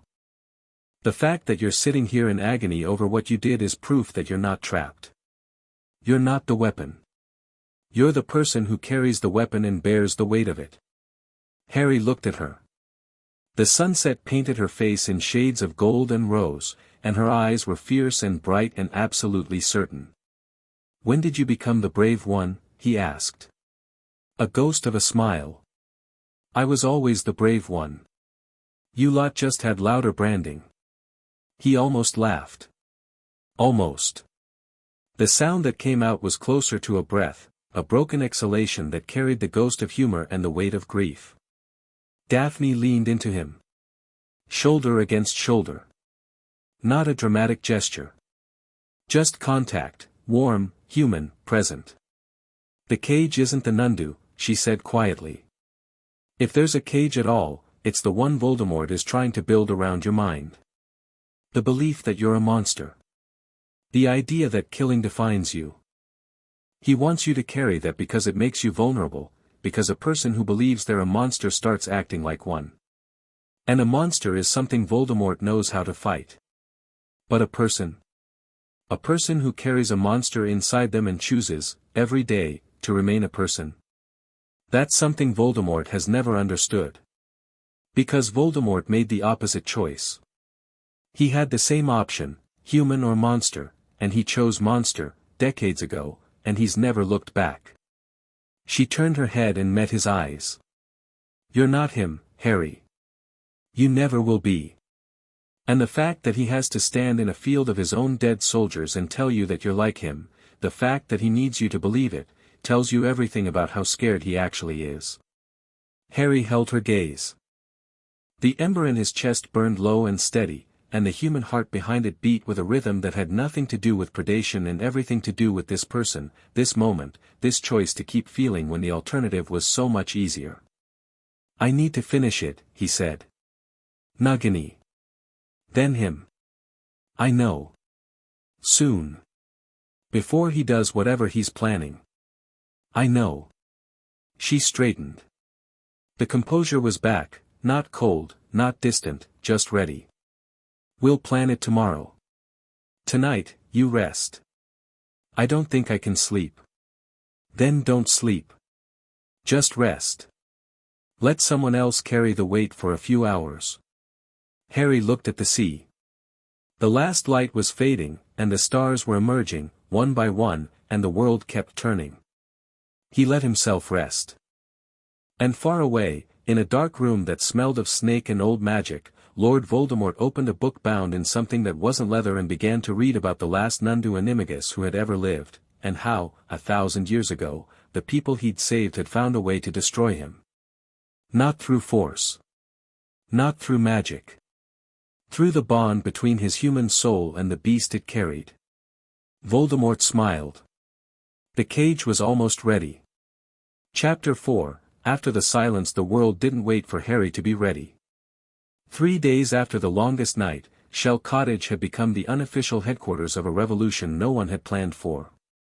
The kitchen that had once hosted quiet dinners and strategy sessions now operated around the clock, order members cycling through in shifts, the Fleur network burning constant green, owls arriving in such volume that Fleur had conjured a separate receiving station in the garden shed just to keep the feathers out of the soup. Kingsley ran the political operation from the kitchen table with the relentless efficiency of a man who understood that power vacuums filled themselves and the only question was who filled them.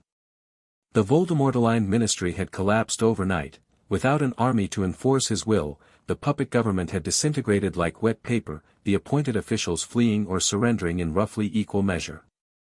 Kingsley had stepped into the gap with a series of emergency decrees that stabilized the basic functions of magical government, the Fleur network, Gringotts, St. Mungo's, the Auror office. But stability and acceptance were different things. Harry sat in the corner of the kitchen on the third morning, drinking tea he couldn't taste, and listened to Kingsley handle a Fleur call from the head of the Wisengamot's emergency session. Unprecedented situation, Minister Shacklebolt, and the Wisengamot requires assurances that Mr. Potter will submit to, Mr. Potter is not a subject for the Wisengamot's review, Kingsley said, his deep voice carrying the particular warmth that meant he was approximately 30 seconds from losing his patience. He is a British citizen who acted in defense of Hogwarts School and its students. The legal framework does not account for an unregistered animagus with the capability to depopulate a city. The Dangerous Creatures Act was written in 1792 to regulate the importation of grapphorns. It has no provision for animagi and no precedent for application to a human being. If the Wisengamot wishes to draft new legislation, I encourage them to do so through the proper channels. In the meantime, Mr. Potter's status as a free citizen is not up for debate. The Fleur call ended with a burst of angry green sparks. Kingsley rubbed his temples and reached for coffee that had gone cold hours ago. They want me registered, Harry said. Not a question. They want you contained. Registered is the polite version. Kingsley looked at him. You should know, the international pressure is intensifying. The ICW has dispatched a delegation. They'll arrive tomorrow. A delegation to do what? Officially? To assess the situation and provide recommendations for the management of an unprecedented magical threat. Unofficially? Kingsley paused. Some of them want you neutralized. Bound, restricted, possibly stripped of the animagus ability if such a thing is even possible. Others want to study you. A few want to recruit you. And which ones are coming? All of them. But the delegation leader is someone I've been told to take seriously. Kingsley pulled a parchment from the stack beside him. Adise Okafor. Senior representative of the West African Magical Authority. Over 200 years old, by most accounts. One of the foremost authorities on Nundus in the living magical world. 200 years old. West African magical traditions include longevity practices that make European wizards look like amateurs. Kingsley set down the parchment. She's not a politician, Harry.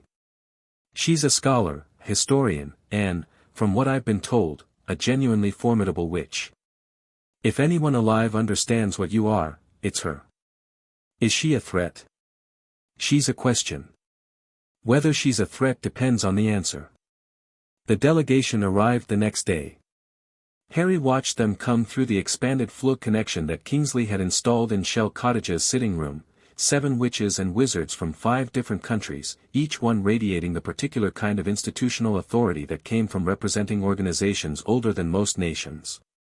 Most of them were exactly what Harry expected, bureaucrats in expensive robes, carrying briefcases and wearing expressions that mixed diplomatic neutrality with poorly concealed fear. They shook hands, made small talk, positioned themselves around the room with the practiced spatial awareness of people who attended a lot of meetings.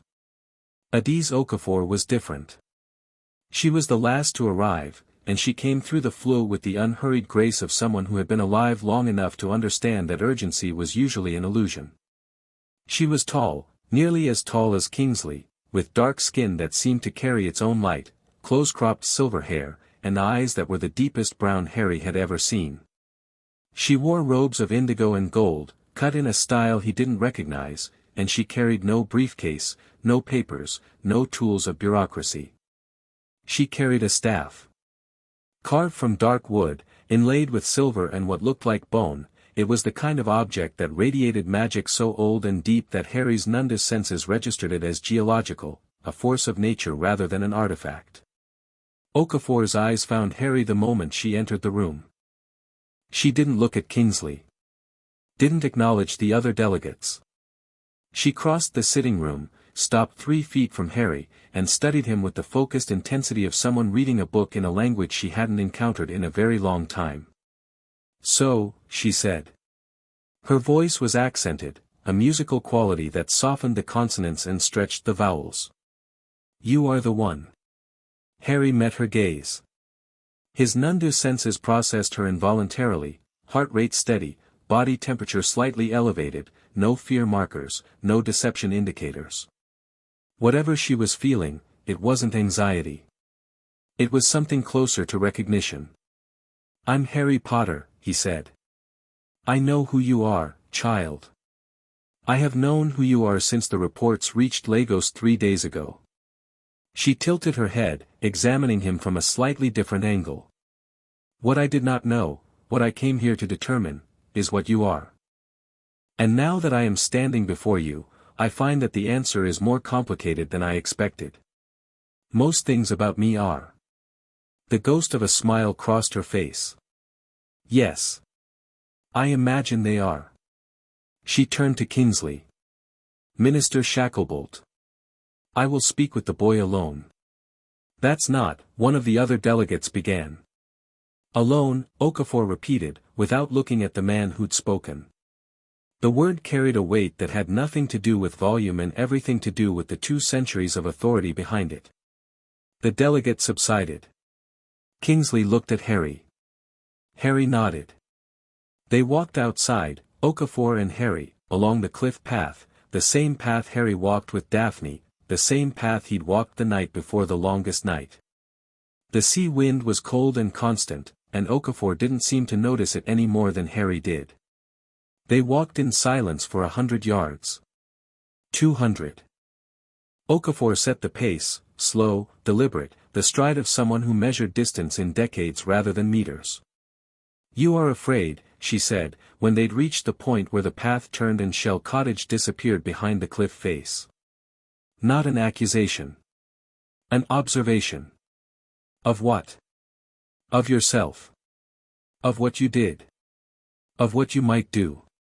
She stopped walking and turned to face the sea. "I have seen this fear before. Once. A very long time ago." Harry waited. "His name was Adewale," Okafor said. "In my language, the name means, royalty has come home. He was born in what is now Nigeria, over 1,000 years ago, in a village that sat at the edge of Nundu territory. He was the last person before you to achieve the Nundu Animagus transformation." The wind blew. Waves crashed below. Harry felt the weight of what she was about to tell him settle into his bones like sediment. "Adewale was a protector," Okafor continued. "His village was threatened by a dark wizard, a sorcerer of terrible power who had raised an army of the dead and was consuming the living communities of the region one by one.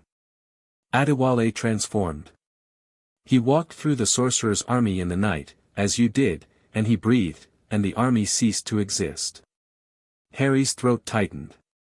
"What happened to him?" "He saved his people. And then his people turned on him."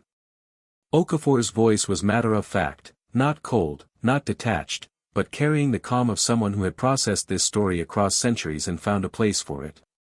"The gratitude lasted 6 months. Then the fear arrived. Slowly at first, whispers, rumors, children kept indoors when Adewale walked through the village. Then faster. A petition to the village elders demanding that he leave. A delegation to the regional magical authority requesting his containment. Finally, an alliance, the very villages he had saved, banding together with the surviving followers of the sorcerer he had defeated, united by the single thing they had in common, terror of the Breathwalker. They killed him, Harry said. They hunted him. Drove him into the wilderness. Pursued him for years. He could have destroyed them, could have turned the breath on his hunters as easily as he had turned it on the sorcerer's army. But he would not. He refused to use the power that had saved his people against the people it had saved. She paused. They found him eventually. In a cave, deep in the forest, alone. The hunters were 200 strong, the same number, by legend, that a Nundu traditionally requires to subdue. They used a technique passed down from the earliest encounters between humans and Nundus. Not force. Not magic. A ritual that targeted the bond between the human soul and the animal form. Harry went cold. Not from the wind. They severed the connection, Okafor said. Ripped the Nundu from his soul like pulling a tooth from a jaw. The shock killed him. Not the hunters. Not the ritual. The separation. He could not survive without the part of himself they took from him. The silence that followed was vast. You're telling me this will happen to me, Harry said. I am telling you it has happened before. Whether it happens to you depends on choices that have not yet been made, by you, by your people, by the institutions that govern your world. Okafor turned from the sea to face him. Her dark eyes held a depth that was almost physical, layers of experience and knowledge and sorrow accumulated over 2 centuries of watching history repeat itself. But I am also telling you something else.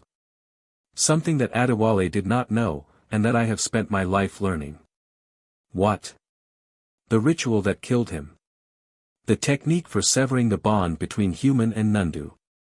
It still exists. Okafor's gaze was steady. And someone has been researching it. The cold deepened. Voldemort. Your Dark Lord has been making inquiries through intermediaries, reaching into the magical communities of West Africa, seeking knowledge of Nundu countermeasures. My people intercepted several of these inquiries and traced them to their source. The specific information he is seeking relates to the disruption of Animagus bonds through soul magic. Harry's mind raced. Voldemort's words in the killing field, the cage. The research Kingsley had mentioned, soul magic, Animagus disruption, ancient East African traditions. The pieces fell into place with the sickening clarity of a trap revealing itself. He's not trying to fight the Nundu, Harry said. He's trying to turn it against me. Worse, Okafor said. He is trying to weaponize the connection between your human soul and your animal form.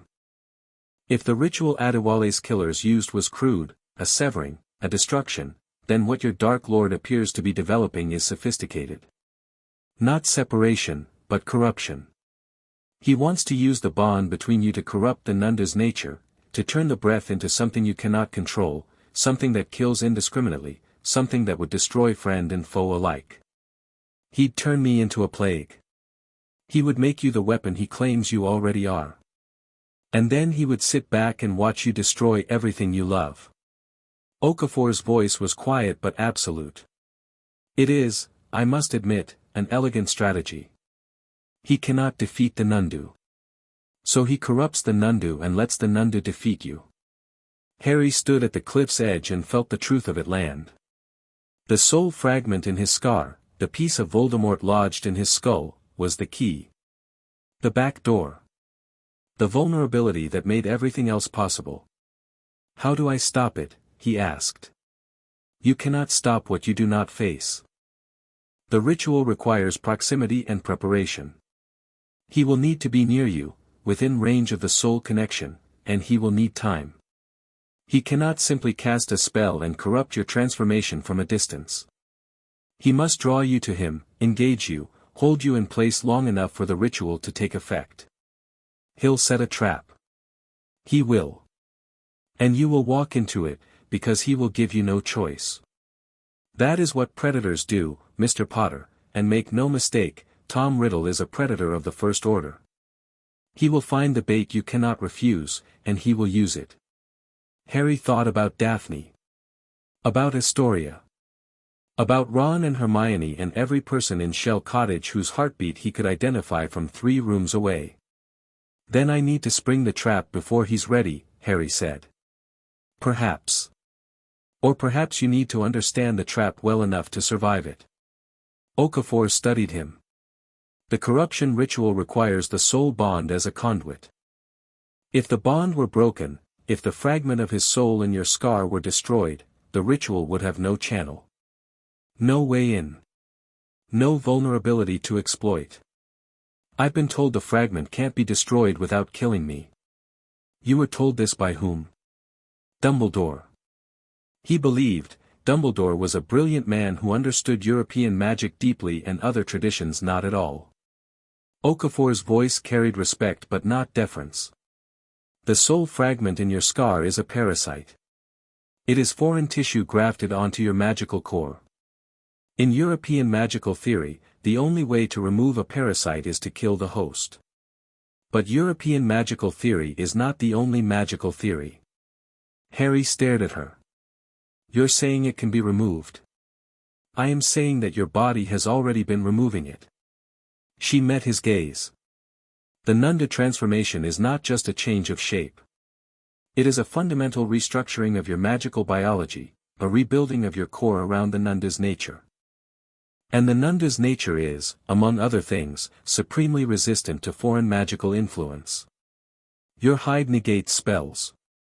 Your metabolism destroys toxins. Your very existence is anathema to imposed magic.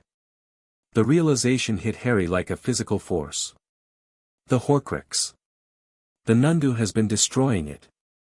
Slowly. Incrementally. Each time you transform, the Nundu's magical immune system attacks the foreign soul tissue. Each transformation weakens it further. The fragment is dying, Mr. Potter. It has been dying since your first transformation. Harry's hand went to his scar. It had been hurting less. He'd noticed, and he'd filed it away as a minor mystery, a low-priority question in a life full of urgent ones. How long, he asked. Until it's gone. I cannot say with certainty. But the process could be accelerated, dramatically, by a sustained, full-power transformation. The longer you hold the Nundu form, the more aggressive the immune response. If you maintain the transformation for an extended period under conditions of high magical stress, a fight, Harry said. A real fight, in Nundu form, with everything on the line. Precisely. Okafor smiled, a small, warm expression that transformed her ancient face. The universe, it seems, has a sense of dramatic timing. They walked back to Shell Cottage in silence. At the door, Okafor paused. I came here to assess you, she said. The ICW sent me to determine whether you are a threat. My report will say that you are. You are the most dangerous individual on Earth, and no force currently exists that can contain or control you. Harry's jaw tightened. My report will also say, Okafor continued, that this is the wrong question. The right question is not whether you are dangerous. It is whether you are good. And to that question, my answer is yes. She inclined her head. I will recommend that the ICW leave you in peace. Whether they listen is another matter. Thank you. Do not thank me. Survive. Finish your war. And then, when the politics are settled and the dead are mourned, come to Lagos. I have things to teach you about what you are, and you have things to teach me about what you can become. She went inside to rejoin the delegation. Harry stood in the garden, the wind in his face, and felt something he hadn't felt in days. Hope. Small and fragile, like a white flower growing through a crack in the ground. The trap came the next morning. Harry was in the kitchen when Daphne's scream split the air.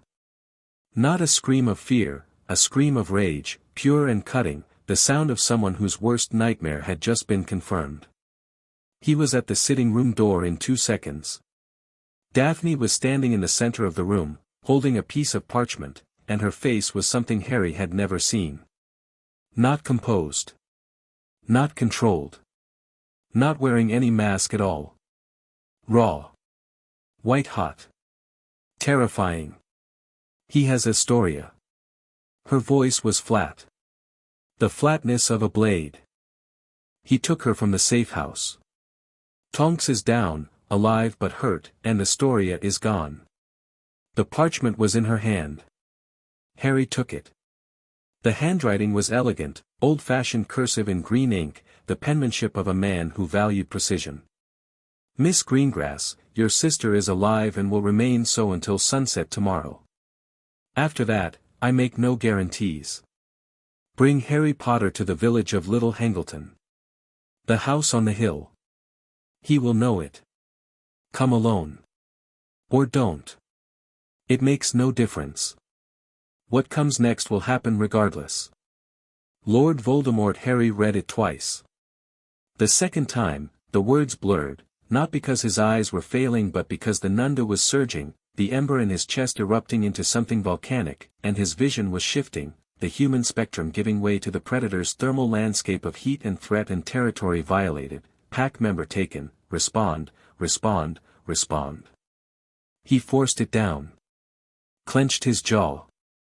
Sealed the transformation behind will and discipline and the knowledge that losing control here, now, would accomplish nothing except filling the room with toxic gas and killing everyone he loved.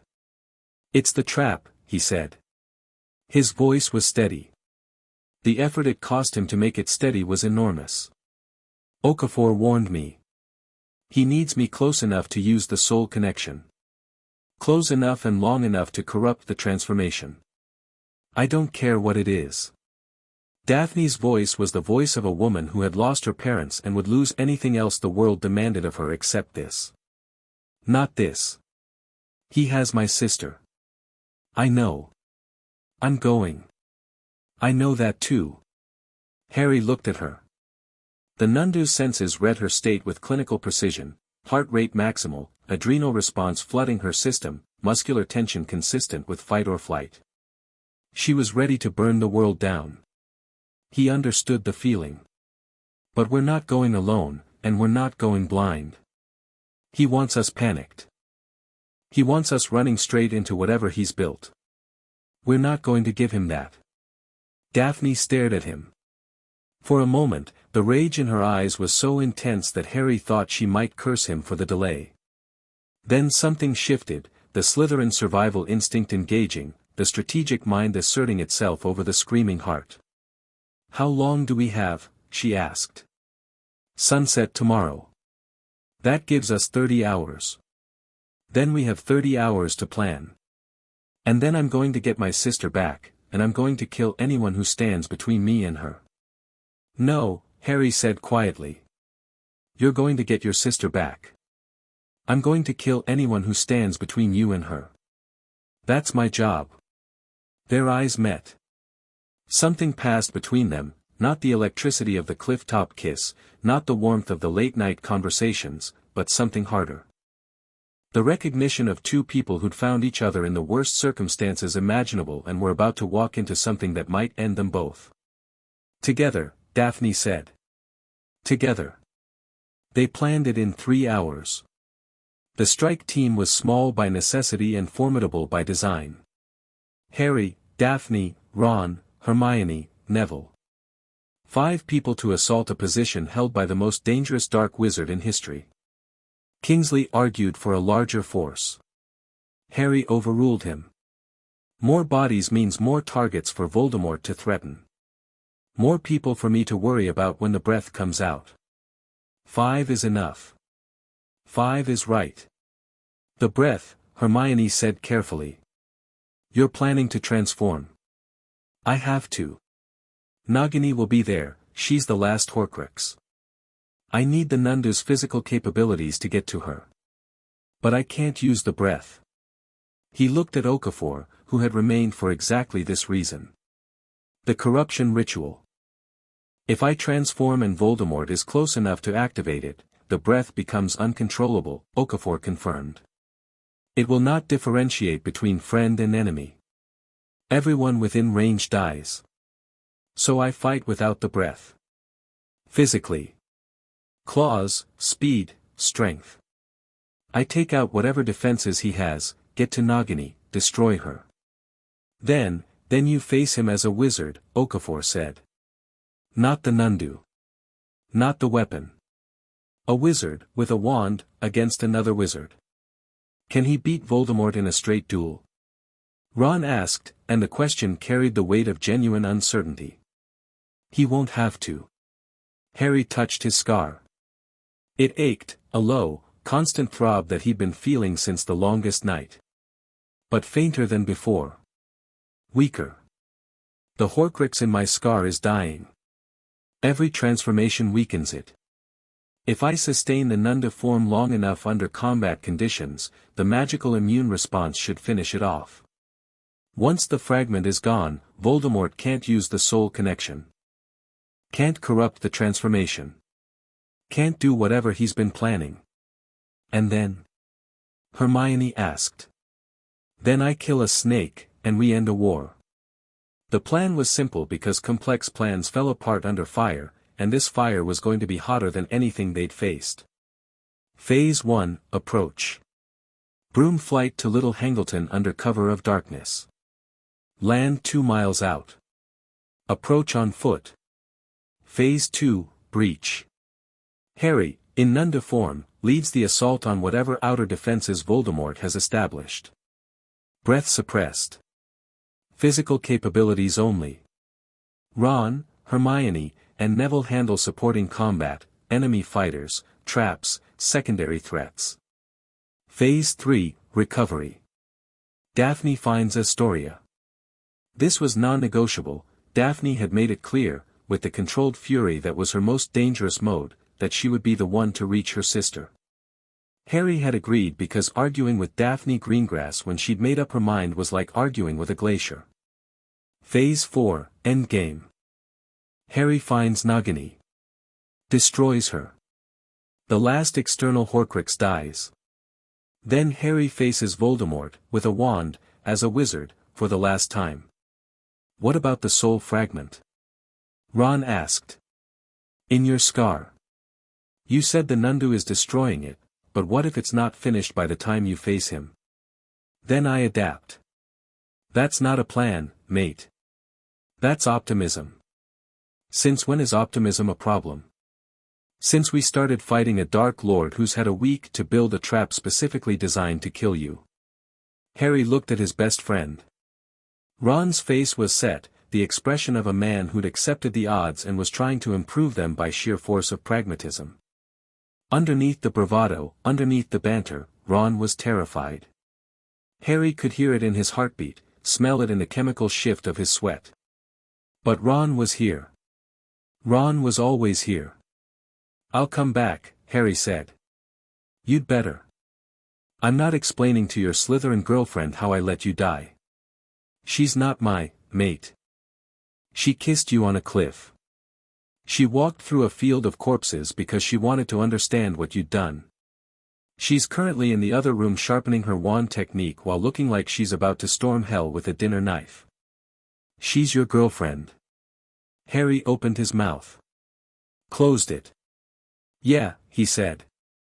I suppose she is. They left at midnight. 5 brooms, 5 riders, cutting through the darkness above the English countryside. Harry led, the Nundu's night vision painting the landscape in shades of ultraviolet and thermal gradient. Behind him, the others flew in loose formation, Ron and Hermione side by side, Neville steady and grim, Daphne's silhouette sharp against the stars. They landed in a copse of oaks 2 miles south of Little Hangleton. The village was visible from the hilltop, a scattering of lights in a dark valley, mundane and unremarkable. Above it, on a ridge that commanded the surrounding countryside, the Riddle House stood against the sky. Harry's memory of this place was fragmentary and terrible. He'd been here before, in dreams, in visions, in the connection that linked his mind to Voldemort's through the scar. The graveyard where Cedric had died was somewhere below. The house where Voldemort's father had lived and died was above. Voldemort had chosen the location deliberately. Of course he had. Everything Tom Riddle did was deliberate. The house has been modified, Harry said, his Nundu vision scanning the ridge. New wards, I can feel them from here. The structure's been reinforced with magic. He's turned it into a fortress. Defenders? Ron asked. Harry focused. Enhanced hearing, pushed to maximum range. Heartbeats. Breathing. The subtle sounds of humans trying to be quiet and failing. 8. Maybe 10. Positioned around the perimeter of the house. Experienced, their breathing is controlled, their movements are disciplined. These aren't snatchers. Death Eaters, Daphne said. The survivors. The ones who escaped the camp. The best of what's left. His inner circle. Nagini. Harry reached deeper. Past the human signatures, past the ward structure, to something colder. Slower. A heartbeat measured in seconds rather than fractions, a body temperature that registered as a cool signature against the warm background of the house. Inside. Ground floor. She's moving, patrolling, maybe. He paused. Felt for the other presence, the one that wasn't human and never had been, the cold intelligence that lurked behind red eyes. Voldemort is in the upper level. First floor. Harry frowned. He's doing something. Magic. Active spell work. Preparation. The ritual, Hermione whispered. Probably. We need to move before he finishes it. They descended the hill. Harry transformed as they walked, the shift coming faster than ever, for seconds from human to Nundu, the dark fur rippling across his body like a wave. He kept the breath sealed. The ember burned in his chest, insistent, demanding release, and he pushed it down with an effort that manifested as a low rumble in his throat. The dread field came up automatically. Harry dialed it to a focused cone, aimed forward, toward the house, away from his team. Even so, he felt Neville stumble behind him, felt the brief spike of fear in the man's heartbeat before Neville recognized it for what it was and pushed through. Good man, Neville. Always had been. They reached the outer ward line at 200 yards. Harry felt the detection charms brush against his hide, and vanish. The Nundu walked through Voldemort's wards as easily as it had walked through the camp's defenses, the magical negation field erasing each layer of enchantment as it encountered it. But Voldemort had expected this.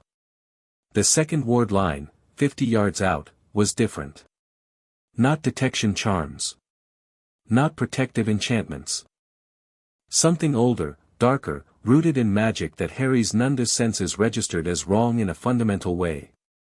The runes carved into the ground pulsed with a sickly green light, not the green of the killing curse, but the green of Harry's own eyes. The green of Nundu bioluminescence. The ward was designed specifically for him. Harry hit it and staggered. Not physically, the Nundu's body continued forward without pause. But mentally, something shifted.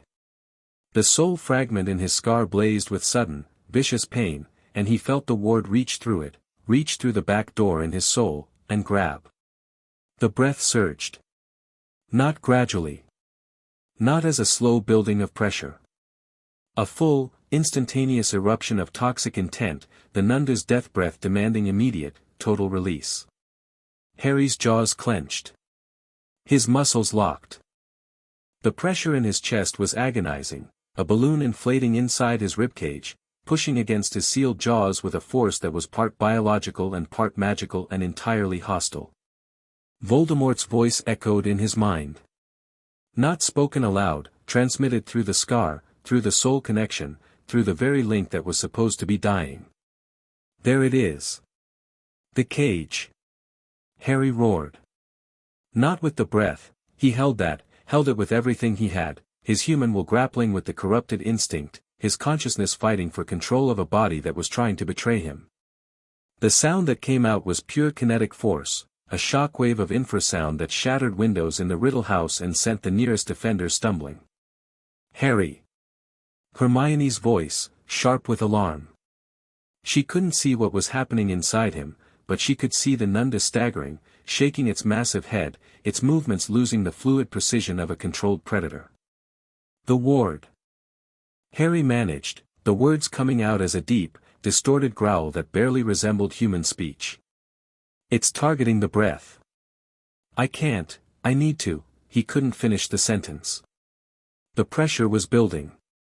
The corruption was spreading through the soul connection like ink through water, twisting the Nundu's natural breath response into something uncontrolled, indiscriminate. In seconds, he would lose the fight. The breath would erupt. And everyone within 300 yards, his team, his friends, Astoria somewhere inside the house, would die. Harry did the only thing he could. He transformed back. The shift was violent, the fastest he'd ever attempted, a wrenching reversal that tore him from Nundu form to human in under 2 seconds. His body convulsed. He hit the ground hard, naked and shaking, the toxic pressure dissipating as the organs that produced it vanished with the transformation. Human lungs. Human body. Human vulnerability. The ward's grip broke. Without the Nundu form to target, the corruption had nothing to latch onto. The scar burned, still painful, still connected, but the immediate crisis was past. Harry. Ron was beside him. Cloak around his shoulders. Wand out, scanning for threats. What happened? Trap, Harry gasped. The ward, it's designed to corrupt the transformation. Turn the breath against me. Against everyone. He pushed himself to his knees. I can't transform inside the ward. If I go Nundu in there, the breath goes out of control. Then you fight as a wizard, Daphne said. She was already moving, past Harry, toward the house, wand drawn, her face a mask of cold determination. We all fight as wizards. And we do it now, before he realizes his ward didn't kill you. She was right. Harry grabbed his wand from where it had fallen, the holly wand, loyal, familiar, buzzing with readiness against his palm. He dressed in seconds, Ron tossing him the spare clothes they'd packed. New plan, Harry said, his voice steadying. I can't go Nundu inside the perimeter. But I can use partial shifts, the senses, the speed, the reflexes. Enough to fight. Enough to get to Nagini. He looked at each of them in turn. The defenders are between us and the house. Ron, Hermione, Neville, clear me a path. Daphne, Astoria, Daphne said. I know. Find her. Get her out. Don't wait for me. Harry, don't wait. He met her eyes. The urgency in his voice was absolute. Whatever happens inside that house, you get Astoria and you go. Promise me. Her jaw tightened. The fury in her eyes was incandescent, not at Harry, but at the choice he was forcing. Leave or stay. Sister or, I promise, she said. The words sounded like they were dragged from her with hooks. But if you die, I'll never forgive you. Noted. They hit the perimeter at a dead run. The defenders materialized from the darkness, 10 of them, spread in a semicircle around the house's approach, wands blazing. These were the elite. The survivors of the longest night. The Death Eaters who'd been smart enough or lucky enough or far enough from Harry's path to escape with their lives, and who'd spent the past 4 days nursing a fury that was equal parts grief and terror and the desperate need for revenge. Dolohov was among them.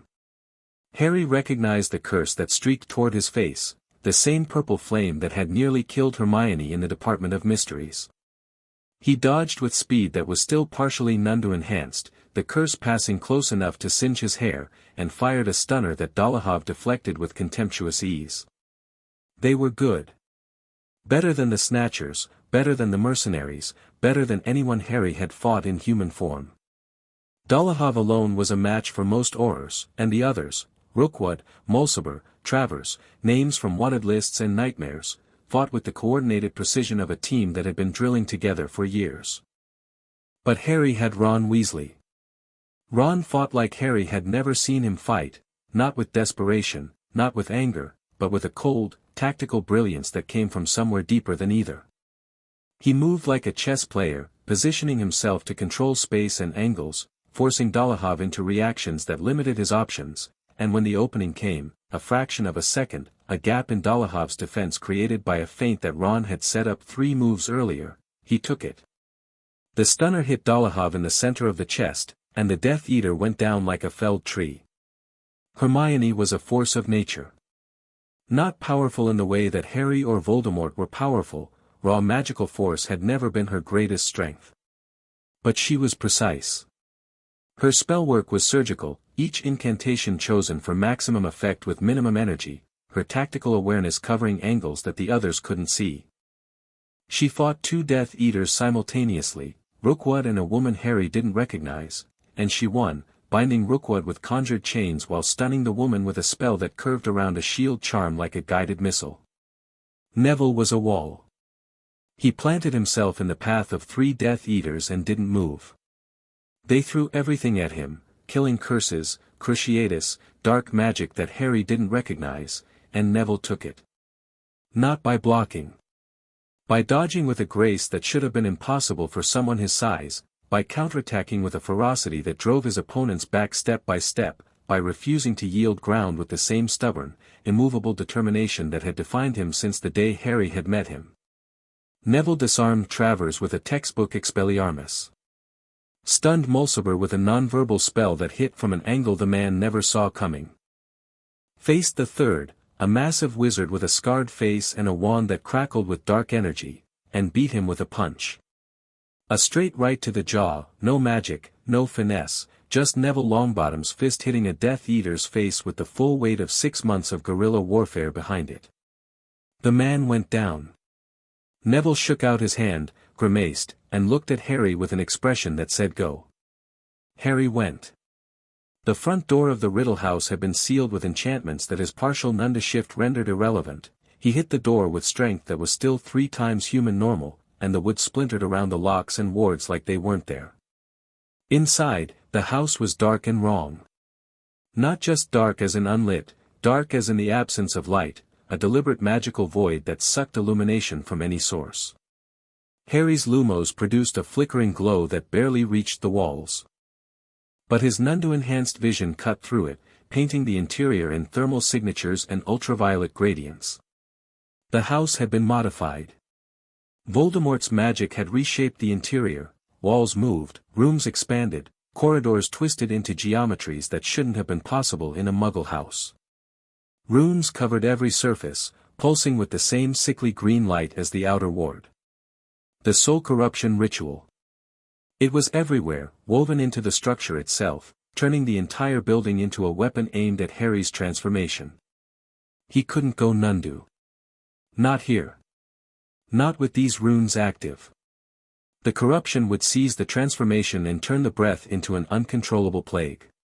But he could fight. Nagini came from the left. She was enormous, longer than Harry was tall, thick as a man's thigh, with scales that shimmered between green and black and the flat, dead eyes of a predator that operated on instinct alone. She struck without warning, a blur of coils and fangs, faster than any natural snake, powered by the fragment of Voldemort's soul that animated her with something beyond animal intelligence. Harry's Nundu reflexes saved him. He threw himself sideways, the fangs passing through the space his throat had occupied a heartbeat earlier, and landed in a crouch with his wand pointed at the snake's coiling body. Diffindo. The cutting curse hit Nagini's scales and bounced. Not deflected, reflected, the spell ricocheting off the snake's magically reinforced hide and blasting a chunk out of the wall. Of course. She was a Horcrux. Voldemort would have protected her with everything he had. Nagini coiled and struck again. Harry dodged, rolled, came up with his wand blazing. Stunners, reductos, fire, nothing penetrated the scales. The snake was as magically resistant as the Nundu itself, protected by soul magic so deep that conventional spells simply couldn't reach the flesh beneath. She needed to be killed with something special. Something that could destroy a Horcrux. Neville! Harry shouted. The sword! Because Neville had the sword of Gryffindor. They'd planned for this, the same weapon that had destroyed the locket, the same goblin-forged blade that was permanently impregnated with basilisk venom. The only weapon they possessed that could kill a Horcrux. Neville was already through the door.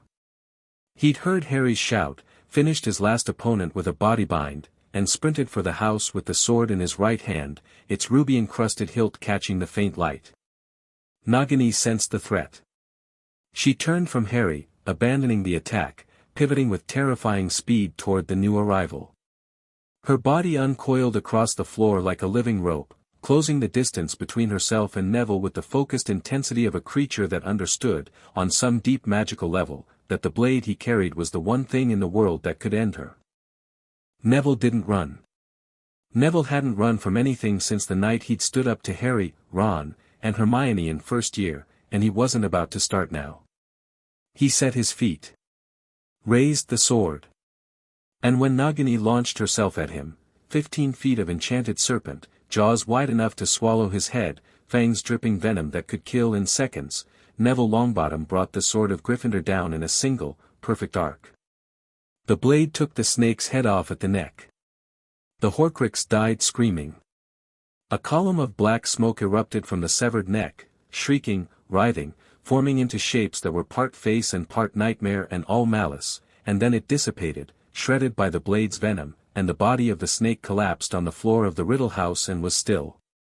Neville stood over it, breathing hard, the sword dripping with dark blood. He looked at Harry with the expression of a man who'd been waiting his entire life for this moment and hadn't known it until now. That's for Mum and Dad, Neville said quietly. The building shuddered. Not physically, magically. The runes on the walls pulsed once, twice, and then began to glow brighter, cycling through frequencies of green light that made Harry's enhanced vision flare. The soul corruption ritual was activating, not through Nagini, not through the scar, but through the building itself. The runes were the ritual, and Nagini's death had triggered it. A trap within a trap. The corruption hit Harry like a tidal wave. Not through his Nundu form, he was human, the transformation was sealed, but through the scar, through the soul fragment that Okafor had said was dying but was clearly not dead enough.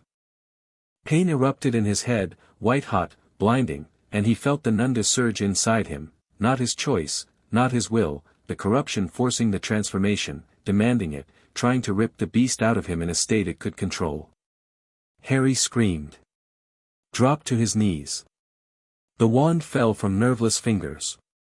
The world went white, then green, then a darkness that tasted of snake and old magic and the cold, precise malice of a mind that had been planning this for days. Voldemort's voice, in his skull, in his soul, transform, Harry. Let it out. You can't fight it. The beast is stronger than you. It's always been stronger. Let it take you. The Nundu was rising. Harry could feel the transformation building, the bones wanting to reshape, the muscles wanting to expand, the breath wanting to come. And with it, the corruption, a wrongness woven through the Nundu's nature, a poison in the magic itself that would turn the breath into an indiscriminate weapon of annihilation. If he transformed now, everyone in the building died. Neville. Daphne, wherever she was. Astoria. Harry held. He held the way a man holds a rope over a cliff, with raw grip strength and bloody fingers and the absolute knowledge that letting go means falling. He held the transformation back through willpower alone, his human mind grappling with the corrupted instinct, his consciousness a barrier between the beast and the world. It wasn't enough. The corruption was too strong.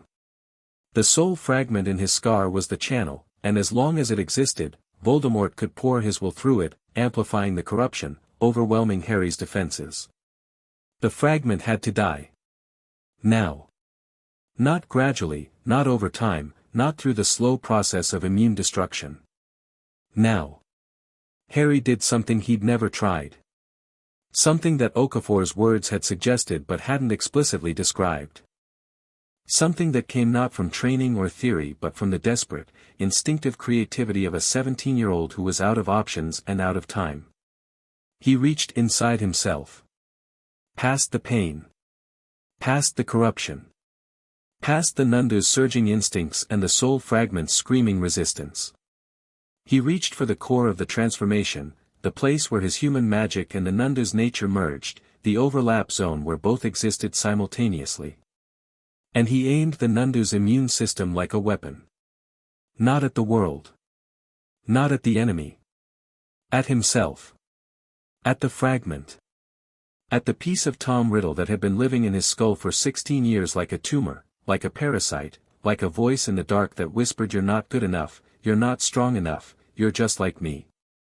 The magical immune response hit the soul fragment with the concentrated fury of the most dangerous creature on Earth defending its territory from an invader. The Nundu's nature, pure, primal, utterly incompatible with the foreign magic of Voldemort's fractured soul, attacked the Horcrux the way white blood cells attack an infection. Not with subtlety. Not with gradual erosion. With total, overwhelming force. The fragment screamed. Harry screamed. Light erupted from his scar, not green, not red, not any color that had a name. It was the color of magic itself, raw and unfiltered, the visual manifestation of a soul being cleansed of a corruption it had carried since infancy. The light filled the room, filled the house, blazed through the windows and lit the countryside for miles. And then it stopped. Harry knelt on the floor of the Riddle house, gasping, his hands on the cold stone. His scar didn't hurt. For the first time since he was 15 months old, the scar on his forehead didn't hurt. It didn't ache, didn't burn, didn't throb with the distant echo of a connection to a dark wizard's mind. It was just a scar. Tissue and memory and nothing more. The soul fragment was gone. Harry stood up. The corruption in the runes flickered. Died. Without the soul connection to channel it, the ritual had no power source, no way to reach the Nundu, no back door to exploit. The green light in the walls guttered and went out, and the house was just a house, dark and old and ordinary. Harry picked up his wand. His hand was steady. His mind was clear, clearer than it had ever been, as if a fog he hadn't known was there had lifted and the world was suddenly, overwhelmingly vivid. He could feel the Nundu inside him, undamaged, uncorrupted. His. Completely and exclusively his, for the first time. No foreign soul sharing the space. No parasite feeding on the connection.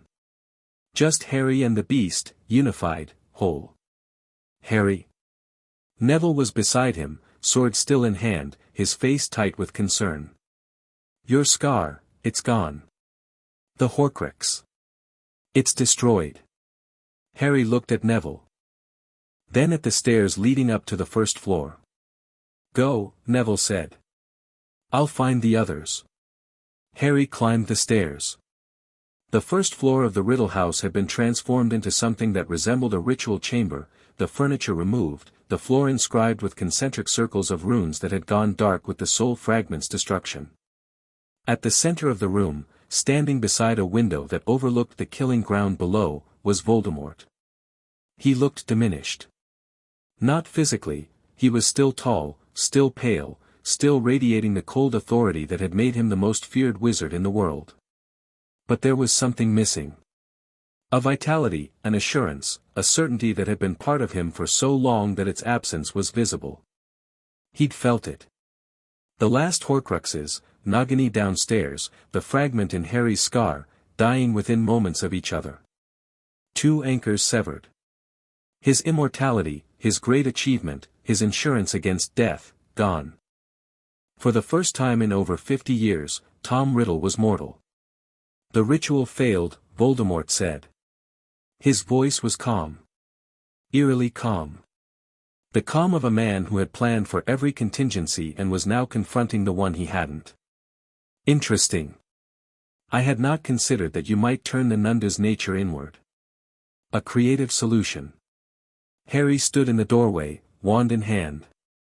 The holly and phoenix feather hummed against his palm. Twin cores. Brother wands. The connection that had saved him once, in a graveyard not far from this house. It's over, Tom. Voldemort's red eyes narrowed at the use of his birth name. A flicker of emotion, not anger, exactly, but the reflexive irritation of a man who'd spent decades building an identity and resented being reminded of the one he'd discarded. You believe that, Voldemort said. You actually believe it's over. Because the Horcruxes are destroyed and my army is dead and you're standing there with your wand and your righteous anger and your certainty that good triumphs over evil. A thin, cold smile. How very Gryffindor. Surrender, Harry said. It doesn't have to end in death. Voldemort laughed. It was a genuine laugh, not cruel, not theatrical, but the honest amusement of a man hearing something so far outside his frame of reference that it could only be funny. Surrender, he repeated. To what? A trial? A cell in Azkaban? The judgment of a society that will crown you a hero today and hunt you like an animal tomorrow? He shook his head. You walked through my army and breathed death on 2,000 people, and you're offering me mercy. The irony is exquisite. It's not irony. It's a choice. No. Voldemort's voice hardened. The humor evaporated, replaced by something colder, sharper. It's a delusion. You want to believe that you're different from me. That the killing was necessary and regrettable and you'll carry the weight and learn to live with it. But the truth, Harry, is that you are what I always knew you'd be. A killer. The most efficient killer the magical world has ever produced. The only difference between us is that I chose to kill, and you pretend you didn't. The difference, Harry said quietly, is that I wish I didn't have to. Voldemort stared at him. For a heartbeat, just one, something crossed his face that might have been recognition. Not of Harry's words, but of the emotion behind them. The genuine anguish of a person who had done terrible things and felt the full weight of every one. It was an emotion Tom Riddle had never felt. Had never been capable of feeling. And in that heartbeat, Harry understood the truth that Dumbledore had been trying to teach him for 6 years. The difference between Harry and Voldemort wasn't power. Wasn't destiny. Wasn't prophecy. It was this, Harry could feel. And Voldemort couldn't. Enough, Voldemort said. His wand came up, the Elder Wand, if the stories Harry had half heard and half guessed were true. Stolen from Dumbledore's tomb, the most powerful wand in existence, held by the most dangerous dark wizard in history. Harry raised his wand. They dueled. It was fast. Faster than the graveyard. Faster than the ministry. Voldemort fought with the precision of a swordsman and the creativity of a genius, and the spells he threw were things Harry had never seen, magic that bent light, warped space, rewrote the rules of the physical world in localized pockets of impossibility. A curse that turned the air to acid. A hex that made the floor beneath Harry's feet vanish into a bottomless void. A conjuration that produced a swarm of serpentine constructs that attacked with independent intelligence. Harry survived on speed. The Nundu's reflexes, still active in his human body, still his, permanently, the transformation having changed him on a fundamental level that went beyond form, made him faster than any human fighter had a right to be. He dodged curses that should have been unavoidable, counterattacked with spells that hit with the amplified force of magic filtered through a Nundu-enhanced magical core. They fought across the ritual chamber, magic tearing the house apart around them. Walls collapsed. The ceiling cracked. The floor splintered and reformed as competing spells reshaped reality in overlapping, contradictory ways. Voldemort was powerful. More powerful than Harry, in raw magical terms, decades of study, decades of enhancement, the accumulated knowledge of the darkest magical traditions on Earth. His spells hit harder, lasted longer, carried more complexity. But Harry was faster. And Harry could feel. The emotions that Voldemort dismissed as weakness, love, grief, rage, hope, fueled Harry's magic in ways that the Dark Lord's cold intellect could not match. Every spell Harry cast carried the weight of everything he was fighting for: the first years on their cushions, Ron's laugh, Hermione's brilliance, Neville's courage, Daphne's fierce certainty. The weight of his dead. His parents. Sirius. Dumbledore. Cedric. Every life that Voldemort had taken or ordered taken or allowed to be taken in pursuit of his empty, loveless immortality. Voldemort threw the killing curse. Harry saw it coming, the familiar green light, the rushing sound, the total commitment of the caster, and he didn't dodge. He cast Expelliarmus. The spells met in the space between them. The killing curse and the disarming charm, cast from wands that shared the same core, connected by a bond that transcended their caster's enmity. But this time, something was different. The Elder Wand, the most powerful wand in existence, was not fighting for Voldemort. Harry didn't know the full story, didn't know the chain of allegiance that connected the wand to its true master. But the wand knew. It recognized Harry in a way that Voldemort's stolen ownership could not override, and when the two spells connected, the Elder Wand's loyalty shifted. The killing curse rebounded. Voldemort saw it coming. His red eyes went wide, not with fear, not with acceptance, but with the shocked disbelief of a mind that had never, in its entire existence, been confronted with its own mortality. He'd spent his whole life running from this moment. Building Horcruxes, splitting his soul, murdering and scheming and tearing himself apart, all to avoid this single, inescapable truth. The truth that Tom Riddle was mortal, and mortal things died. The curse hit him. He fell. Not dramatically, not with a theatrical collapse or a villain's dying speech. He fell the way all people fall, suddenly, completely, the body going limp as the soul departed with the unceremonious finality of a candle being snuffed. Tom Marvolo Riddle hit the floor of his father's house and didn't move. His red eyes faded to their original dark brown. His serpentine features softened slightly in death, and for just a moment, he looked almost human. Almost. Harry stood over the body of the man who had killed his parents, destroyed his childhood, and haunted his every waking moment for 17 years. He waited for something: relief, triumph, catharsis. Some dramatic emotional response that matched the magnitude of the moment. What he felt was tired. Bone-deep, soul-deep exhaustion. Not the physical kind, the Nundu's constitution handled that. The exhaustion of a person who had been carrying a weight since infancy and had finally, permanently, set it down. He lowered his wand. It was over. He found Daphne on the ground floor. She had Astoria. The younger Greengrass sister was huddled against her, shaking, her face buried in Daphne's shoulder, and Daphne was holding her with both arms, her wand still in her right hand, her eyes scanning the room with the vigilance of someone who didn't yet believe the danger had passed. Two Death Eaters lay stunned on the floor near them.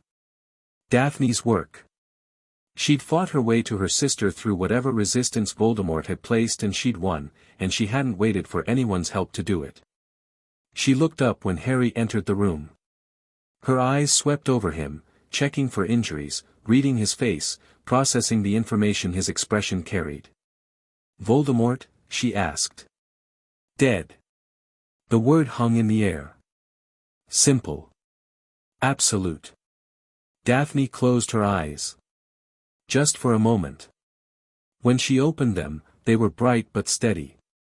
"Astoria, it's over," she murmured, pressing her lips to her sister's hair. "It's over. We're safe." Astoria lifted her head. She looked at Harry with eyes that were red and swollen and impossibly young. "He said you'd come," she whispered. "Voldemort. He told me you'd come, and that when you did, he'd use you to kill everyone. He said the beast inside you would eat everything you loved." "He was wrong," Harry said. Astoria studied him. Then, with the devastating directness of a 14-year-old who'd been kidnapped by a Dark Lord and was too exhausted for diplomacy, "You look terrible." Harry almost laughed. "I feel terrible," Astoria, Daphne said, with strained patience. What? He does. But Astoria was almost smiling, and the fact that she could smile at all, here, now, in this house, told Harry everything he needed to know about the resilience of the Greengrass sisters. Ron and Hermione were outside, with Neville. The remaining Death Eaters had been subdued, bound, disarmed, ready for Auror pickup. Ron had a cut on his cheek and a rip in his sleeve, and Hermione's hair was wilder than Harry had ever seen it, and Neville was sitting on the front steps with the sword of Gryffindor across his knees and an expression of profound, bewildered satisfaction. Is it done? Ron asked. Harry walked out of the Riddle House into the pre-dawn darkness. The stars were still out. The air smelled of grass and cold earth and the distant, fading residue of dark magic. It's done, Harry said. Ron Weasley looked at his best friend.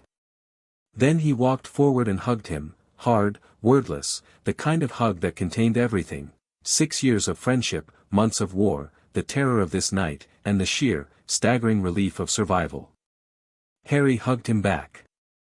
Hermione hit them both from the side, turning the embrace into a three-person collision that was graceless and awkward and absolutely perfect. You're alive, Hermione said, muffled against Harry's shoulder. You're alive, you're alive, you're alive.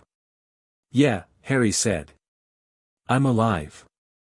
They stood like that for a long time, three friends at the end of the world, holding each other in the darkness while the dawn began to break. The aftermath unfolded in waves. Kingsley's Aurors arrived within the hour, alerted by the Patronus messages Ron had sent the moment the fighting ended.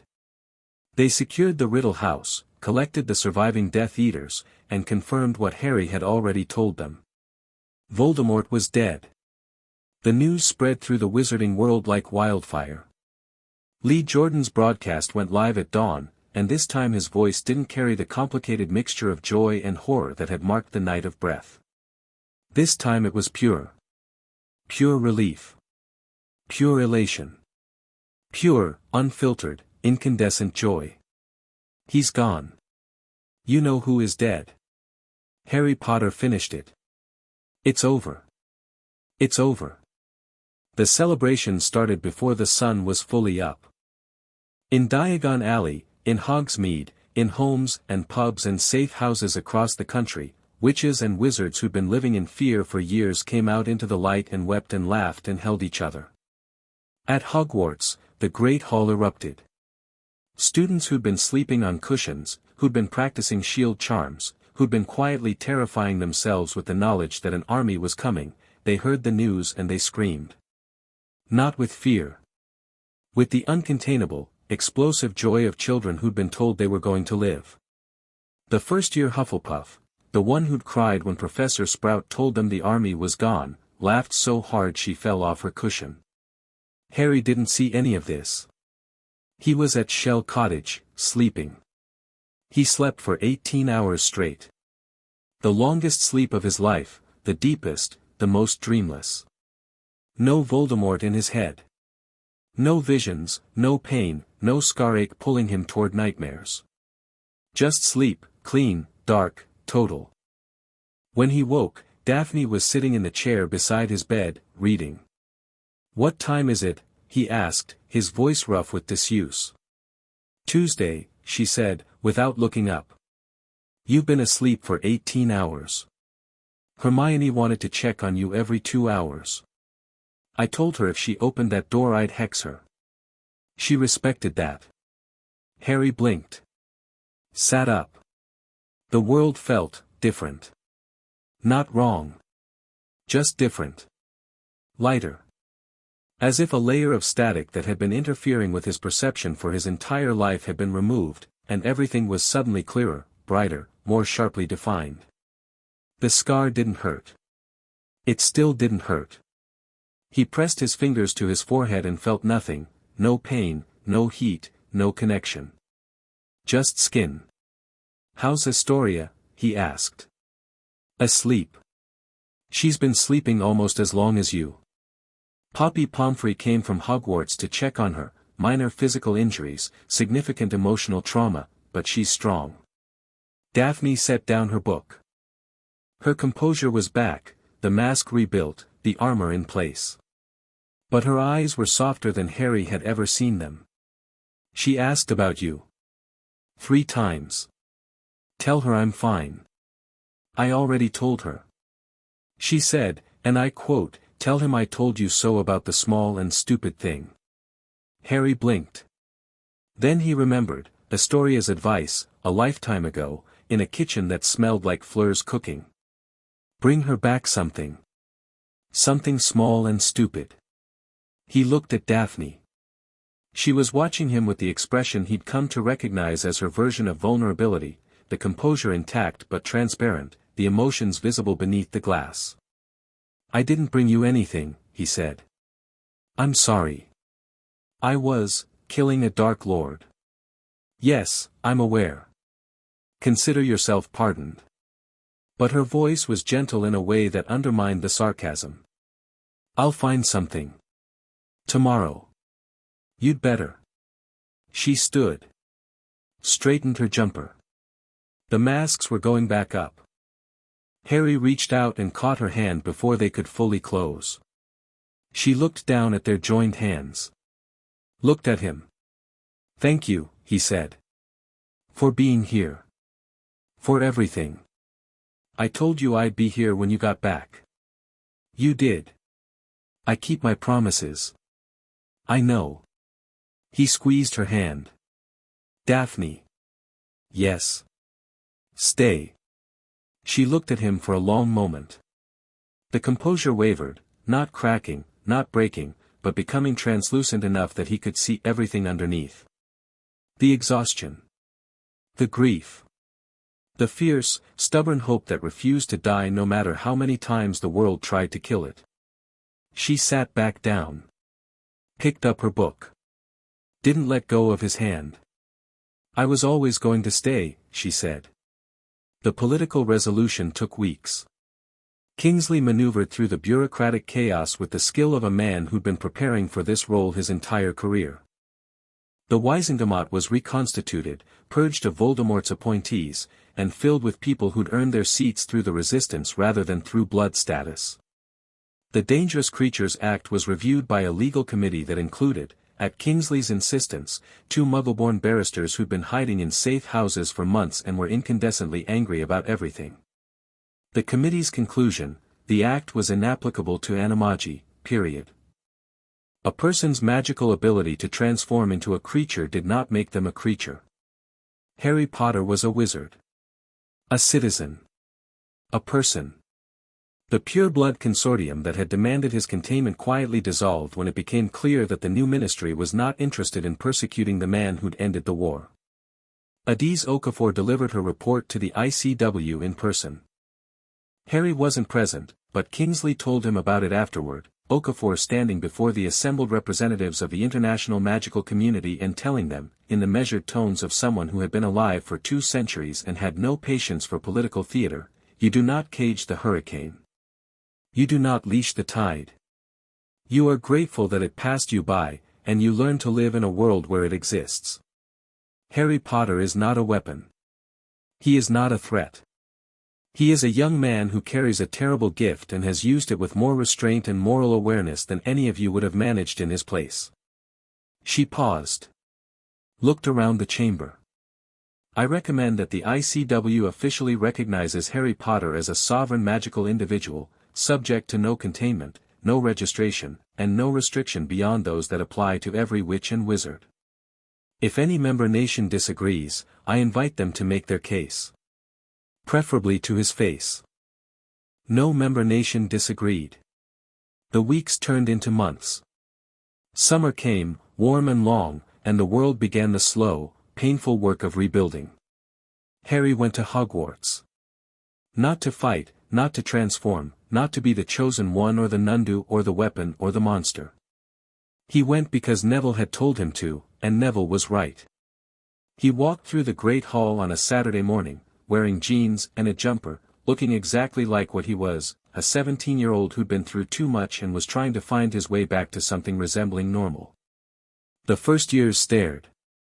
Of course they did. They'd heard the stories, the night of breath, the field of dead, the Nundu that walked through armies. They looked at him with the wide, uncertain eyes of children who didn't know whether to be grateful or terrified. Harry sat down at the Gryffindor table. Poured himself pumpkin juice. Looked at the nearest first year, a small boy with dark hair and enormous eyes who was clutching a piece of toast like a shield. "Hi," Harry said. The boy's mouth opened. Closed. Opened again. "You're Harry Potter." "Yeah. What's your name?" "T. Thomas." "Thomas Briggs." "Nice to meet you, Thomas." Harry picked up a piece of toast. "The bacon here is really good, by the way. Have you tried it?" Thomas Briggs stared at Harry Potter, the most dangerous person on the planet, the Nundu Animagus, the boy who'd killed an army with his breath, eating toast and recommending bacon. The cognitive dissonance was visible on his face, a tectonic collision between legend and reality. "Yeah," Thomas said slowly. "The bacon's good. Told you." Harry smiled. It was the first smile that had come easily in months, and it felt like a door opening. He stayed for breakfast. He talked to students. He answered questions, not about the war, not about the Nundu, not about Voldemort. About Quidditch. About favorite subjects. About whether the Charms Corridor ghost was really as annoying as everyone said. Normal questions. Human questions. When he left, the first years weren't staring at him with fear anymore. They were staring at him with the confused, tentative curiosity of children who'd expected a monster and found a person. It wasn't enough. But it was a start. Ron and Hermione found their way back to each other over the summer. Not dramatically, not with grand gestures or tearful declarations. Quietly. Naturally. The way two people who'd been through hell together and come out the other side discovered that what they wanted most was each other.